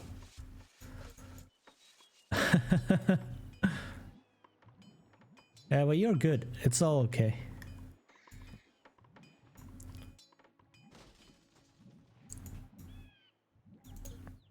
Whoop, that's a lot of people.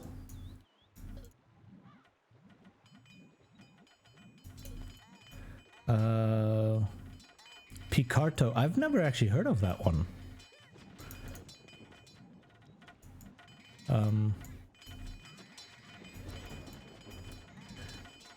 I don't know if you know that on Egypt's gold. Yeah. I do know that gold owns only half as effective and gems are twice as effective. I mean, I have a whole bunch of gems here. They're just sitting here. So I do have some gems. But there are not a lot in this game. For whatever reason. So, yeah. Yeah, it's okay. It's okay. They are hidden. So that's fine.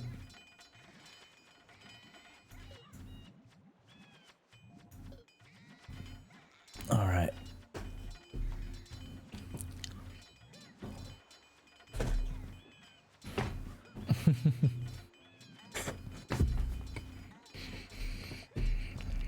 But yeah, when in doubt, just use numbers. Just large numbers.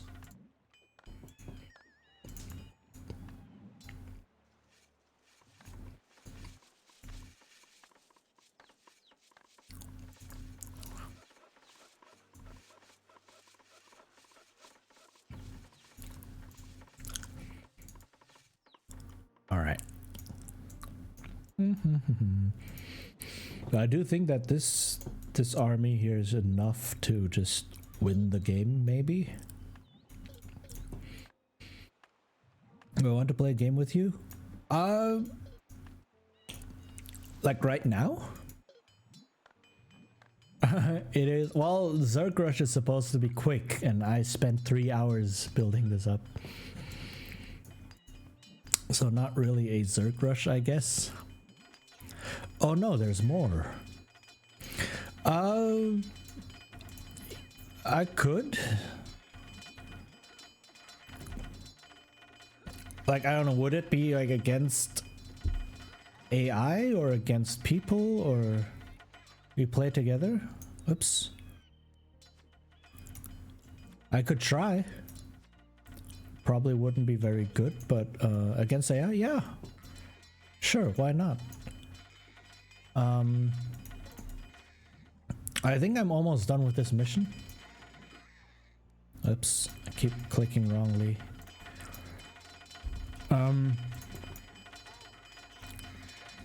Or not, there's a lot of soldiers here.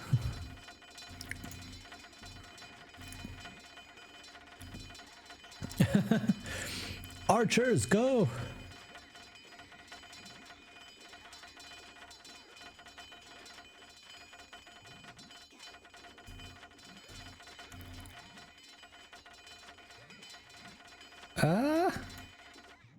But yeah, sure, we can totally do that.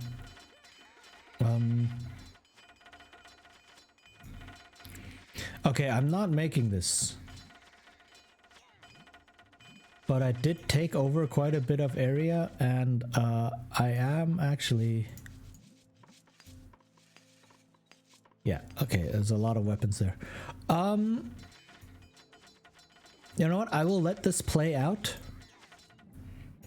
And then make sure that I don't forget anything, and then I can just save this and we can play.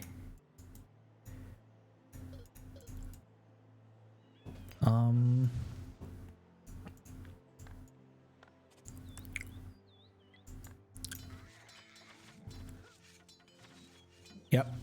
So I just, you know what? Come back here.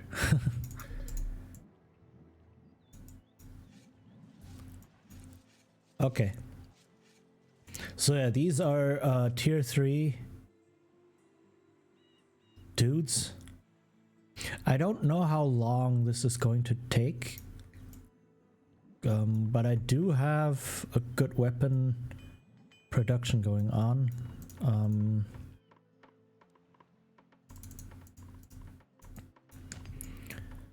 I guess once these houses are finished, I will get more people.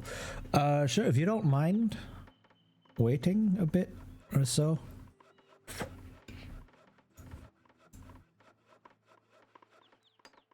Then I'll finish this mission, and then we can play a game together.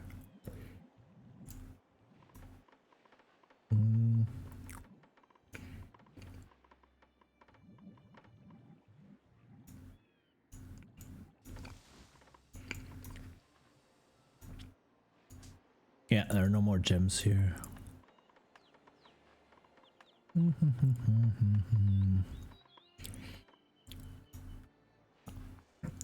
There might be some gems here, I'm not sure. Let me grab this dude.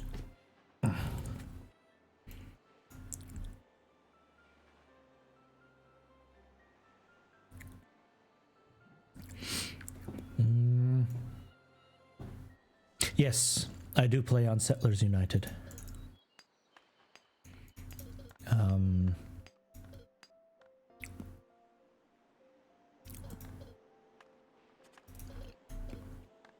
So we can, yeah, just use that. I've never actually played a multiplayer game ever, so I don't know how that works. So you will have to help me set up, I guess. But other than that, sure, we can do that.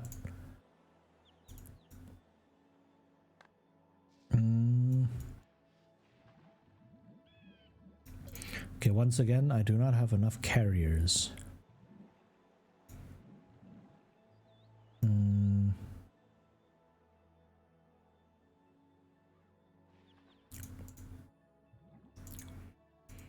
Yeah, I definitely do not have enough carriers.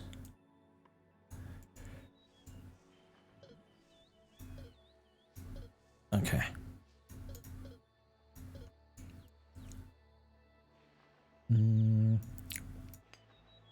But yeah, that's also something about this game, like resources. There is no central resource pool stash thing. Instead, the resources are on the map, physically on the map. Oops. So that means before you can use them, someone needs to carry them from where they are to where they need to be. Right, so there's a pile of stone lying here. Someone needs to actually carry this stone to the building site, for instance. And that's part of the management aspect of this game. Let's see. There are a couple of pickaxes here.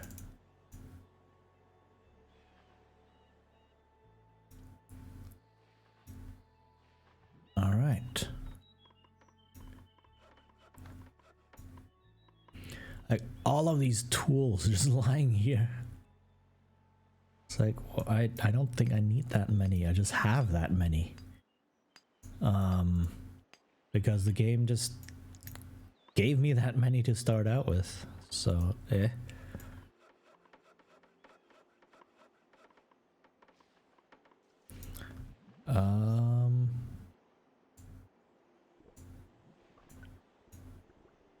Okay, let's move more stone over.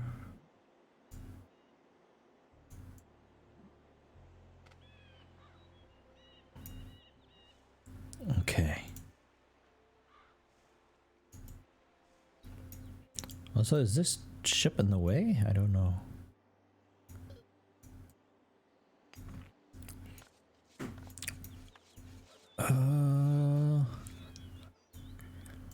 Nothing here. Yeah, I don't think this map has a lot of gems, sadly.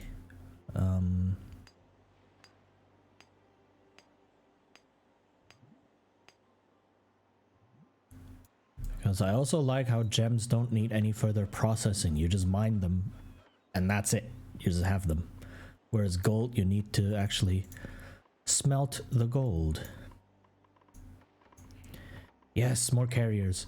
And you can see I was low on carriers because when these dudes come out, they immediately go to a job. They don't just stand around. They immediately go do something.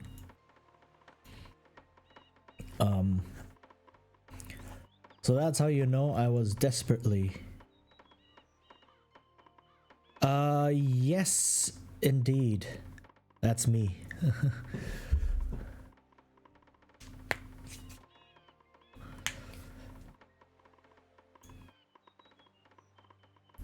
Okay, hold on. Let me check Discord real quick then.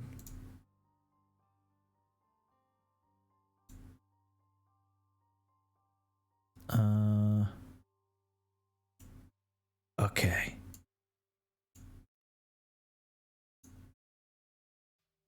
Right.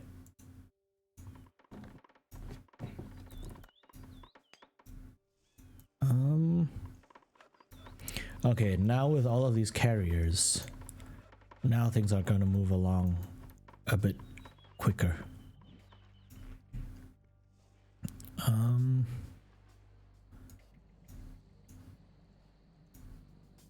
Where does this go?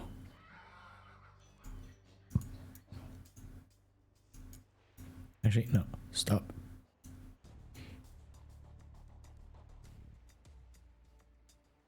And then, there. Whew, all right.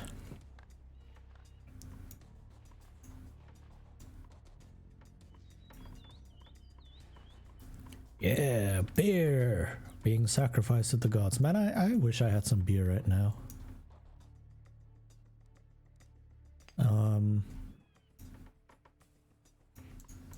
Especially since it's still pretty warm, even though it's almost 1 a.m. So I'm guessing some nice beer would be quite refreshing. But that's okay.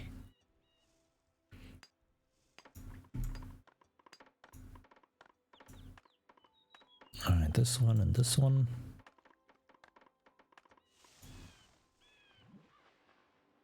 Yeah, I do like the whole, oh my god, specialization thing going on here.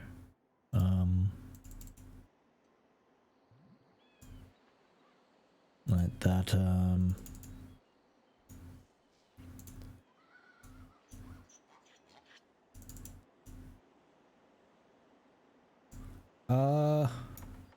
not quite yet, almost.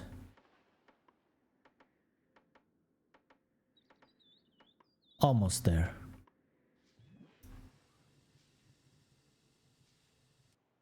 I think I need one more tick. There we go.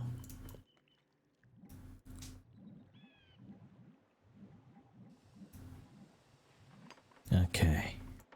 This one is almost done. This one is almost done.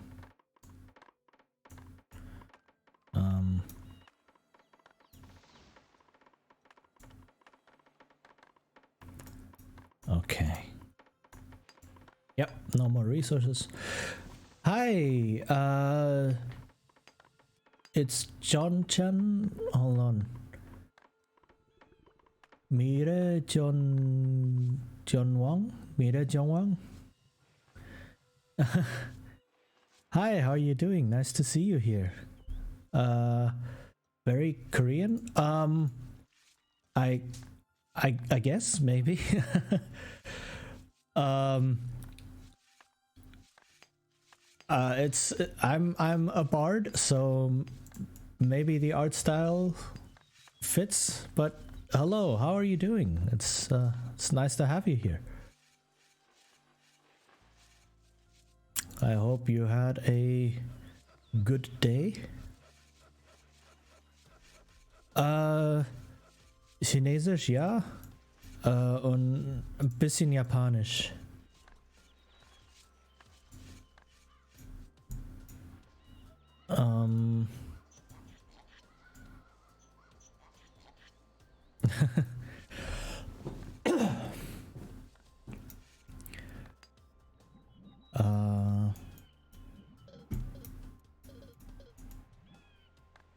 But yeah, okay, this is not gonna be too easy.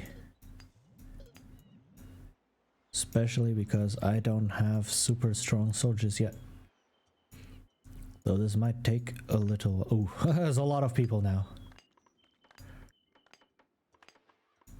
Okay, at least I'm not going to be... Where did you learn these languages? Just out of interest, mainly. I mean, I really love... I really love learning languages. So I grew up with German and Chinese and English, kind of, but the rest I just learned out of interest. And I mean, I am a linguist, so like I actually have a degree in linguistics.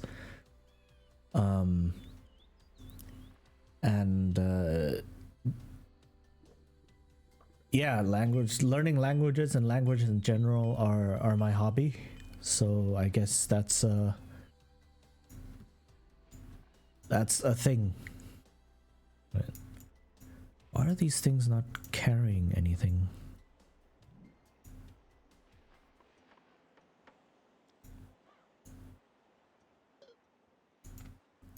Do I need another boat?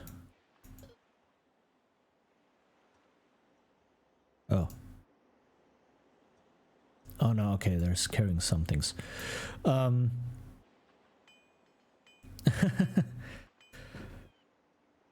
Yeah, just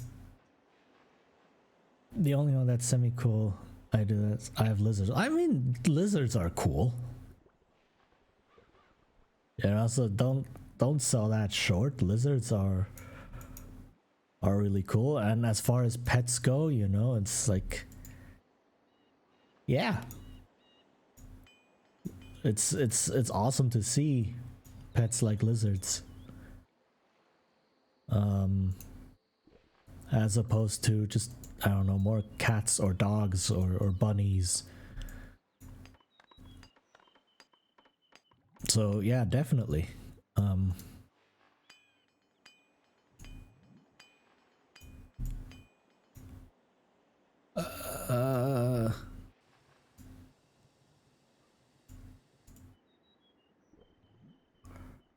I mean, I don't know any other language other than English, Swedish, and a few choice words of German. I mean, that's already good. Right? Just speaking more than one language is already really, really good. There, Siema? Hello? Hi. Hello, Kamchi. How are you doing? I wish we could hear you doing Bard things. Yeah, I mean, I do do karaoke sometimes, but I have to, like, I cannot do it at any time of the day because I have a lot of neighbors, and those neighbors also have kids, like little kids.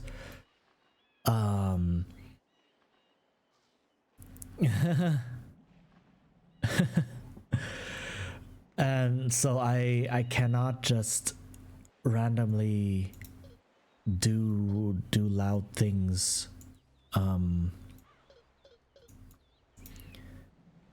Yeah, so I have to watch out what I do and at what time. And so that's also why I don't have things like a singing redeem and such.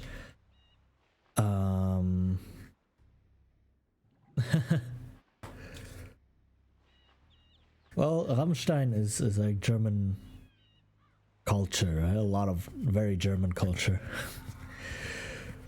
But yeah, I don't have a singing redeem or things like that because I can't just randomly sing.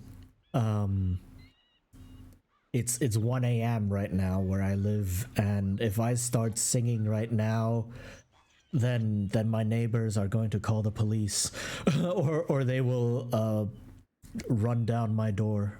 Yeah, so I don't want that. So instead, I play old video games and tell stories and talk way too much. You know, it's something, I guess.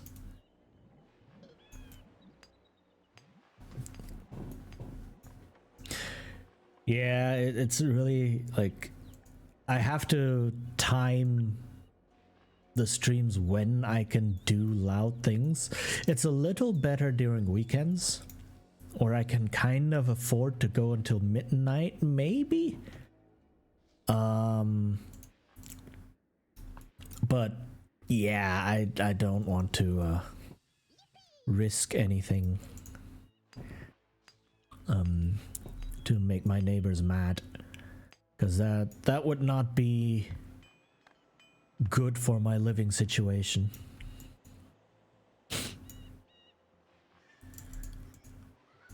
So that's basically why there's not a lot of Bard things on stream, so to speak, because of time. Here, why? Because I started out with that many. Like, this island had like 8 axes, and this island had 8 axes, and I don't need that many. I just shipped them all to the main island. I just put all of the tools and extra stuff on the main island, I didn't make these. I started with them. Right, same with all of these fishing rods and such. The game just gave me them. And then I just used what I needed on here and shipped the rest to the main island, and that's it. So that's why I have so many things. Okay, more coal. All of the coal. And more bread for the coal mines.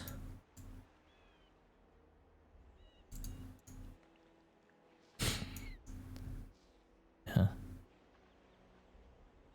Yeah, sure, it is late. And yeah, thank you for being here. Thank you for hanging out. And yeah, have a great rest, have a great sleep. I hope you will have very good dreams, and maybe I will see you again sometime. Yeah, good night.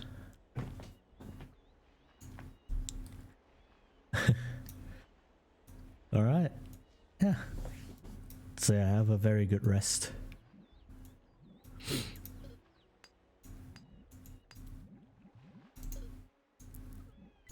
All right. There's that. Okay, so that's level 2. I need more coal on this island.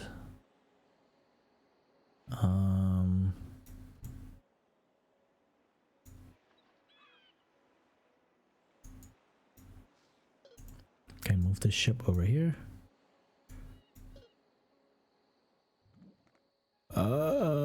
Where was...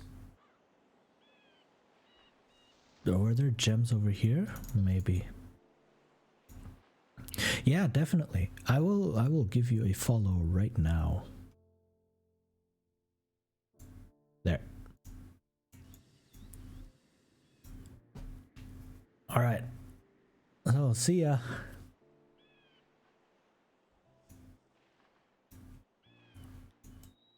All right, this is taking a while because of all the... Okay, looking forward to it.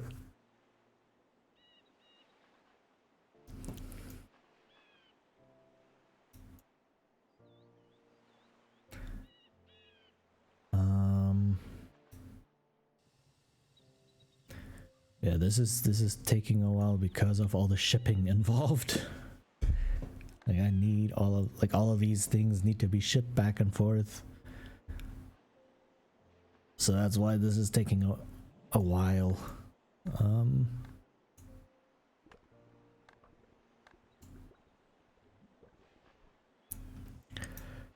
But I'm making slow progress.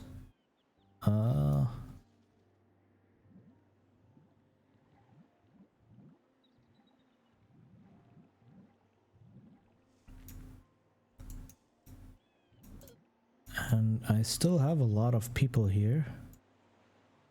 But while I have a lot of people, let me just build another one of these.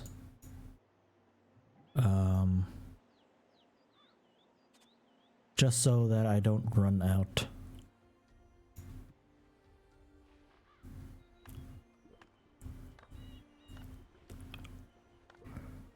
Also, I need so much coal. Oh, nice. That's a lot of coal coming in.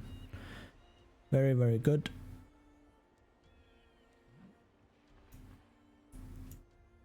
Okay. Yeah, I outsourced the weapon production to this island so that I don't have to ship things back and forth, strangely. Well, that I don't have to worry about... I don't know if that was the smartest thing, but like I only had coal and iron here and not here.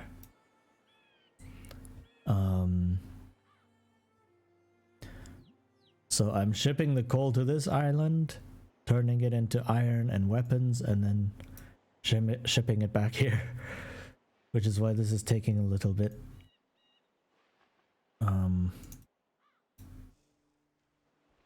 But yeah, also these ships are getting stuck. Hello? Okay.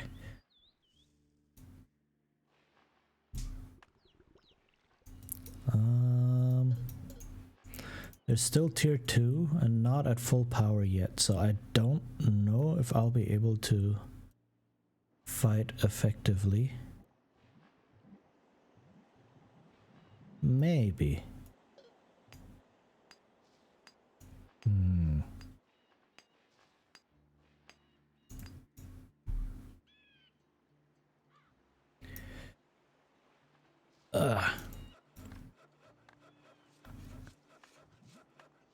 Oh right, I had this dude over here. Okay, let's see if there are any gems.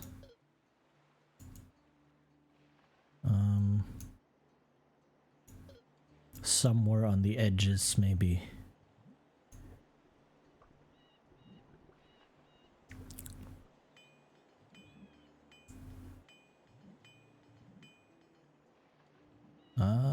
Nothing here.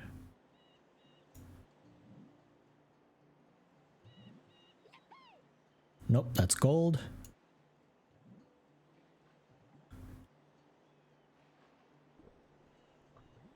Okay, what's on the other end?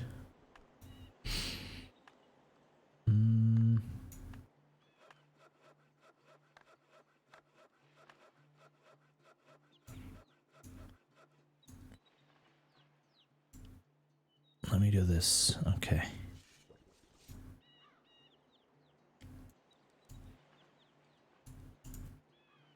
That's quite a lot of gold. I like that. I like that a lot.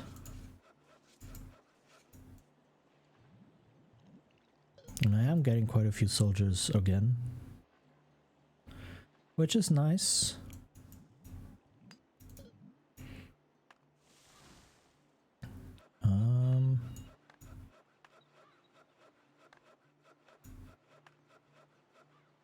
Oh wait, I think this guy has nothing left over here, and this dude has nothing left over here. Yeah, okay.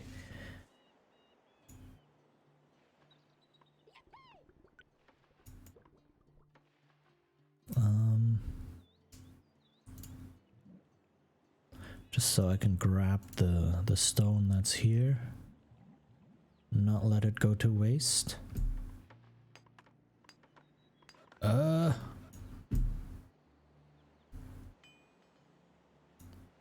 That is gems. But I cannot build a mine here because I'm out of space. No.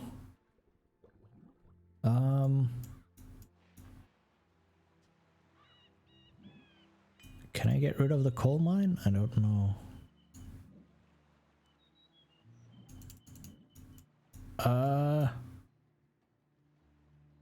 Maybe.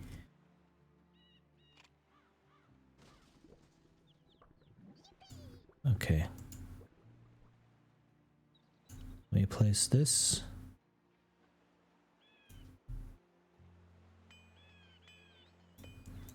And then, gems. There we go. Okay. I'm getting there, though. I am. Yeah. Was a dot a bit more south? Let me. Yes, there was. Thank you. Thank you. Covers it a bit better.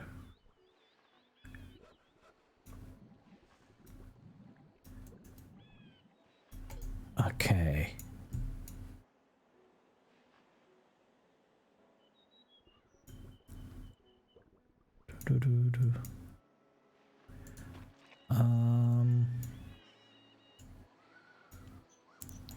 Okay, stone.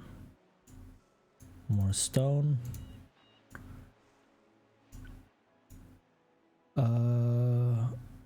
Crush the forester's hut. Okay, do I not need that much?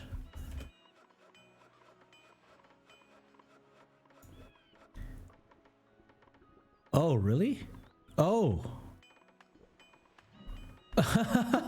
I did not see that that's a thing. I didn't know that that could happen. Okay, this guy is definitely stuck. But I didn't know that that could happen, that they would get stuck in between. Huh. Okay, that's interesting. And that explains quite a bit why there's not enough happening here. Okay.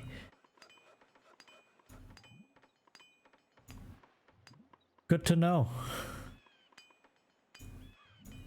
I can probably, I don't know, build one over here. It's a bit more open. And still have the forest over here. No, I don't really need too much, but you know. Yeah, I guess you're right. Yeah, I don't really need it.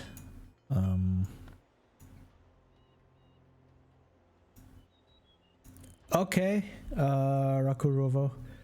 Thank you for hanging out and have a good night. I wish you a very good sleep. Yes, there is. I agree. I can actually do this.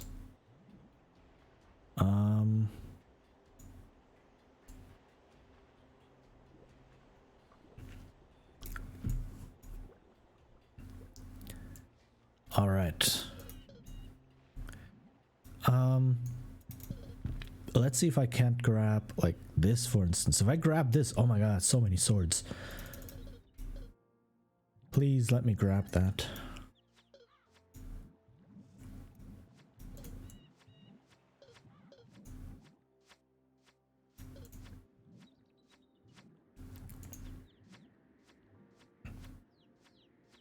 It's quite a few towers, but no.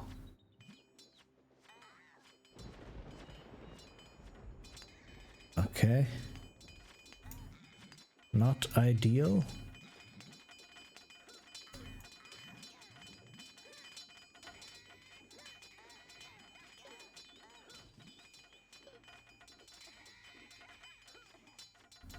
Oof, and all of this coal and gold. Like if I could grab all of this, that would be really nice.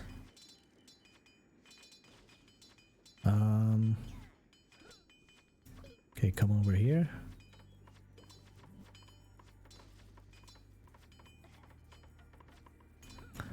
Actually, I think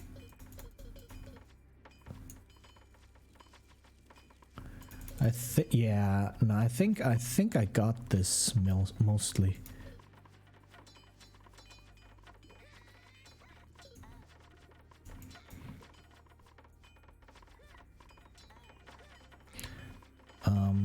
Grab a couple of people. Go up there.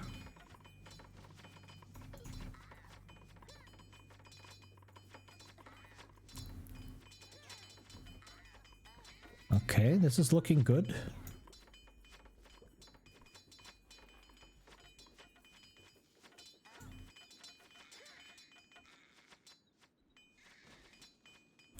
Now I need more people to fight this tower.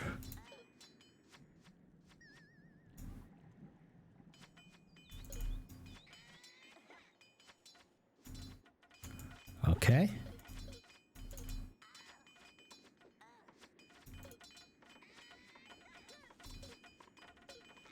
Archers, go.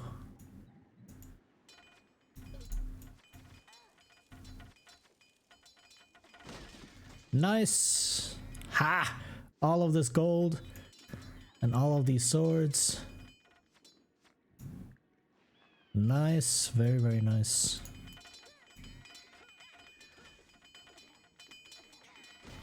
I like it a lot.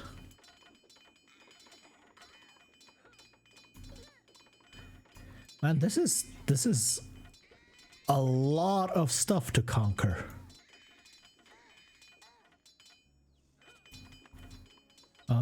But I want to take this stuff over here because there's more coal and more iron and more weapons And it's also weapon construction here, so I want to get rid of that.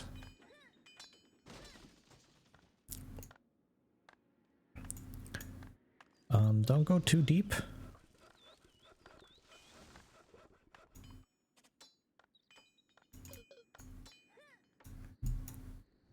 Oop. Aha, look at all of these people coming down here now to grab all of the stuff that's sitting here. I like that as well because stuff is on the map.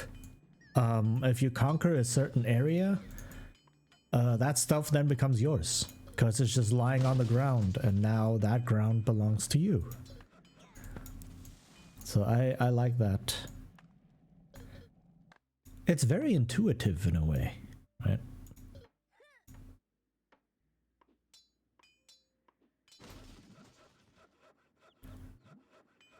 Alright, before like cutting just a deep path in, I would rather just take these areas first. Nice, okay.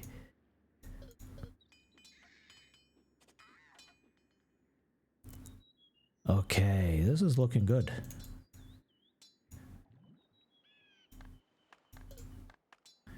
There's a lot to grab over here. Oops. Ah, look at all of these dudes coming down here. Nice.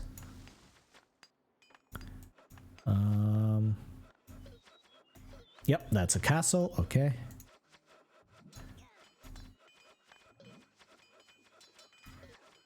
And another tower. And another tower. Okay, so this is the main core. Why are there so, like, there's 3 temples here? This is just buildings for the sake of buildings.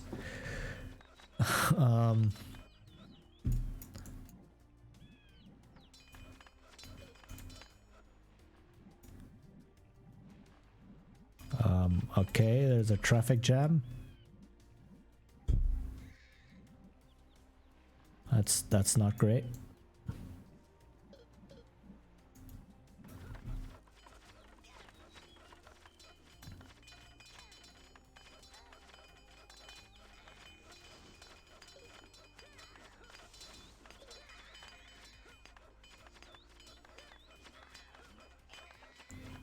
Okay, but I am getting there.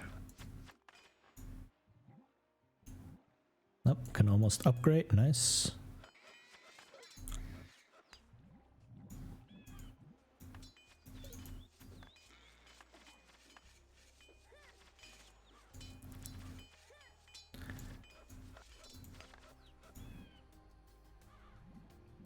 %, yeah, okay.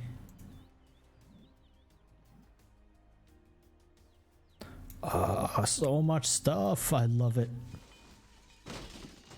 Yay.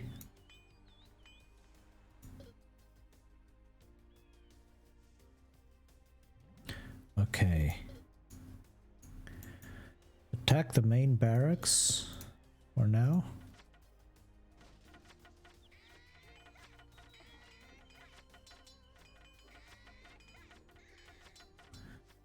Yay, archers! I like this.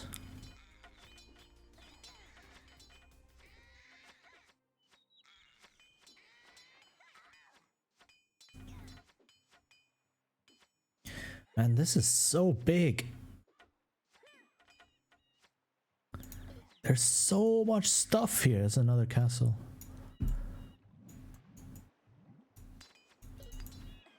Also upgrade. Ah, 98%. Okay. Almost there.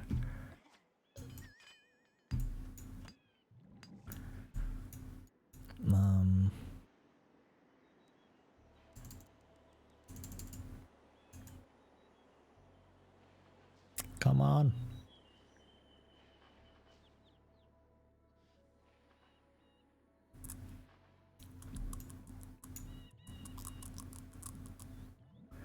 Come on. Come on. So close. Drink the beer.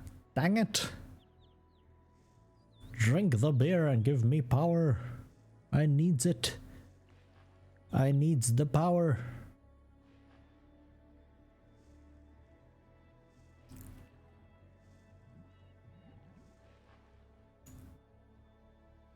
Come on.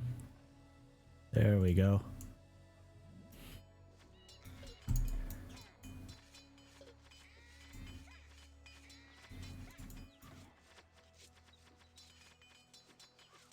Okay. If I take this castle, I should grab all of this gold and such, which means I become stronger again. And these weapons and such, and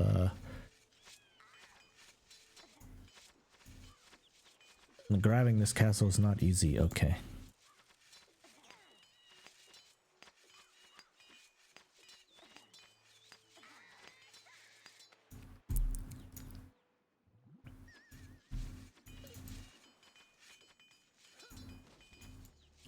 Oh, that's where I take. Yay! Okay. Now I can focus on this tower.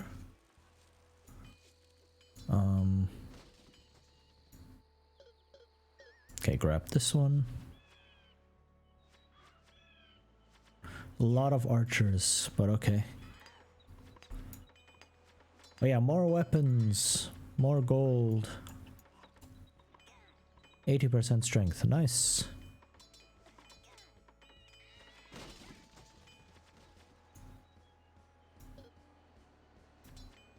I think I got this now.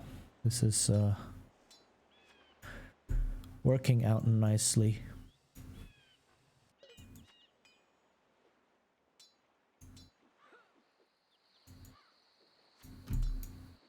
Yeah, there's not too much left.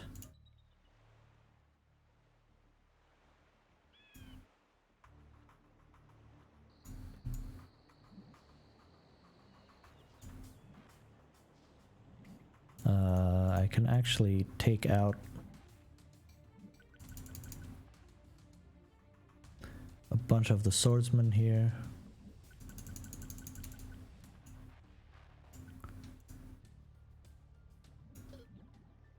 Right. Okay, I think it might only be like if you press the infinity sign at the docks, then it's like it will. I know, but I also want some coal to remain here, right? For the gold smelter. But I guess I don't need all that much. I think I have quite a bit, so yeah, that's fair. Yeah. All right, almost done. Let's do this.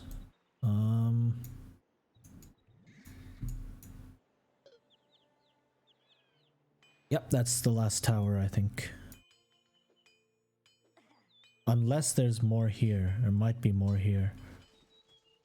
Yep, okay, there's more there. I don't have to fight the pirates, but I do need to... Well, is this a big tower? I think that's a large tower.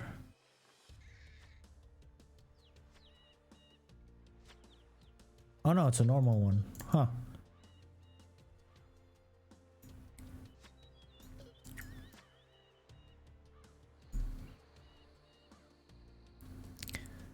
Oh man, I love this though. There's so much stuff here now that I can just grab. Look at this! Oh my god, there's a traffic jam happening. Let me get rid of this. These two, actually. I don't need them here anymore. They're just causing a traffic jam. Okay.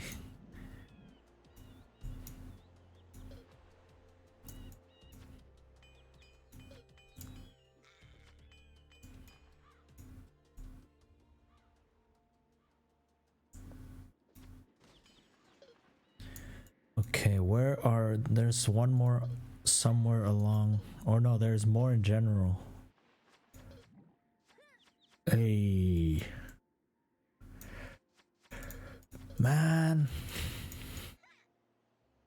Such a huge area to conquer, but okay.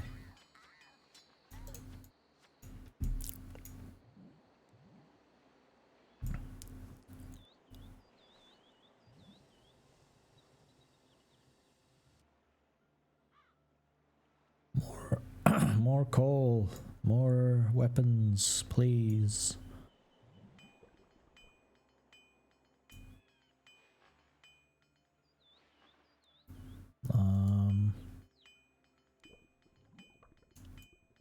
Sure, why not?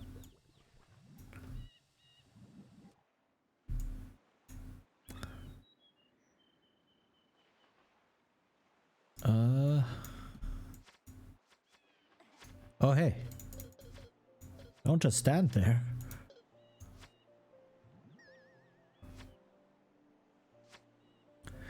Okay, so the blue Romans actually conquered quite a bit of the yellow stuff.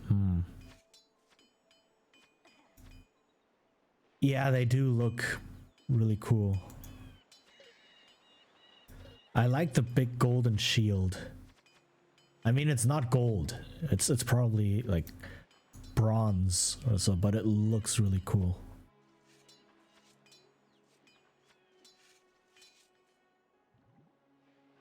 Hello? Oh, okay, it's mine.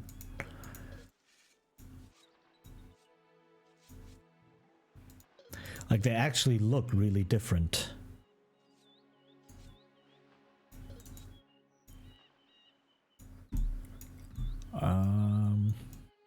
Okay.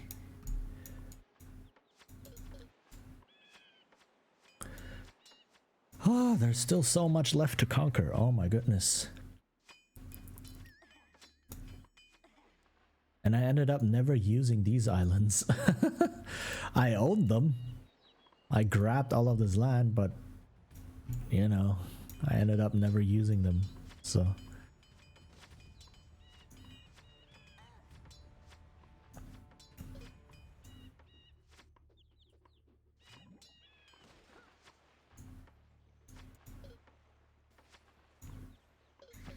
okay, but now I think it's almost down to nothing.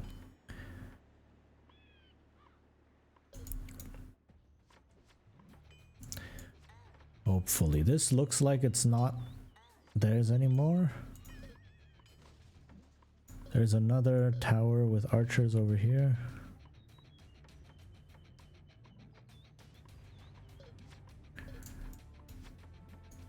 Okay. Man, this is really all over the place.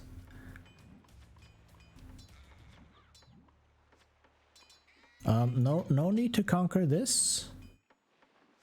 Just move along. Just no need to bother with that. I only need to conquer the blue dude. Okay, that's the last tower. Nope. No.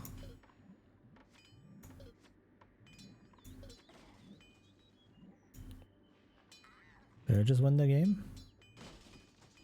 Or do I need to conquer the whole island?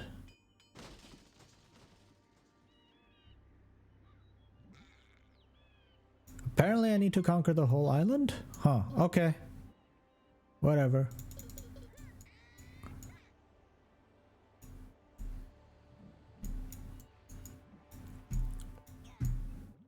I thought it was only the blue guy, Septimus Marius, but okay.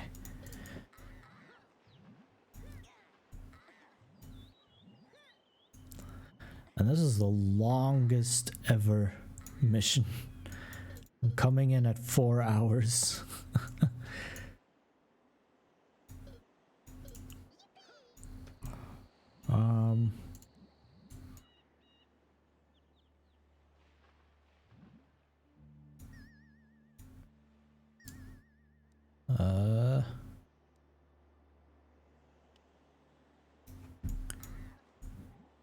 Oh, I've won the game?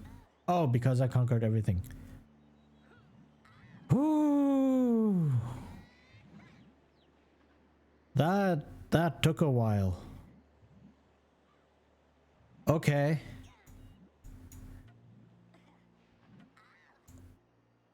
Oof. Safety save. Okay.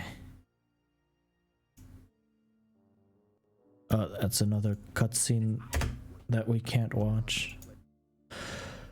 Ooh. All right.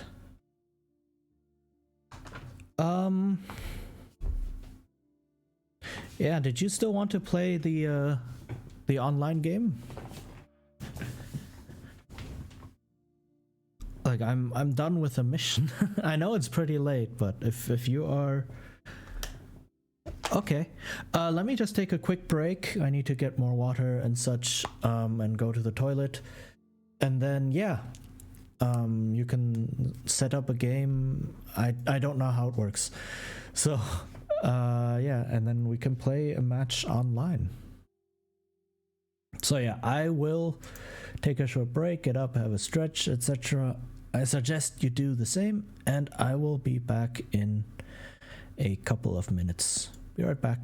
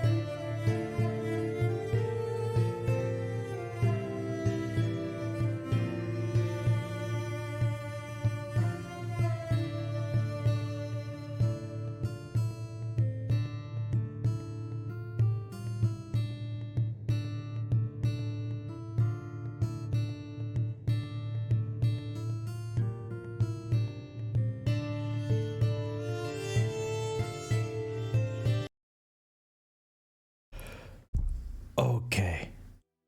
I am back.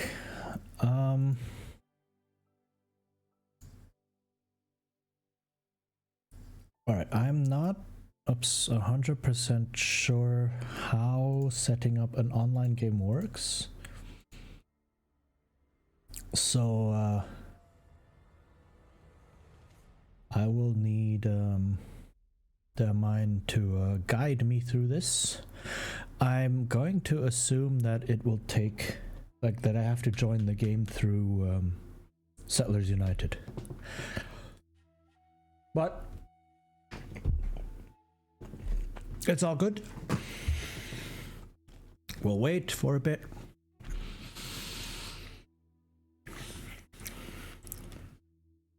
Have a bit to drink, have a bit of snack.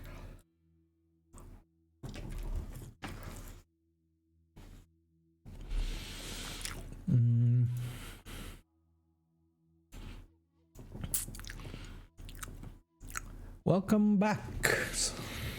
All right. So you'll have to guide me through this.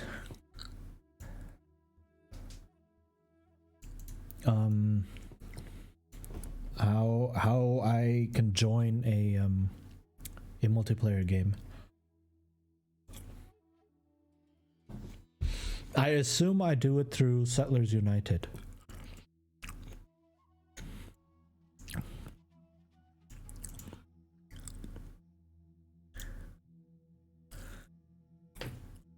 Right.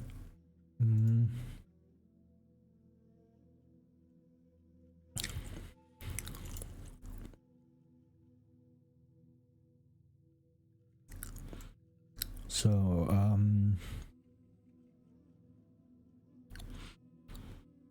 guessing I may have to... Oh!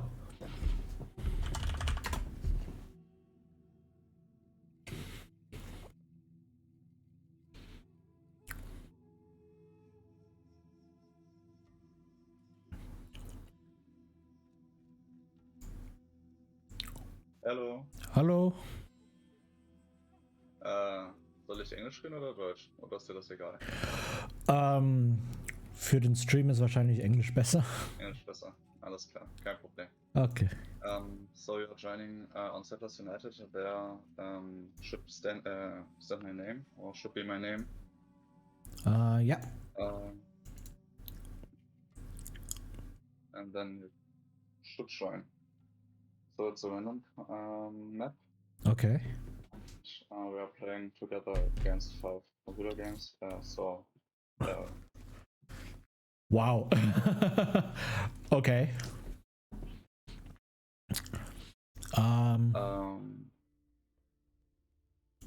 Let me pick someone I'm comfortable with.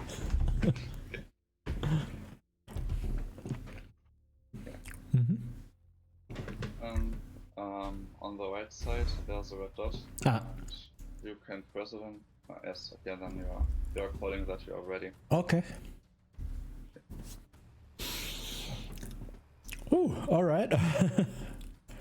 Just play how you feel the most comfortable with, and don't stress. It's yeah, it's just the AI. Yeah. But I'm not great against AI, so I will. I'm pretty sure the AI on campaigns, maybe if it's stronger because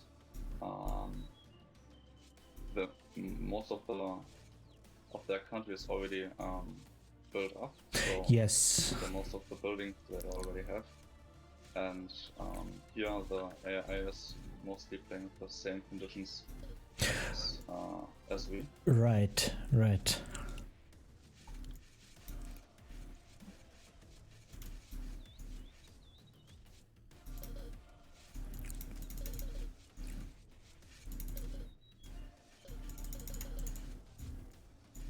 Yeah, so they don't get a head start. No. Okay, I have to see what this map is. This is completely new.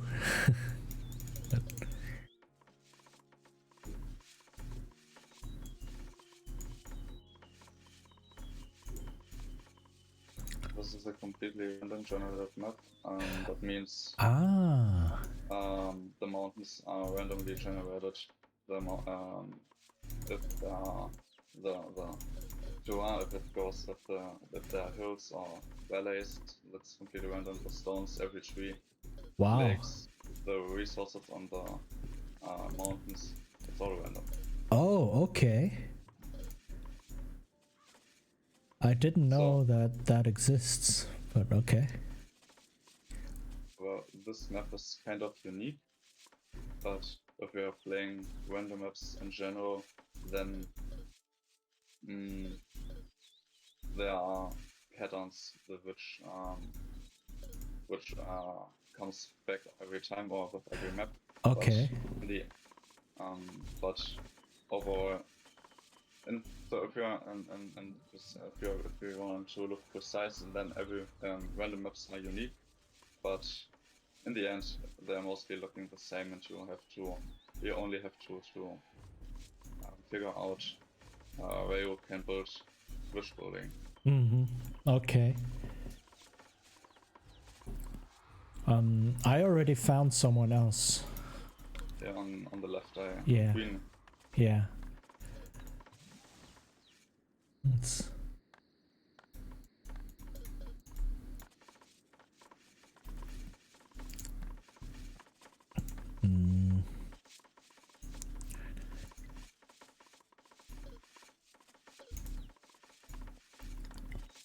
Okay, I'm just kind of sort of trying to copy you. Well, with Asians, that's difficult because Amazon, with Asians, you are building medium residences, and mostly medium residences, and with Amazons because they are close for the large residences very less or very low. Okay. So I can build a large residence.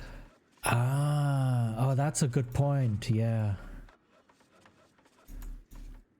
Because of the wood cost, and yeah. Okay.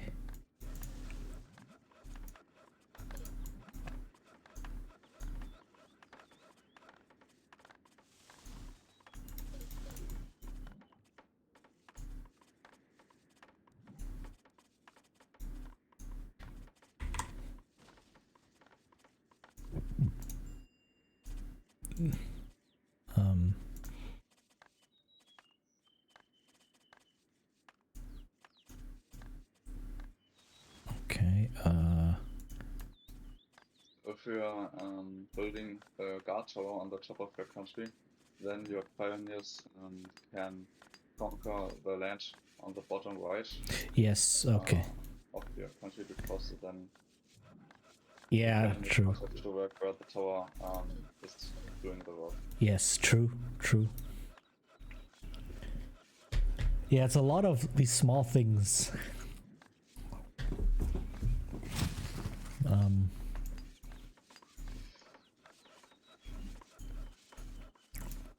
Fortunately, I don't know the exact building order and how to.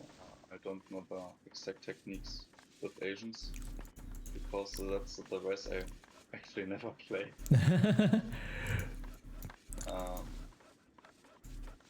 Yeah, that's okay. What I know is that the key spell with the priest is stone to iron. Yeah. That's how you run. That's how you run 2 to 3 weaponsmiths. Okay. That's a good point. That, yeah. You have to take care of your Sumpf. What means Sumpf in English? The what? Then Sumpf, the green. I don't know the English vocabulary for Sumpf, where you can do your mana production. Oh. With Asians. Distillery, or the temple. Oh, yeah, swamp. Yeah. Okay. Yeah. because these swamp parts are the only ones. Oh no, on the right side, where my soldiers, there are little swamps. And then, because if you're building your houses around the swamps, so then you can't place the Right. rice. The rice farm, yeah. Yes, rice farm. Okay.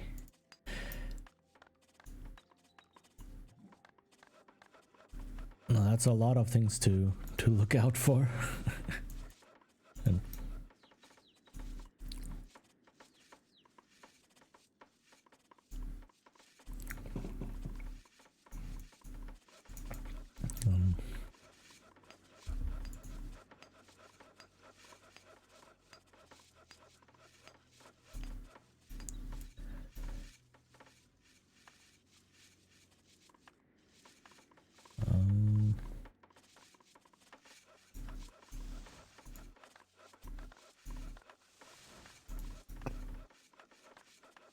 yeah, but okay.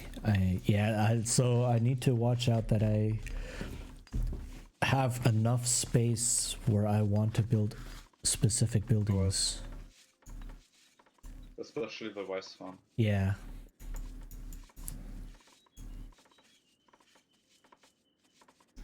But you don't build it now. It's too early. You can stop the or you can just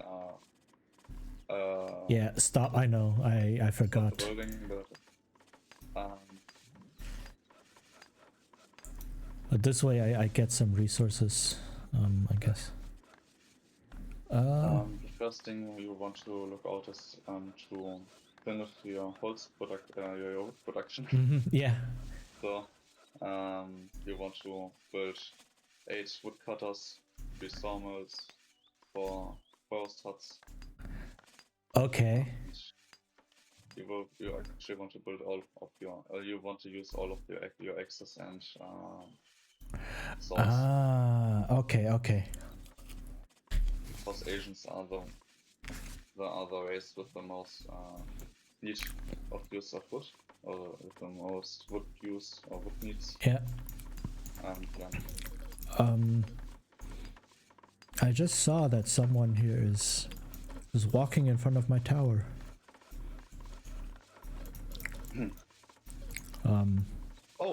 Okay. Yeah. I don't know the rules. Maybe. Oh, it could be. So in Settlers United you can set some rules for online games, and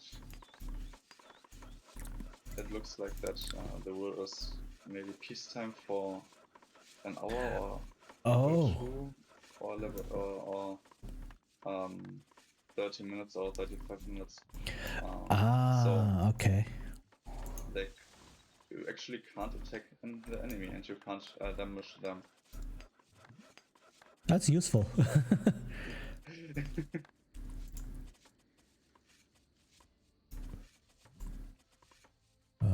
Okay, I need more space.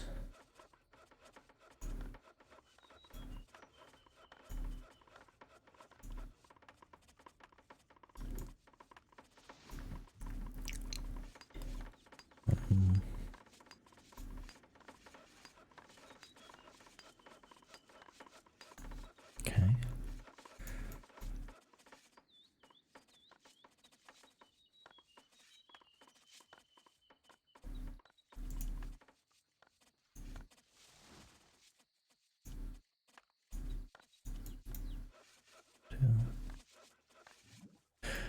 Okay, I'm so happy that you can see how many buildings of each type you have. It makes it a lot easier.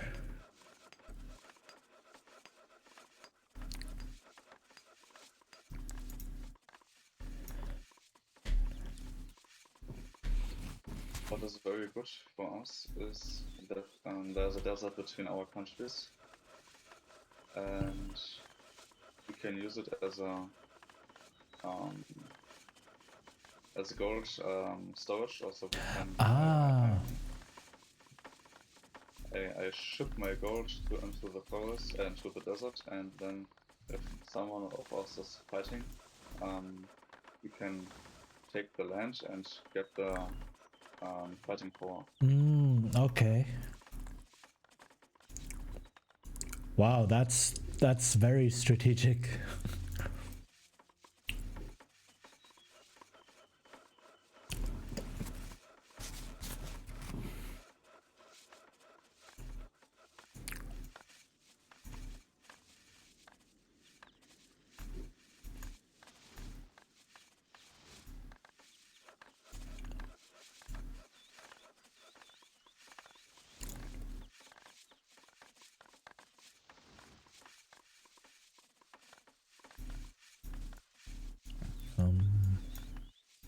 Yeah.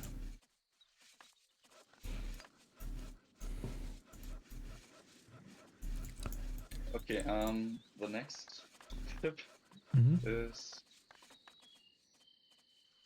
you want to let space between your forester hut, because the forester needs to have a needs space to plant his trees. Okay, yeah.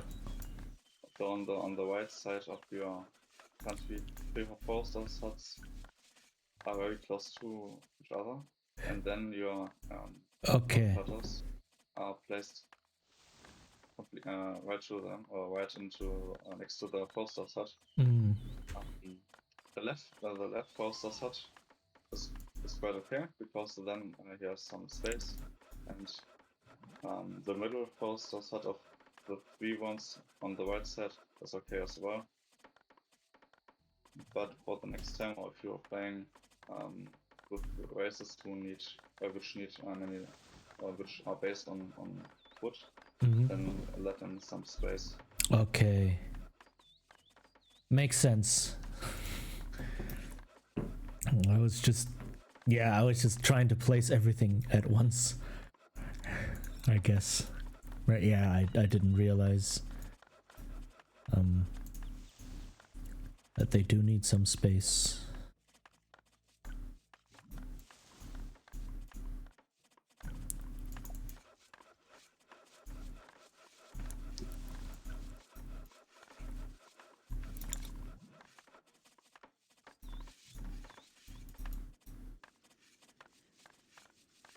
Okay.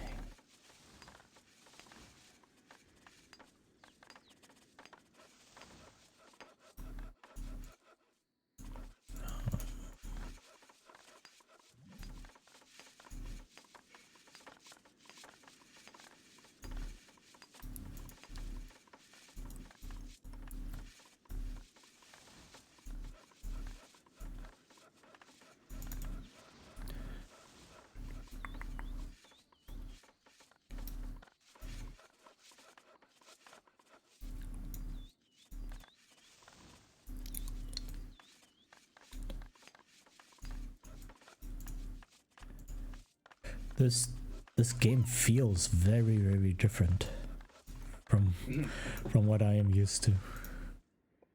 Oh, my game crashed. Uh-oh. No. What? Well, I think you have to fish. Oh. But there is, I'm pretty sure there's a safe game, yes. Yeah, okay. And then you can join it. You can join. But that doesn't happen often. The game is crashing.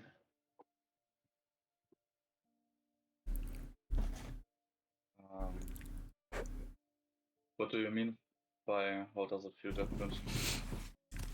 Compared to how I usually play? Yes. This is yes. A lot more hectic, I guess, or a lot more like having to think about a lot of different things at once. And not just like I used to treat the game just as a big management simulator. Right, kind of like not so much a city builder, but more like, I don't know, the Anno series, for instance, which are a lot more slow paced, and then this is a different feeling. It's Anno's slower than Sepos? It can be, or I'm playing that slow as well, I guess. I don't know if, how it feels to play Anno. Like, because it's even more, even larger production chains, and you actually have to level up your citizens slowly and all that. So it does take it's a lot larger with management. So that's how it feels like when I play.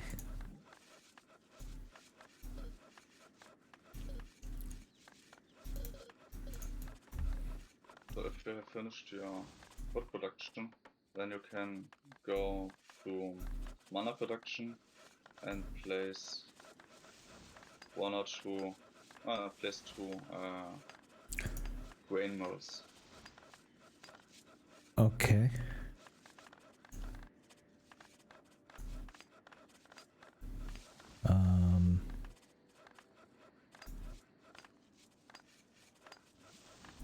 Where do I have space? I don't even know.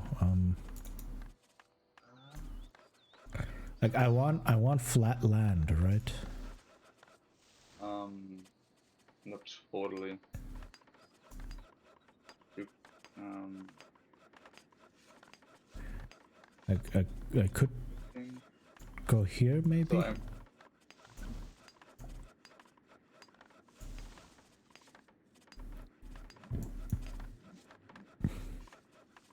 Or the other way around might be better.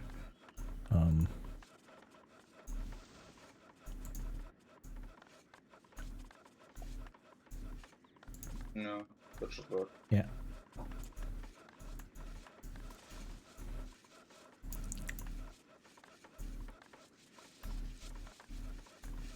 So, oh, there's a river. I thought about where you can get Yeah, fresh water. water and fish. Yes. Okay. All the way. Yeah.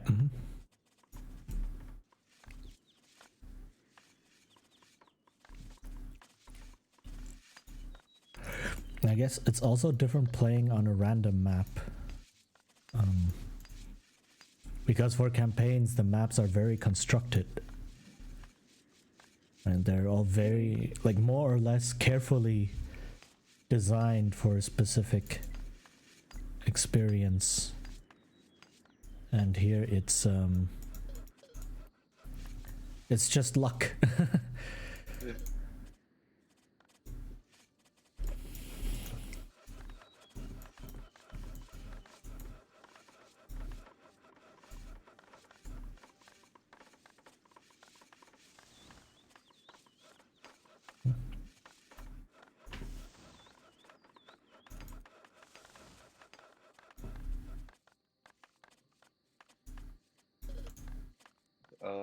You can take the little lake on the top of your your country. Okay. You can place fish flippers or there. There's fish in it. Oh, okay.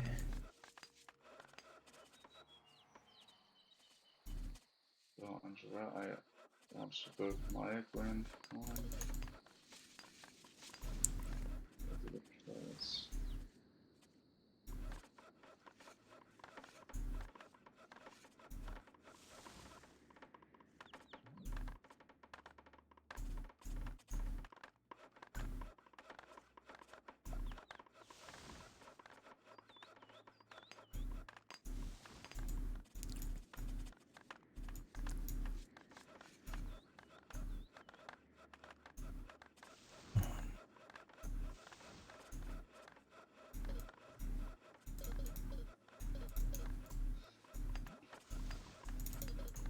got a huge spot.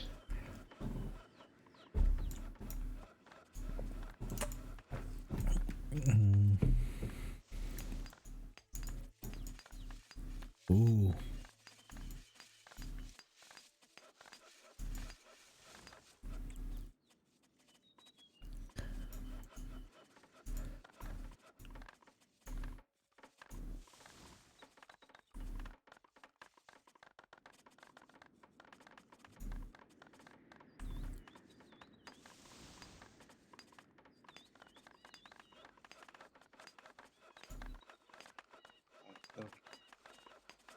Okay, we are playing against IE.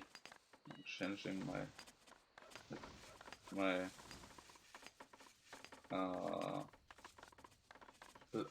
procedure. No, Mm-hmm. it's not the word I'm searching for. My game plan. Yeah. So usually on online games you are just producing both, but if you are playing against IE now, you play what I'm doing spears instead. Ah. Sometimes you're playing with spears on online games as well, but it depends on the game length and the size of your army. The larger the army gets, then the more effective only bows are. And if the army is still small, then you know win the. Why my game is pushing again? Oh no. Okay, well, I'm restarting Settlers United. Okay. That usually never happens.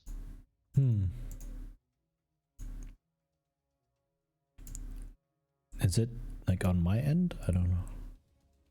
I don't know.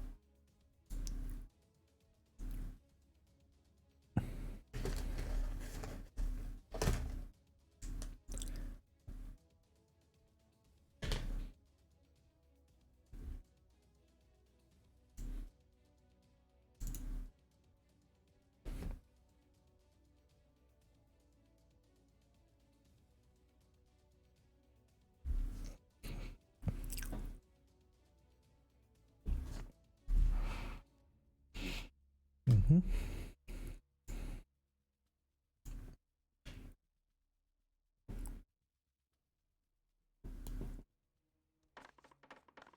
Okay.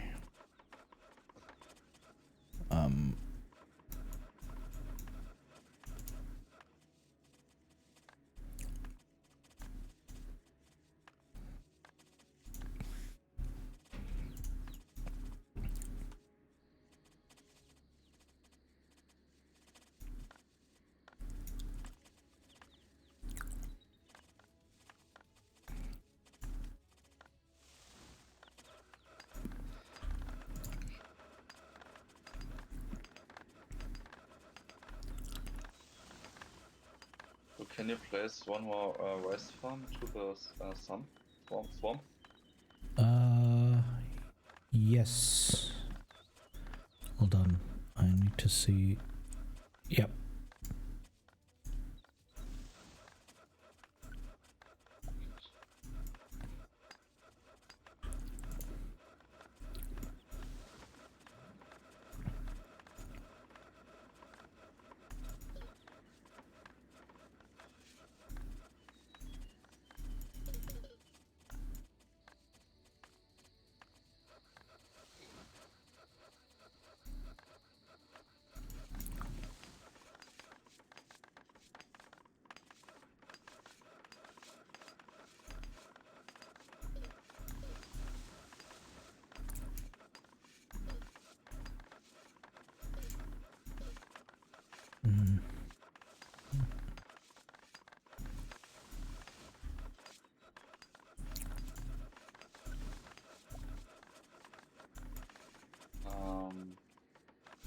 The next thing is to place an iron smelter, weaponsmith, and maybe barracks or a storage area Okay. where in which you store the weapons you are producing. Okay. Okay.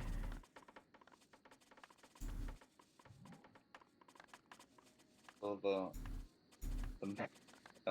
one of the main aspects is your shovel dudes. How do we call them? Levelers. Diggers. Yeah. Diggers. Oh yes. Should never stay around and do nothing. They always should do work. Okay. And Okay. and with the resources on your sawmills, or instead, not instead, resources on your producing buildings should never, so the resources should never stay there. Okay. Yeah, makes sense. If Okay. possible, everything should be on the flow, and no resources should be wasted. Okay. So, or time shouldn't be wasted. Yeah, makes sense. Okay.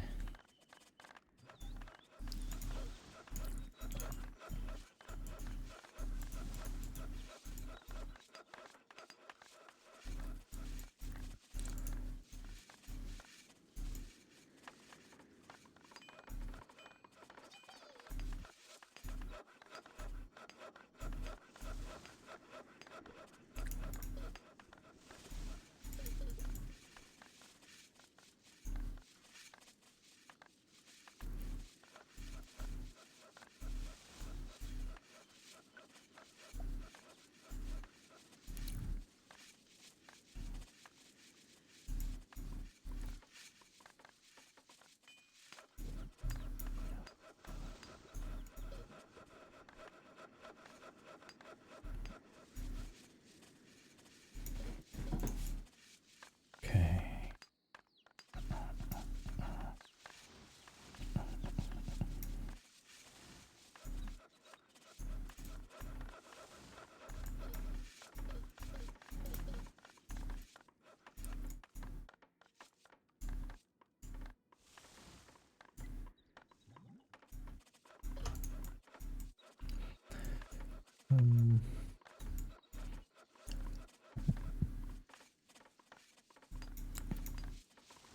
Right. Okay.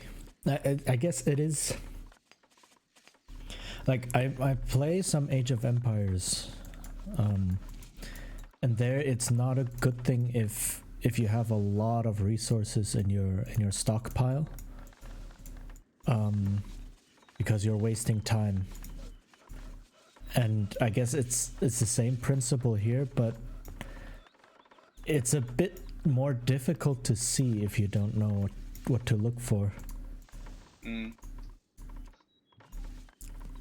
And I guess it's more serious because then the production buildings just stop working completely.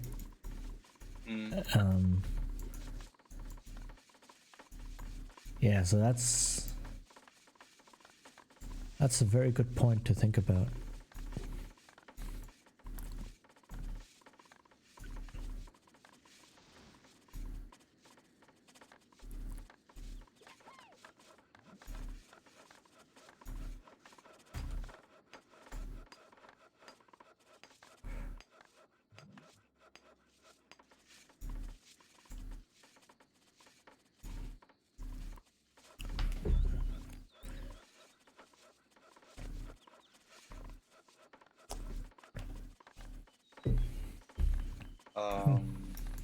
If you're have you changed your weapon settings that you're only producing Oh, not yet. swords or things, spears? So if the storage area is ready, finished, then you shouldn't prevent that tools or coal or something like that doesn't get carried into the storage area. Right.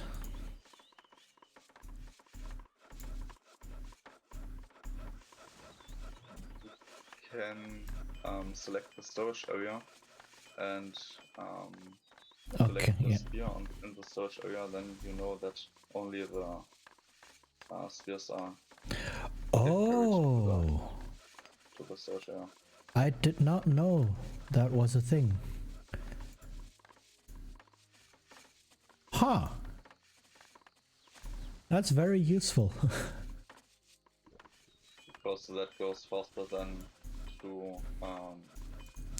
go to the distribution of the goods Yeah. and press every red or to say that every good should not be stored in the storage area. Yeah. Definitely. That does go a lot quicker. And another trick is if you press the C, then there is the recruitment of the soldiers, Mm-hmm. and you can press on automatic on the bottom. And if you're doing that, then there's stance menu, and this means that you are manually producing the soldiers, Ah. which means you are producing the soldiers with the buttons over the menu Okay. part. And in fact, if you don't recruit swordsmen or bowmen or spears, Ah. then you don't produce any soldiers. So if you're changing from automatic to manual, you are stopping all barracks in your whole country. Ah, okay.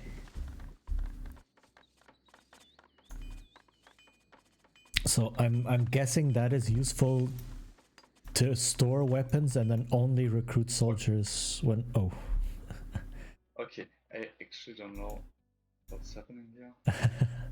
Maybe the settlers is saying, oh, maybe it's 2 a.m., it's too late. Go to sleep. Go to sleep. Okay. Maybe I should restart PC. Oof. Yeah, I don't know. Whatever works. I don't know. So I'm back very quick. Okay.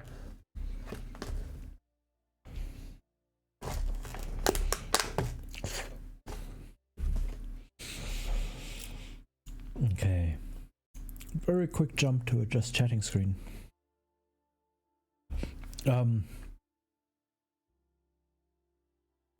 But yeah, this is what I was talking about. About watching a good player play this game.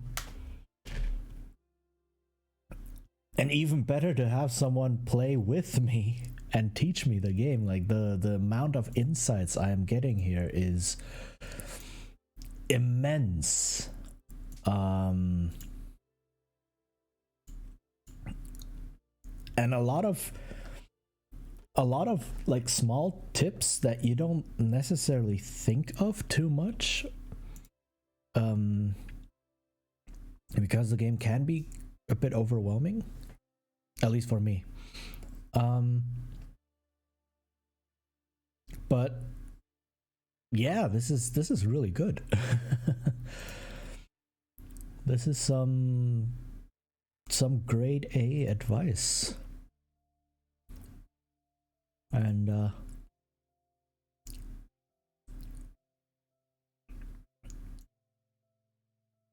yeah, this it's actually a lot of fun learning about the game like this. Hello again. Okay, hello. All right, let me switch back to the game.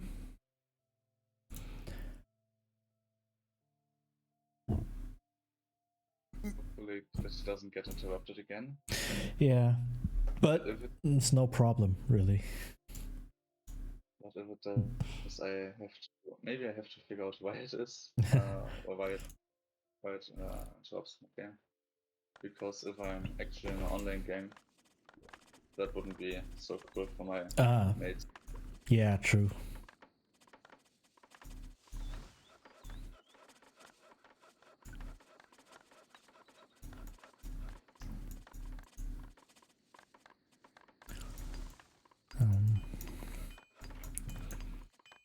But yeah, a lot of little tricks that I didn't know existed.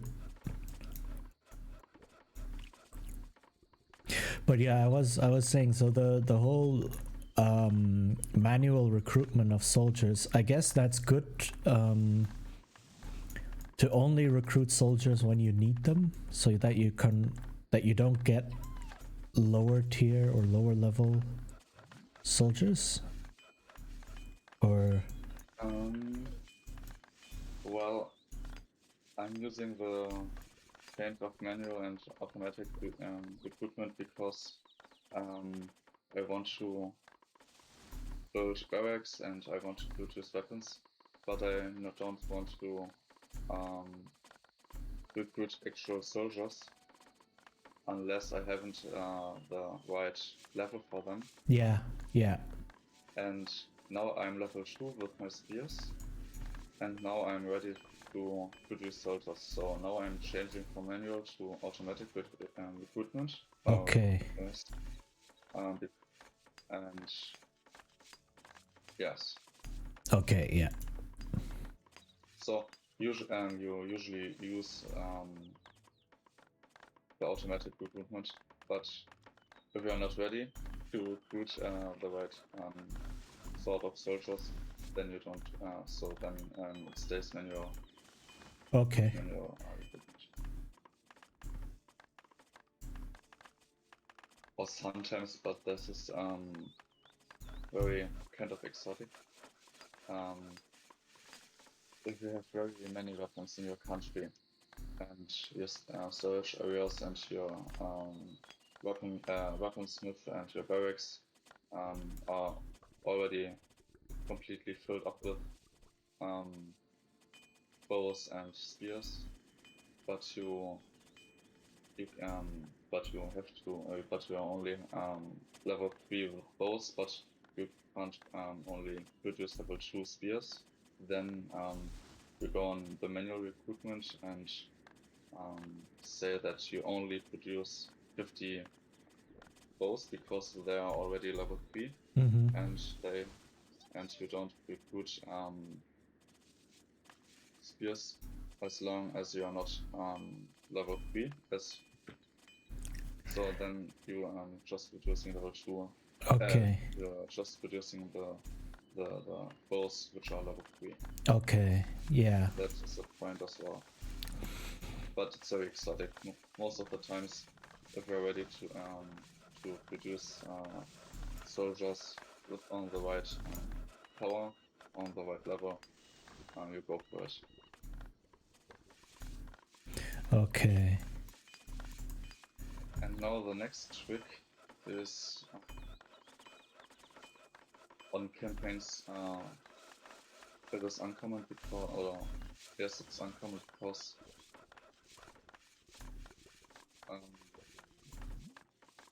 how do we call it in English? Donkey farms. The donkey farm. Yeah. You don't have donkeys in campaigns, or I haven't seen them yet. Yeah. And so the marketplace isn't working. Yeah. But here, if you're able to use donkeys to you build a market, because it's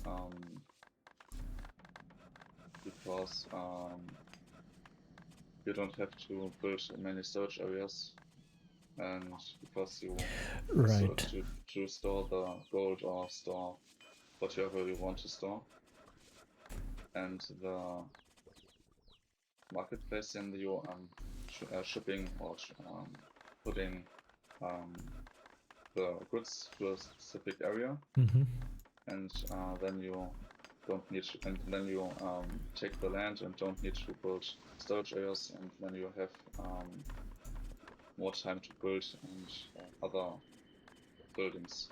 and you Right. don't waste stones and wood. Yes, okay. Makes sense. Yeah.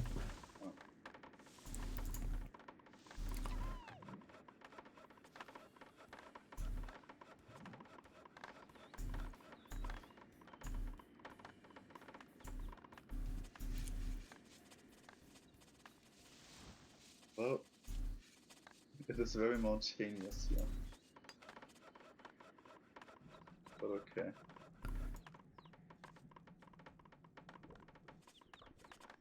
Um,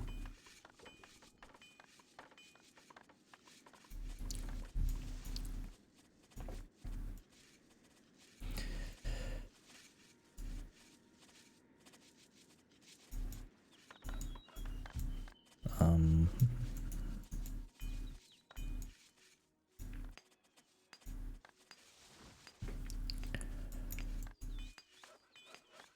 Nope, you have to wait 1 hour.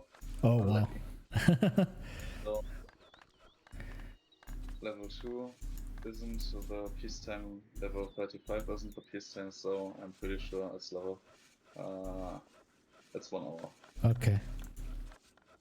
Give up. Then I can show, and we can wait. And by 1 hour, we can destroy our enemy. Okay.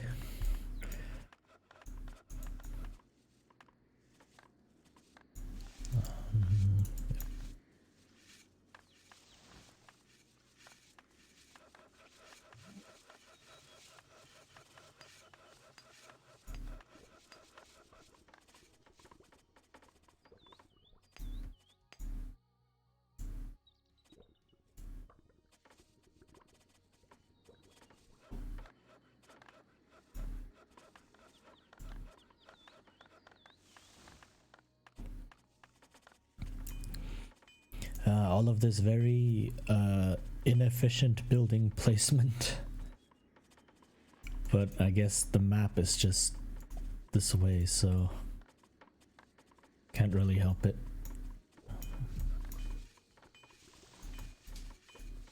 What do you mean by inefficient building Like placement? I cannot place things close to each other because there's just no space. Mm. Mm. Yes. And that's an actual good point of random, because now it's more difficult to. Also, you have to look where you can build your buildings, and if you're playing campaigns, then it's maybe a bit easier because the land is more flat and you Yeah. have more space, and it's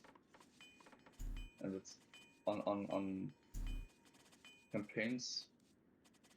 If you're playing random, or if you're playing much random games, and then after a time you get an eye how to build and where you can place the buildings and how does it work together.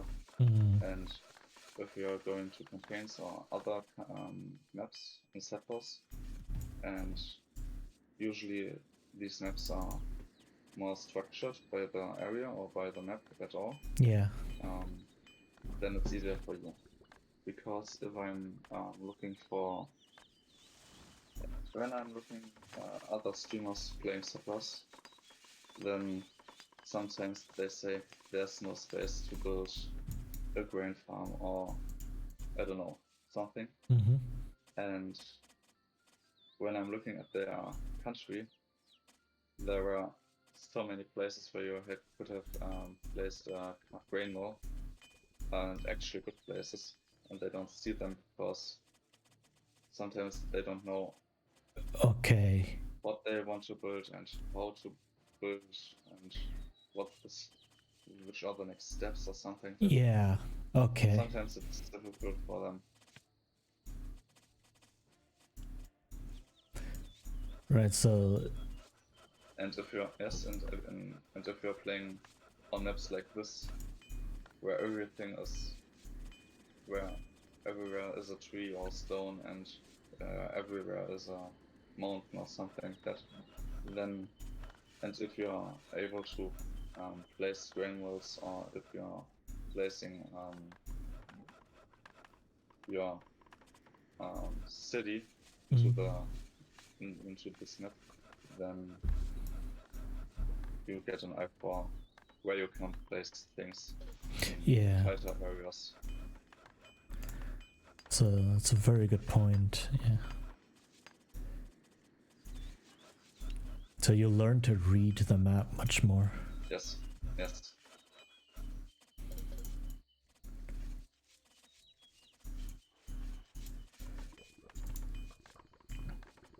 And that's also something I'm trying to get used to. Like, not go for like 100% efficiency is impossible. So it's better to play something now than wait 15 minutes to have the ideal position to play something. Yes.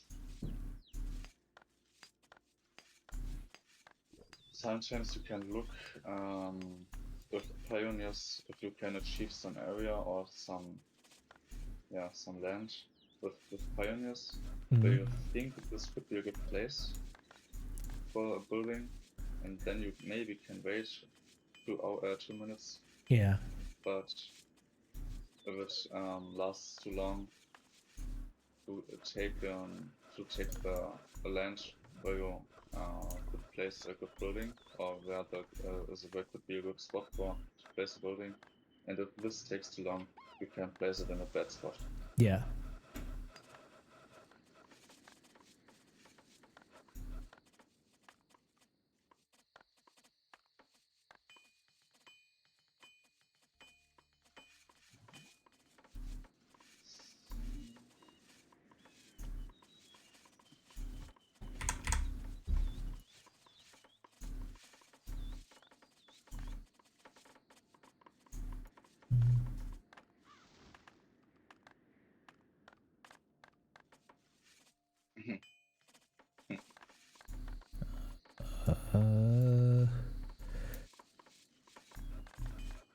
Okay, just trying to place things where I can.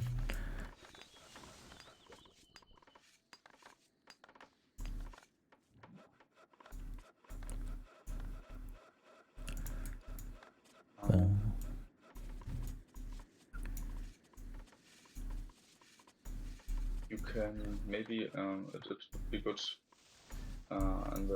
if the game starts, you try to use your soldiers to explore the country. Then you can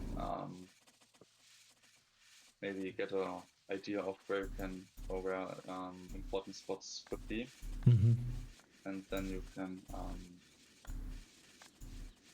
take these spots because your country is very mountainous, and maybe on the bottom of in the south of the country everything is black, and maybe there could be a good place to build a military industry or weapon industry, but you don't know yet because you haven't explored the country.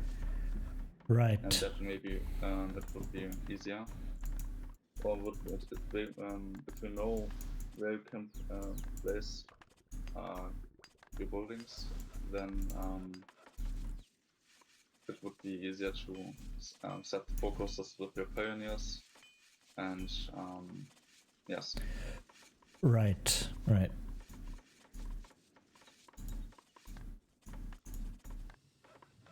But to be honest, your spot is quite difficult because you're in between me and an enemy. Yeah. There's the mount was heißt steil? Steep. Steep. Yeah. The country is very steep, and there are large mountains. Yeah. So it's not easy, to be honest. Well, do the best with what I have, right? Yeah.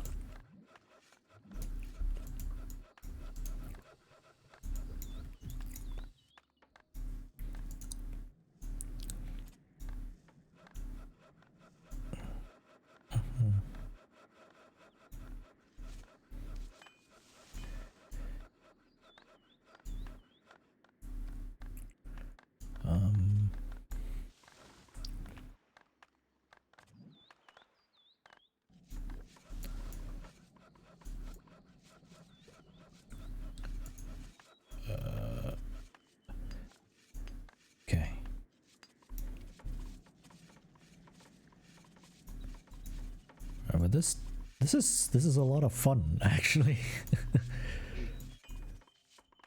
Like this is like learning the game again, so to speak.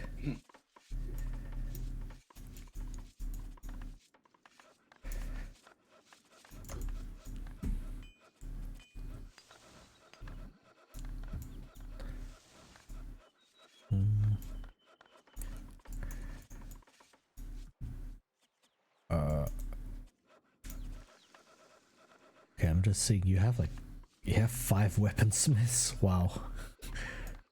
But they aren't working yet. Because coal is missing. Okay. But I'm already on the solution for that. So basically, build more coal mines because I can feed these coal mines with my 2 bakeries. And I have already 2 grain farms.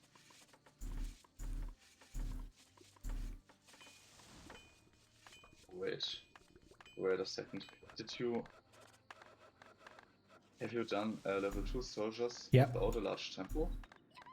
Yeah. That's quite impressive.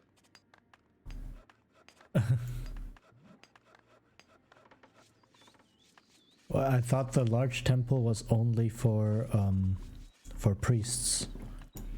Yes. But the large temple gives you 80% mana. So a large temple gives you an amount of mana that you can level up the soldiers earlier. Oh, just building a large temple gives you mana? Yes, but this effect lowers with every large temple. So, so to speak, Okay. the first large temple gives you 10 points of mana, the second 5 points, the third 3, the fifth. Okay. Some freaks Yeah. said that you have to build round about 21 large temples to get every soldier on level 3. Wow. Okay. But these large temples have to stay all by one. No, not by one. So you can't crush a large temple. So you need to place every 21 large temples, and if you destroy one large temple, you undo the effect. Okay. I did not know that. So what you can do is, so what I'm doing with Amazons and what you are doing with Egypt's as well, I guess, is you build 2 large temples to get level 2 soldiers. So to achieve one level 2, and then you can destroy one temple, and okay. And then just go normally. So to get yes. Okay. I didn't know that. Huh.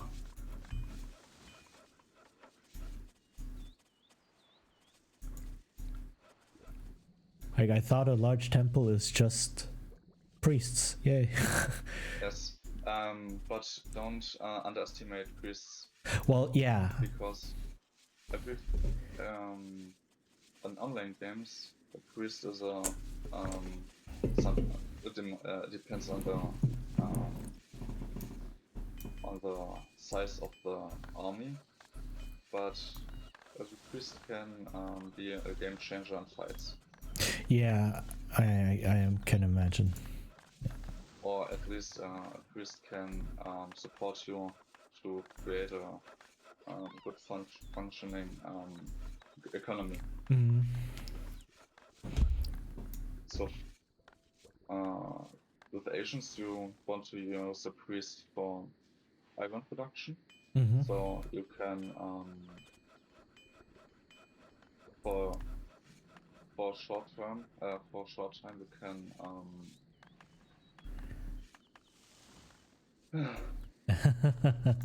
not say you can. What says? Let me think. Use stone? Or- Yes, you use stone instead of building a flesh industry or a meat industry Ah, because well you um well you still use so you still need flesh and meat to get iron, but you have two ways to get iron, okay. with stone and With, with conjuring from stone to iron. yeah, okay. Same procedure with Egypt, but they can convert fish to meat. So then Okay. they can do the same. So they use the grain farms to get mana, and with the mana they can conjure fish to meat, and they don't have to build multiple grain farms to get Okay. meat as well. Wow, that's okay. So that's really knowing how each of the civilizations work. Yeah. And with Amazons, you're building leverage alchemist stems, because with alchemist stems, I don't have to build iron and meat to. So to get iron is a thing in Settlers. Yeah, yeah. Because it's very you have to put in a lot of work to get iron, because you have to build grain farms and pig farms. Yeah. And these need a lot of resources and time to get it to get it running. And you try to skip the part of getting iron somehow, and many races can skip this part, except Romans. Romans are the only race who have to build grain farms. Yeah. But they can convert soldiers. Oh, right. Yeah. Huh, that gives a whole new light to balancing and everything. That's really fascinating. Like the how every civ differs in the economy. Yes.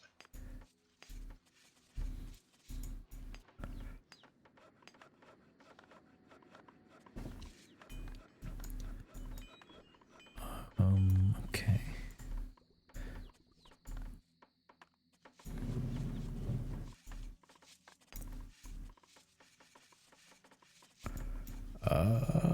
Right, what am I looking? Yeah. That's kind of funny if I'm looking if I'm watching other streamers playing Settlers. Most of them are playing each race the same way. And then for them it's boring. Also, often people don't like to play Settlers for a long time, because after a couple of games it's boring. Well, for some players it is boring, but Settlers is deeper than most people think. Yeah, it really is. But yeah, it needs more time, and it takes some effort to get the main things, or to understand some techniques. Yeah, definitely. But I do like I mean I keep discovering that the civs are different. Like, I found out about the ships being different when I played the Asian campaign, and then realized, oh wait, the ships are much cheaper, but they transport less goods, and it's like, oh, Yes. that's a lot of small differences, or differences that look small but have a very deep impact. It's- What's very interesting as well is the Asian race can spit out like the the large residents can spit out the people Mhm. fast, very fast, faster than every other race. Okay.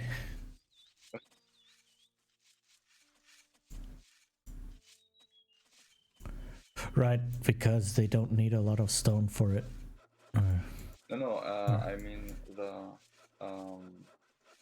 the persons who are going out of the house. The 100 Oh. persons from the large residence are going faster out of the house than at Amazon's, for example. Oh. Wait. Okay. That's.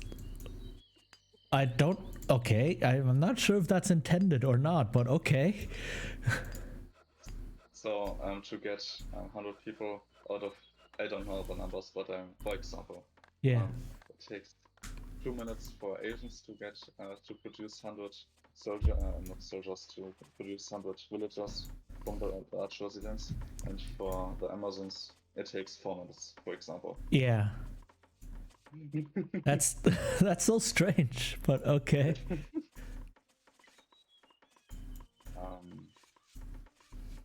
I don't know if you have noticed. There is an actual balancing letter, or it's kind of a letter on the Settlers United page. I don't know where it is, but it exists, where the developers of the Settlers United try to make balancing patches and changes Ah. for each race.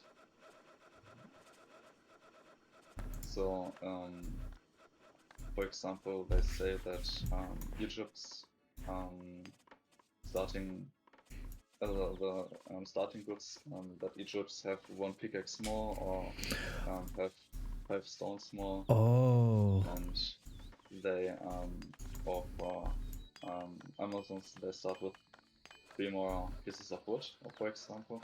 Wow. And the crazy thing is that they actually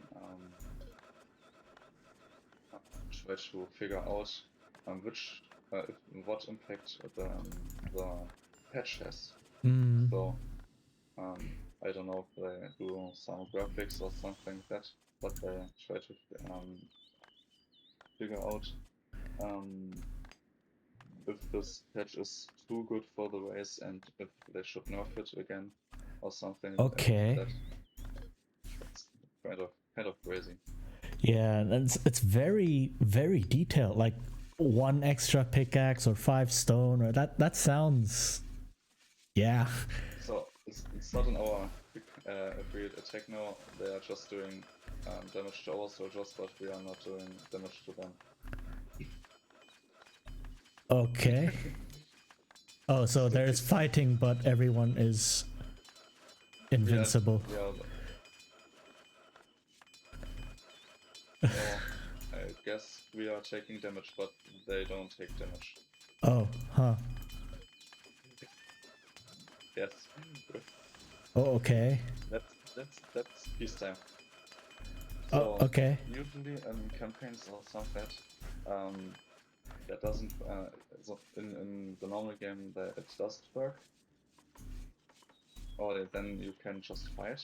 But they programmed it, or they patched it like to on peacetime, because that means if it's the same, you can't attack the enemy. Mm-hmm.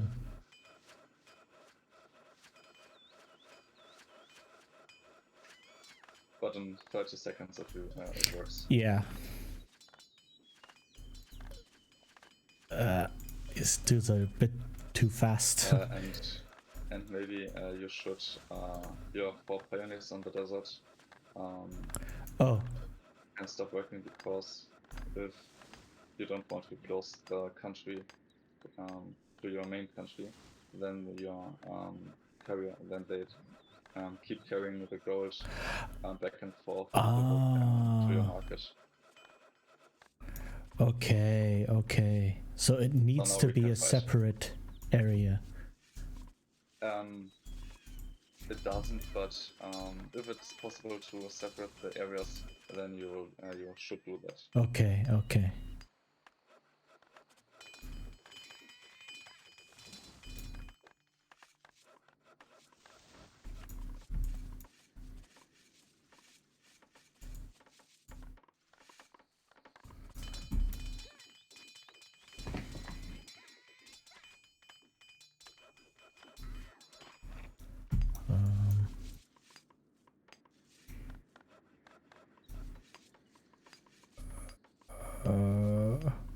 What I'm looking for. Oh.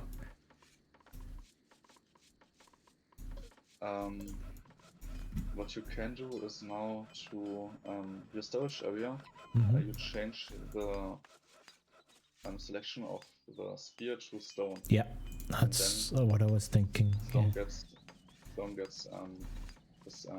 will get carried to the storage area, and then you can conjure stone to Iron. Yeah. Mm-hmm. So I show you what on the desert now they are taking the gold back to the market, and if this happens, I close the land and then. Okay. They don't. Okay. Yes, I see. Right, because it is in the same area, so the settlers can Yes. go. Yeah. I understand now. Wow. Right, then I need to pick a different area to send. Well, it works because the carriers are taking priority of the producing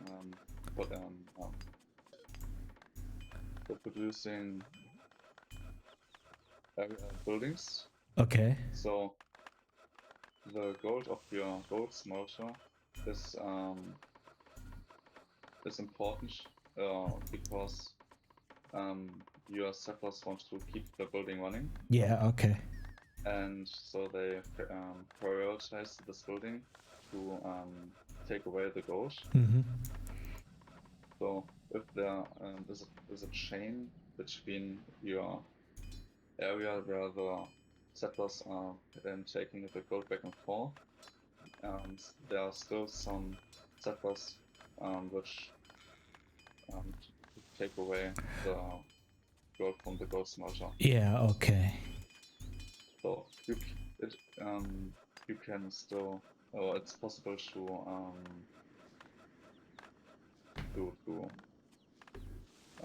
carry the gold next to your market. Mm-hmm. But then it looks very confusing if your own settlers are running back and forth to carry Yeah. gold back to your market. But it's working as well. That's possible.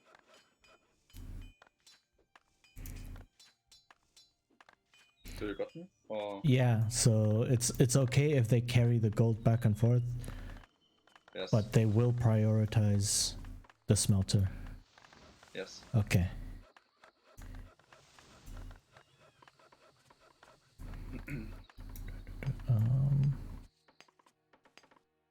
All right. I need more space. Well, I destroyed the terrace. Then you It's okay. Oh no, I actually don't need that area Oh. Okay. because it's too far away from my main country, Oh. way too far, and you can work with that. All right.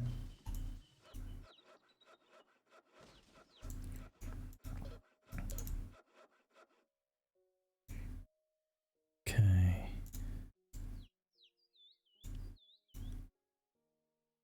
Um.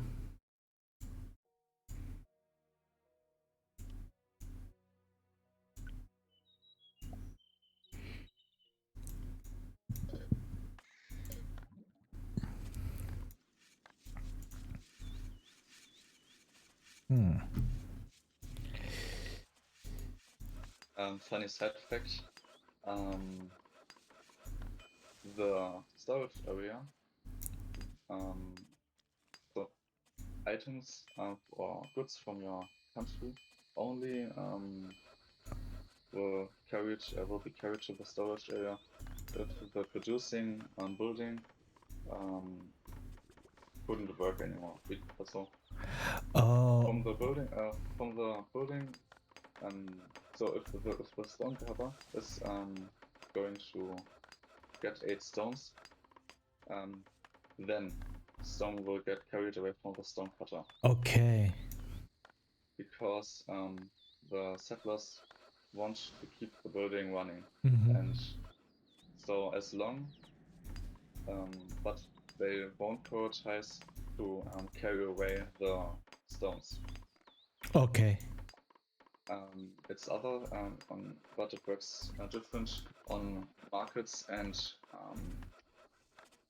docks because markets and docks they work or they need because this is another working process.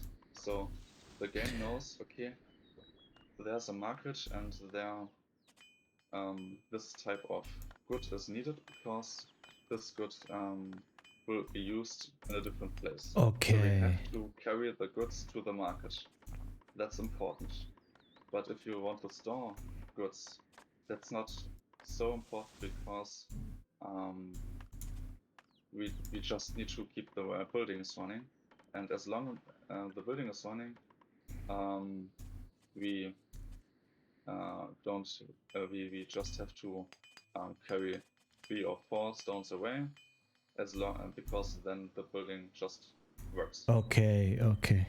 Do you know that's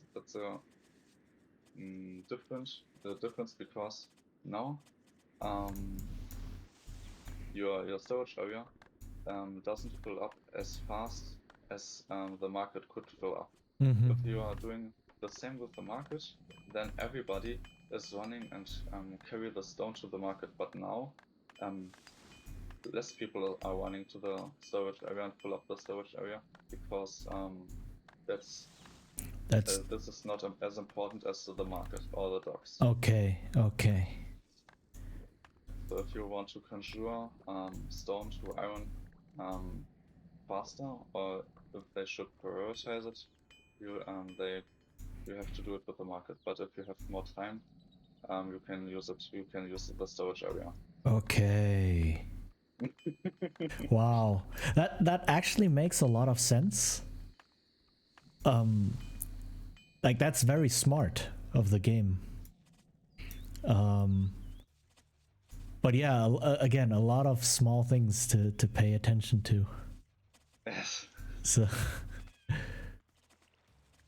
I figured that out for maybe half a year because I played Egypt, and then I want to conjure fish to meat, and I wondered why it took so long to fill up the storage area, and then I tried to comprehend to vergleichen. compare. Yeah. Compare. To compare, then I compared it to the docks, and there it worked very faster, or it went very fast. Yeah. So that so I guess that docks and marketplaces are more important than storage areas. Yeah, it makes sense. That was my Entdeckung, my Discovery. discovery. Yes. But it makes a lot of sense that storage area is just, you know, any extra you put in there, and then Yes. the market and the docks is actually continued production. So So now you can move up with the priest to the Mhm. storage area and conjure stone to. No, you already done that. oh wow, that's a lot. So now you got 40 metal bars are there now, and with 40 metal bars you can that's so you probably you can do a spell multiple of times, Hmm. so you can only you can keep running 3 weapons with only with this kind of or this way. Wow, that's amazing.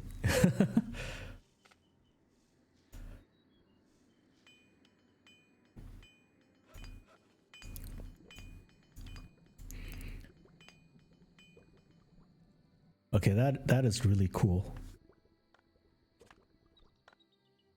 That saves a lot of coal as well. That is so cool. Yes. So I kept thinking, like, coal is a very important resource, and the Romans can produce coal some other way. Not very well, but they can. But what about the other can, but, civs? Right? You don't want to do that. Yeah, I know. But then I was thinking, what about the other civs? Like, what? How can they compensate? And apparently, this is really good.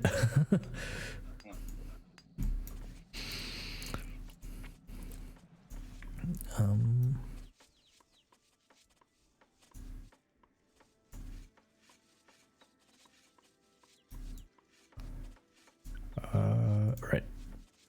The good thing on Amazons, and Amazons are in the late game the most powerful race, because they can produce tons of soldiers and tons of gold. So with my alchemist stand is a gold smelter and an iron smelter in once. Yeah. And it only needs fish and honey to get gems and sulfur. Right. Run the alchemist stand, and fish and honey are very easy produced Yes.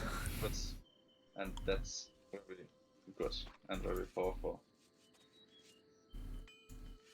That's almost like cheating. Yes, that's kind of true. But on the other side, my Amazons have lower life bars. So the HP points on the woman's are less than on every other race. Oh. Okay. So,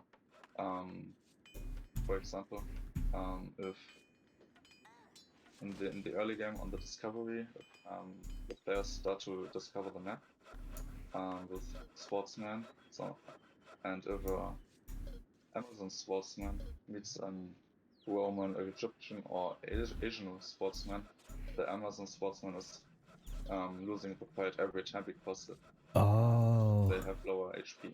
Okay. So Amazons are Zergs. Zergs, I don't know the vocabulary. Oh, StarCraft. It's from StarCraft. StarCraft. I have never played StarCraft. Oh. Well, in StarCraft you get 3 different races. So you have the humans, the Terrans, And then you have the Protoss who have very expensive but powerful units. Mhm. And then the Zerg who are these weird creatures who rely on large numbers, but every unit is very weak. Okay. So Yeah. That's Amazons. yeah. Yes. So you Zerg rush, you just build up a huge number of units and then Yes. rush. Yeah.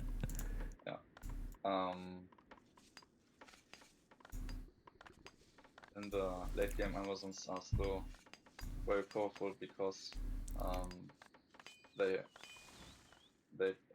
tend to be the race with the most power, fighting power, because of the gold production, Mm-hmm. and then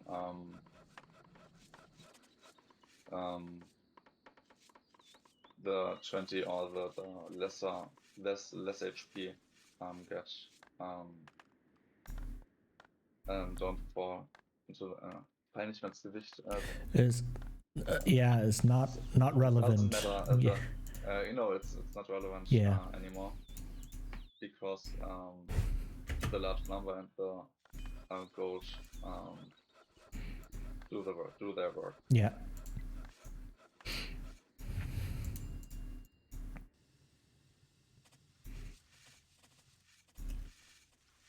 So already I have.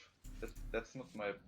To be honest, I'm talking very much, so I don't set my focus on the my economy, and I still have 240 soldiers. Wow. Okay. That's a lot. That's okay. Yes.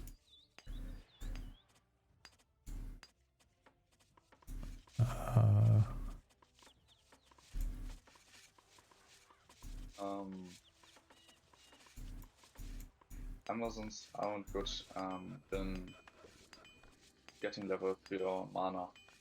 I don't know why, but Egypt's are more or difficult, more difficult, but Amazons are the second are the race with Okay. should be the second difficult race with getting level 3. Okay. I guess that's another balancing point. Yes. Yeah. Romans are the easiest to get level 3.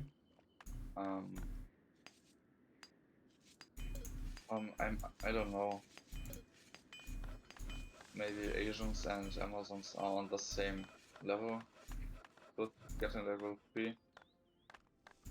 Or I don't know. It's because you already have level 3, and I guess for a long time already. Yeah, I am almost at my second level 3 here. Or halfway okay. there. I'm halfway to second level 3. And I am close to level 3. I got my first level 3. Oh. I mean, what I read is that Asians get double the mana for every wine thing, for every No. yeah. No. Okay.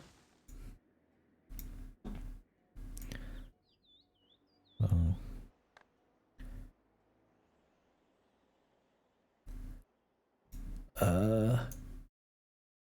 But I just have soldiers all over the place.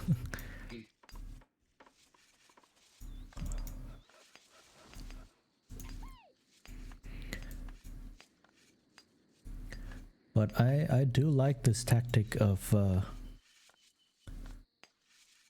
stone to iron. That is a lot of fun, actually.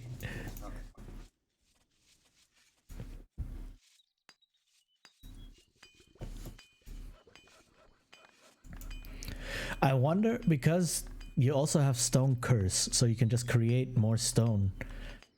I wonder if it's possible to just fully go into that and just Infinite. have like 15 stone cutters and just use that. And just 0 smelters or something. But that was difficult because with every spell, the spell Yeah, costs true. more mana, I guess. Yeah, true. True.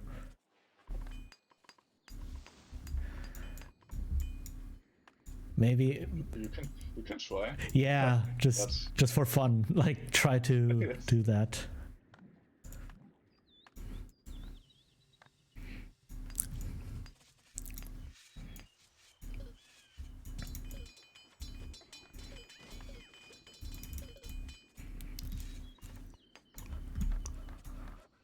Um,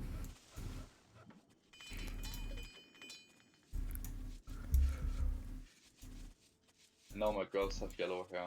Level 1 have brown hair, my level 2 black, and level 3 yellow. So they're getting Super Saiyajins. oh, okay. That's yeah. That's so you're playing. I don't know what they are called. Dragon Ball people, something. Yeah. I just know that some epic guys in Dragon Ball get yellow hair and then they are super massive Yes. or something like that. Yeah. That's Same. the only thing I know. Yeah. Same. I have never watched Dragon Ball. So.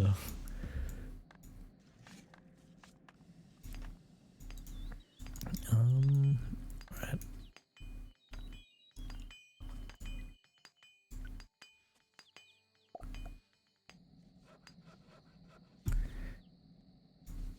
Okay.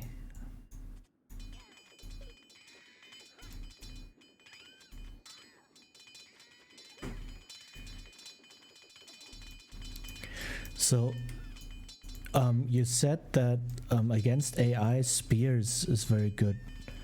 Is it because like individually Spears are the strongest? Um, mm, Or you were talking about army size? yes. So I remember a game for 2 weeks or for 1 week. I made I guess I refighted. It was online. It was an online game, and I had 600 or 500 bows, Mm-hmm. and my enemy, who plays Amazon as well, or played Amazon as well, got 600 spears, but unfortunately level 3 as well. And I only got level 2, but he completely won me over. Okay. And then I started to ask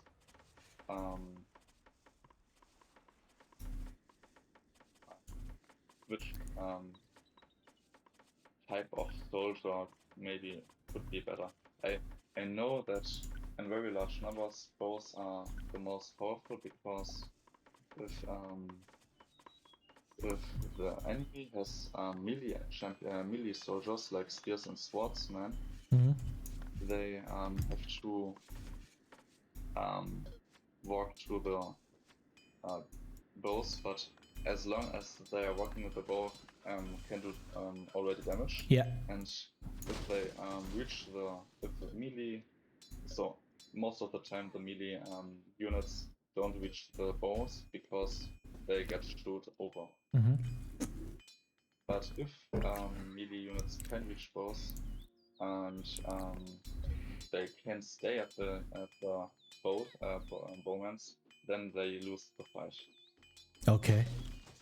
So, and as if you have a very large number of bows, then you win the fight. But if the size is not as large, then Okay. you lose the fight. Okay. And the size of the army depends on the game length, and yeah. Okay. Makes sense. So there's no 100% rule to produce bows or only spears or swordsmen. Mm-hmm. But in I know. So in IA, the AI builds very many towers, and the AI produces mixed types of melee, not melee, mixed types of soldiers, Mm-hmm. and because of that, you can you don't have to build only bows Right. because against the AI everything is mixed. Okay. Yeah. But if you are playing against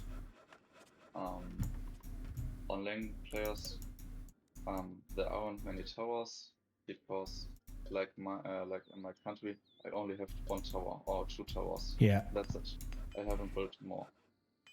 And then I don't have to build melee units Yeah. because I don't have to conquer many towers. Mm-hmm.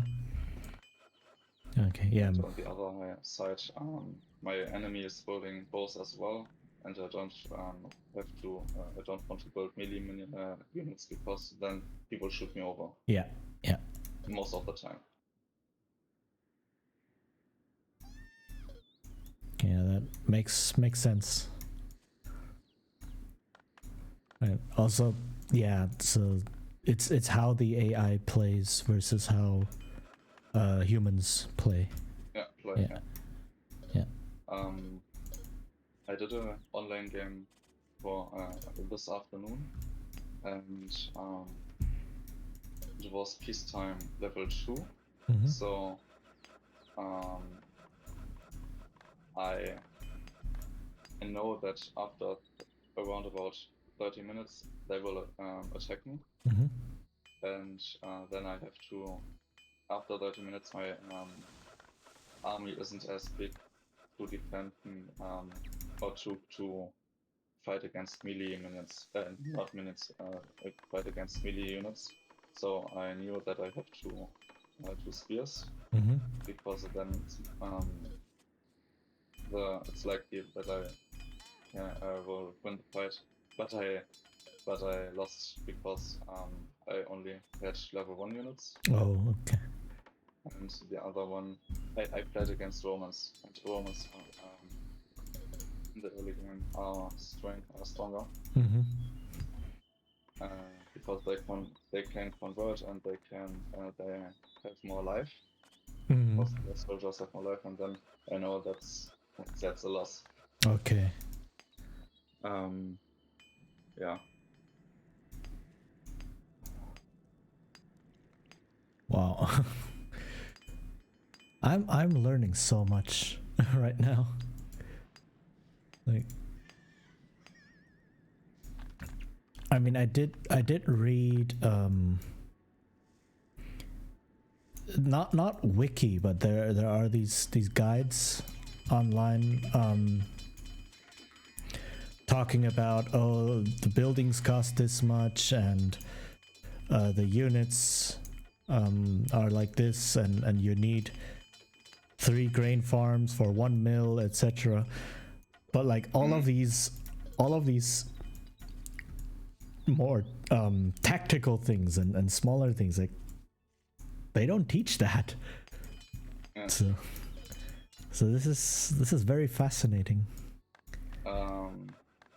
This you only learn through online gaming. Yeah, I can imagine.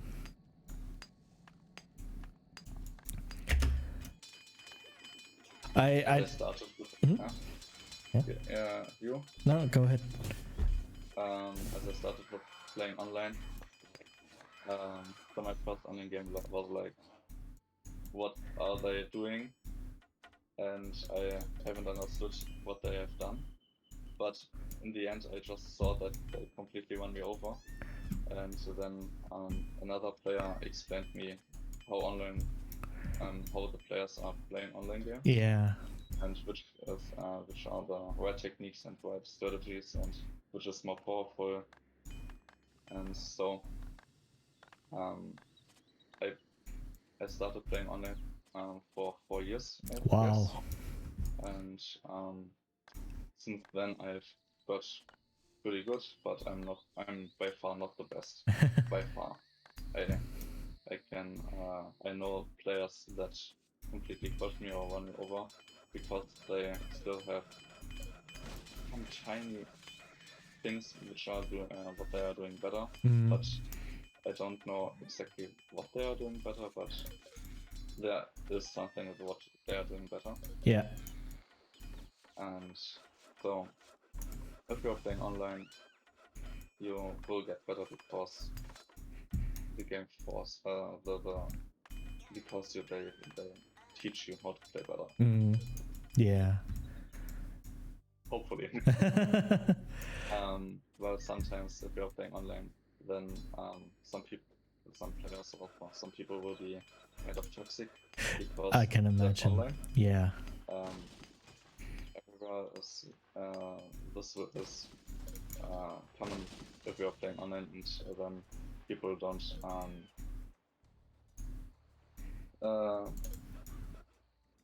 deliver,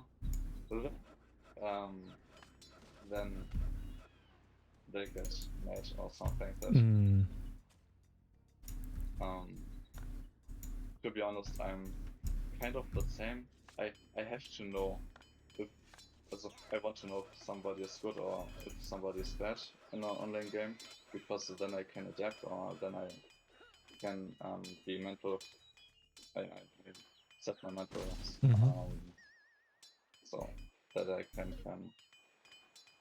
prepare for this, and then it's fine for me.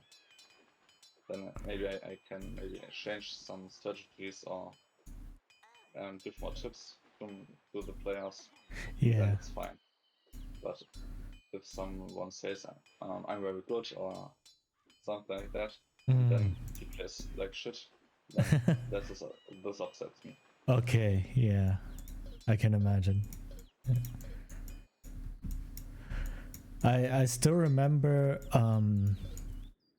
when I first tried to play online years ago, before Settlers United, before Settlers 4, before like all the way old school, original Settlers 3. I went into an online lobby, or I was looking for an online game. And then I met someone, I forgot, I think there was a lobby chat or something. So I went in, and the person asked me, it's like, are you a beginner? Like, what do you play? It's like, oh, I just tried the campaign. It's like, and he said, oh, then you should not play online, because in online the players will just overrun you with like 100 soldiers at 30 minutes or so. It's like, oh wow, how does that work? And then I never touched online again. So he just, I mean, it was friendly, right? He was just asking like, oh yeah, are you sure you want to play online? Because online is very different from playing campaign. And then yeah. So it was friendly advice, saying like, you should probably try to get better first before trying online, because you will not have fun. And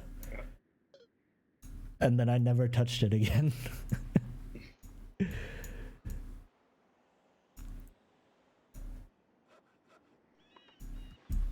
Okay, I'm seeing the whole map now. This is pretty crazy. It's like all over the place. But yeah. If the game has finished, Yeah. So if somebody wins or have lost, then you the whole map gets revealed. Yeah.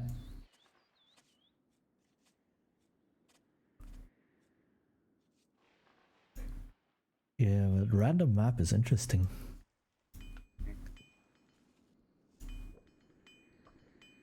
Yeah, this was a lot of fun. Really.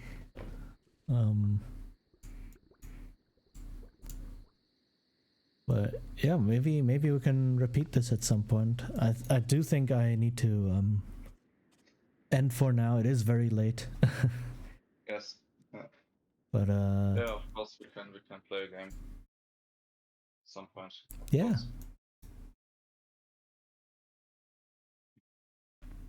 The cool thing on the statistics is that you can that the statistics is more precise than on Ubisoft or than on the earliest settlers, because you can there are actually graphs. You can look which player did which progress at which point. So Okay. the statistics are very have had an improvement in the precise or to be precise, Mm-hmm. which has programmed the developer of ZPass United as well. Wow. So ZPass United has many cool little changes. Mhm. The developers have made very little changes to that the game is more comfortable, or that the game is Yes. more comfortable. Yeah. So the I last change, felt that. Yeah. the last change was that if you have finished residence, then you can see how many people are still coming out. Yes. That is amazing. That's very cool. So sometimes you destroy a residence because you need the resources, Mhm. and I don't know if you have noticed, but if you press Y, no, not Y, Y. Yeah. Not Y, Why? oder? Yeah. On the then there's a house symbol and Mhm. a hammer symbol, I guess.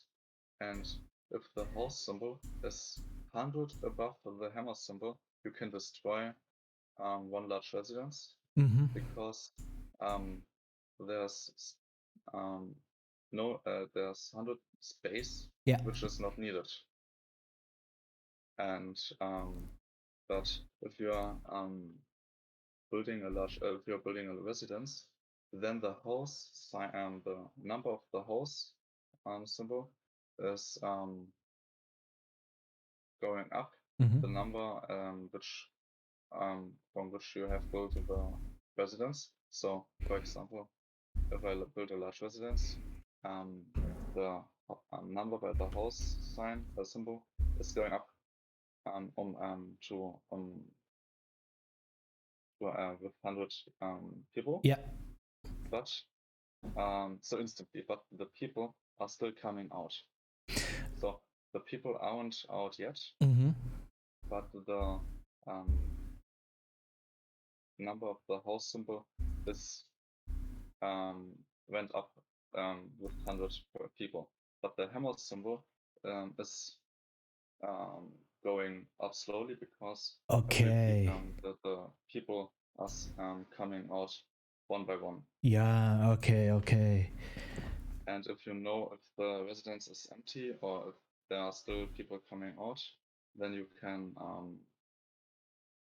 make guesses if you can destroy a large residence or not. Right.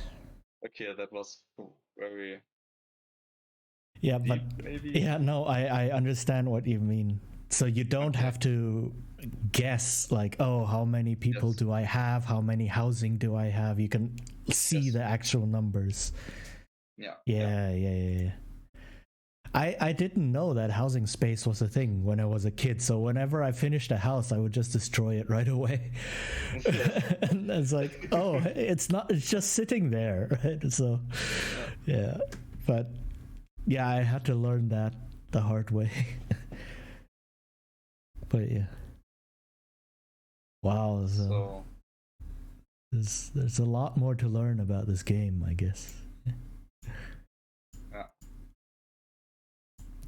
So I wish you a good night. Yeah, Good sleep. same. Thank you so much for doing this, for playing a game with me and teaching me so much.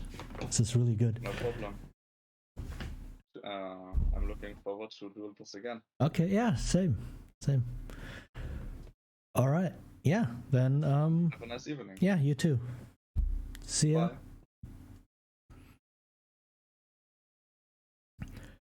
Yeah, that was a lot of fun. I did not expect it to be this much fun. But that is the like having chill people, having kind people on your team like that is makes online play amazing. So thank you again, Damine, for doing this. It's really awesome.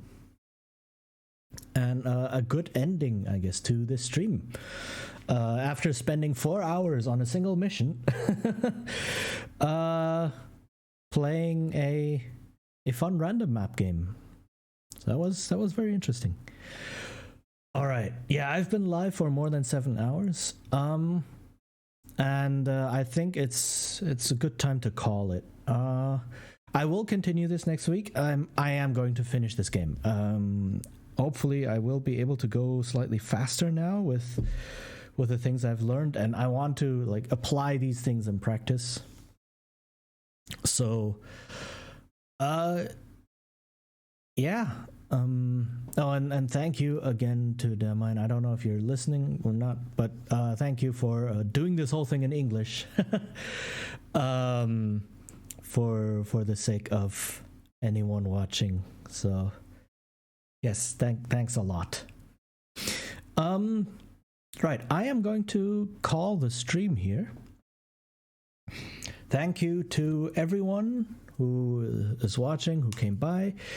Thank you again, Aquapunk, for the raid. That was really amazing. Thank you to everyone who was chatting, who was lurking, anything.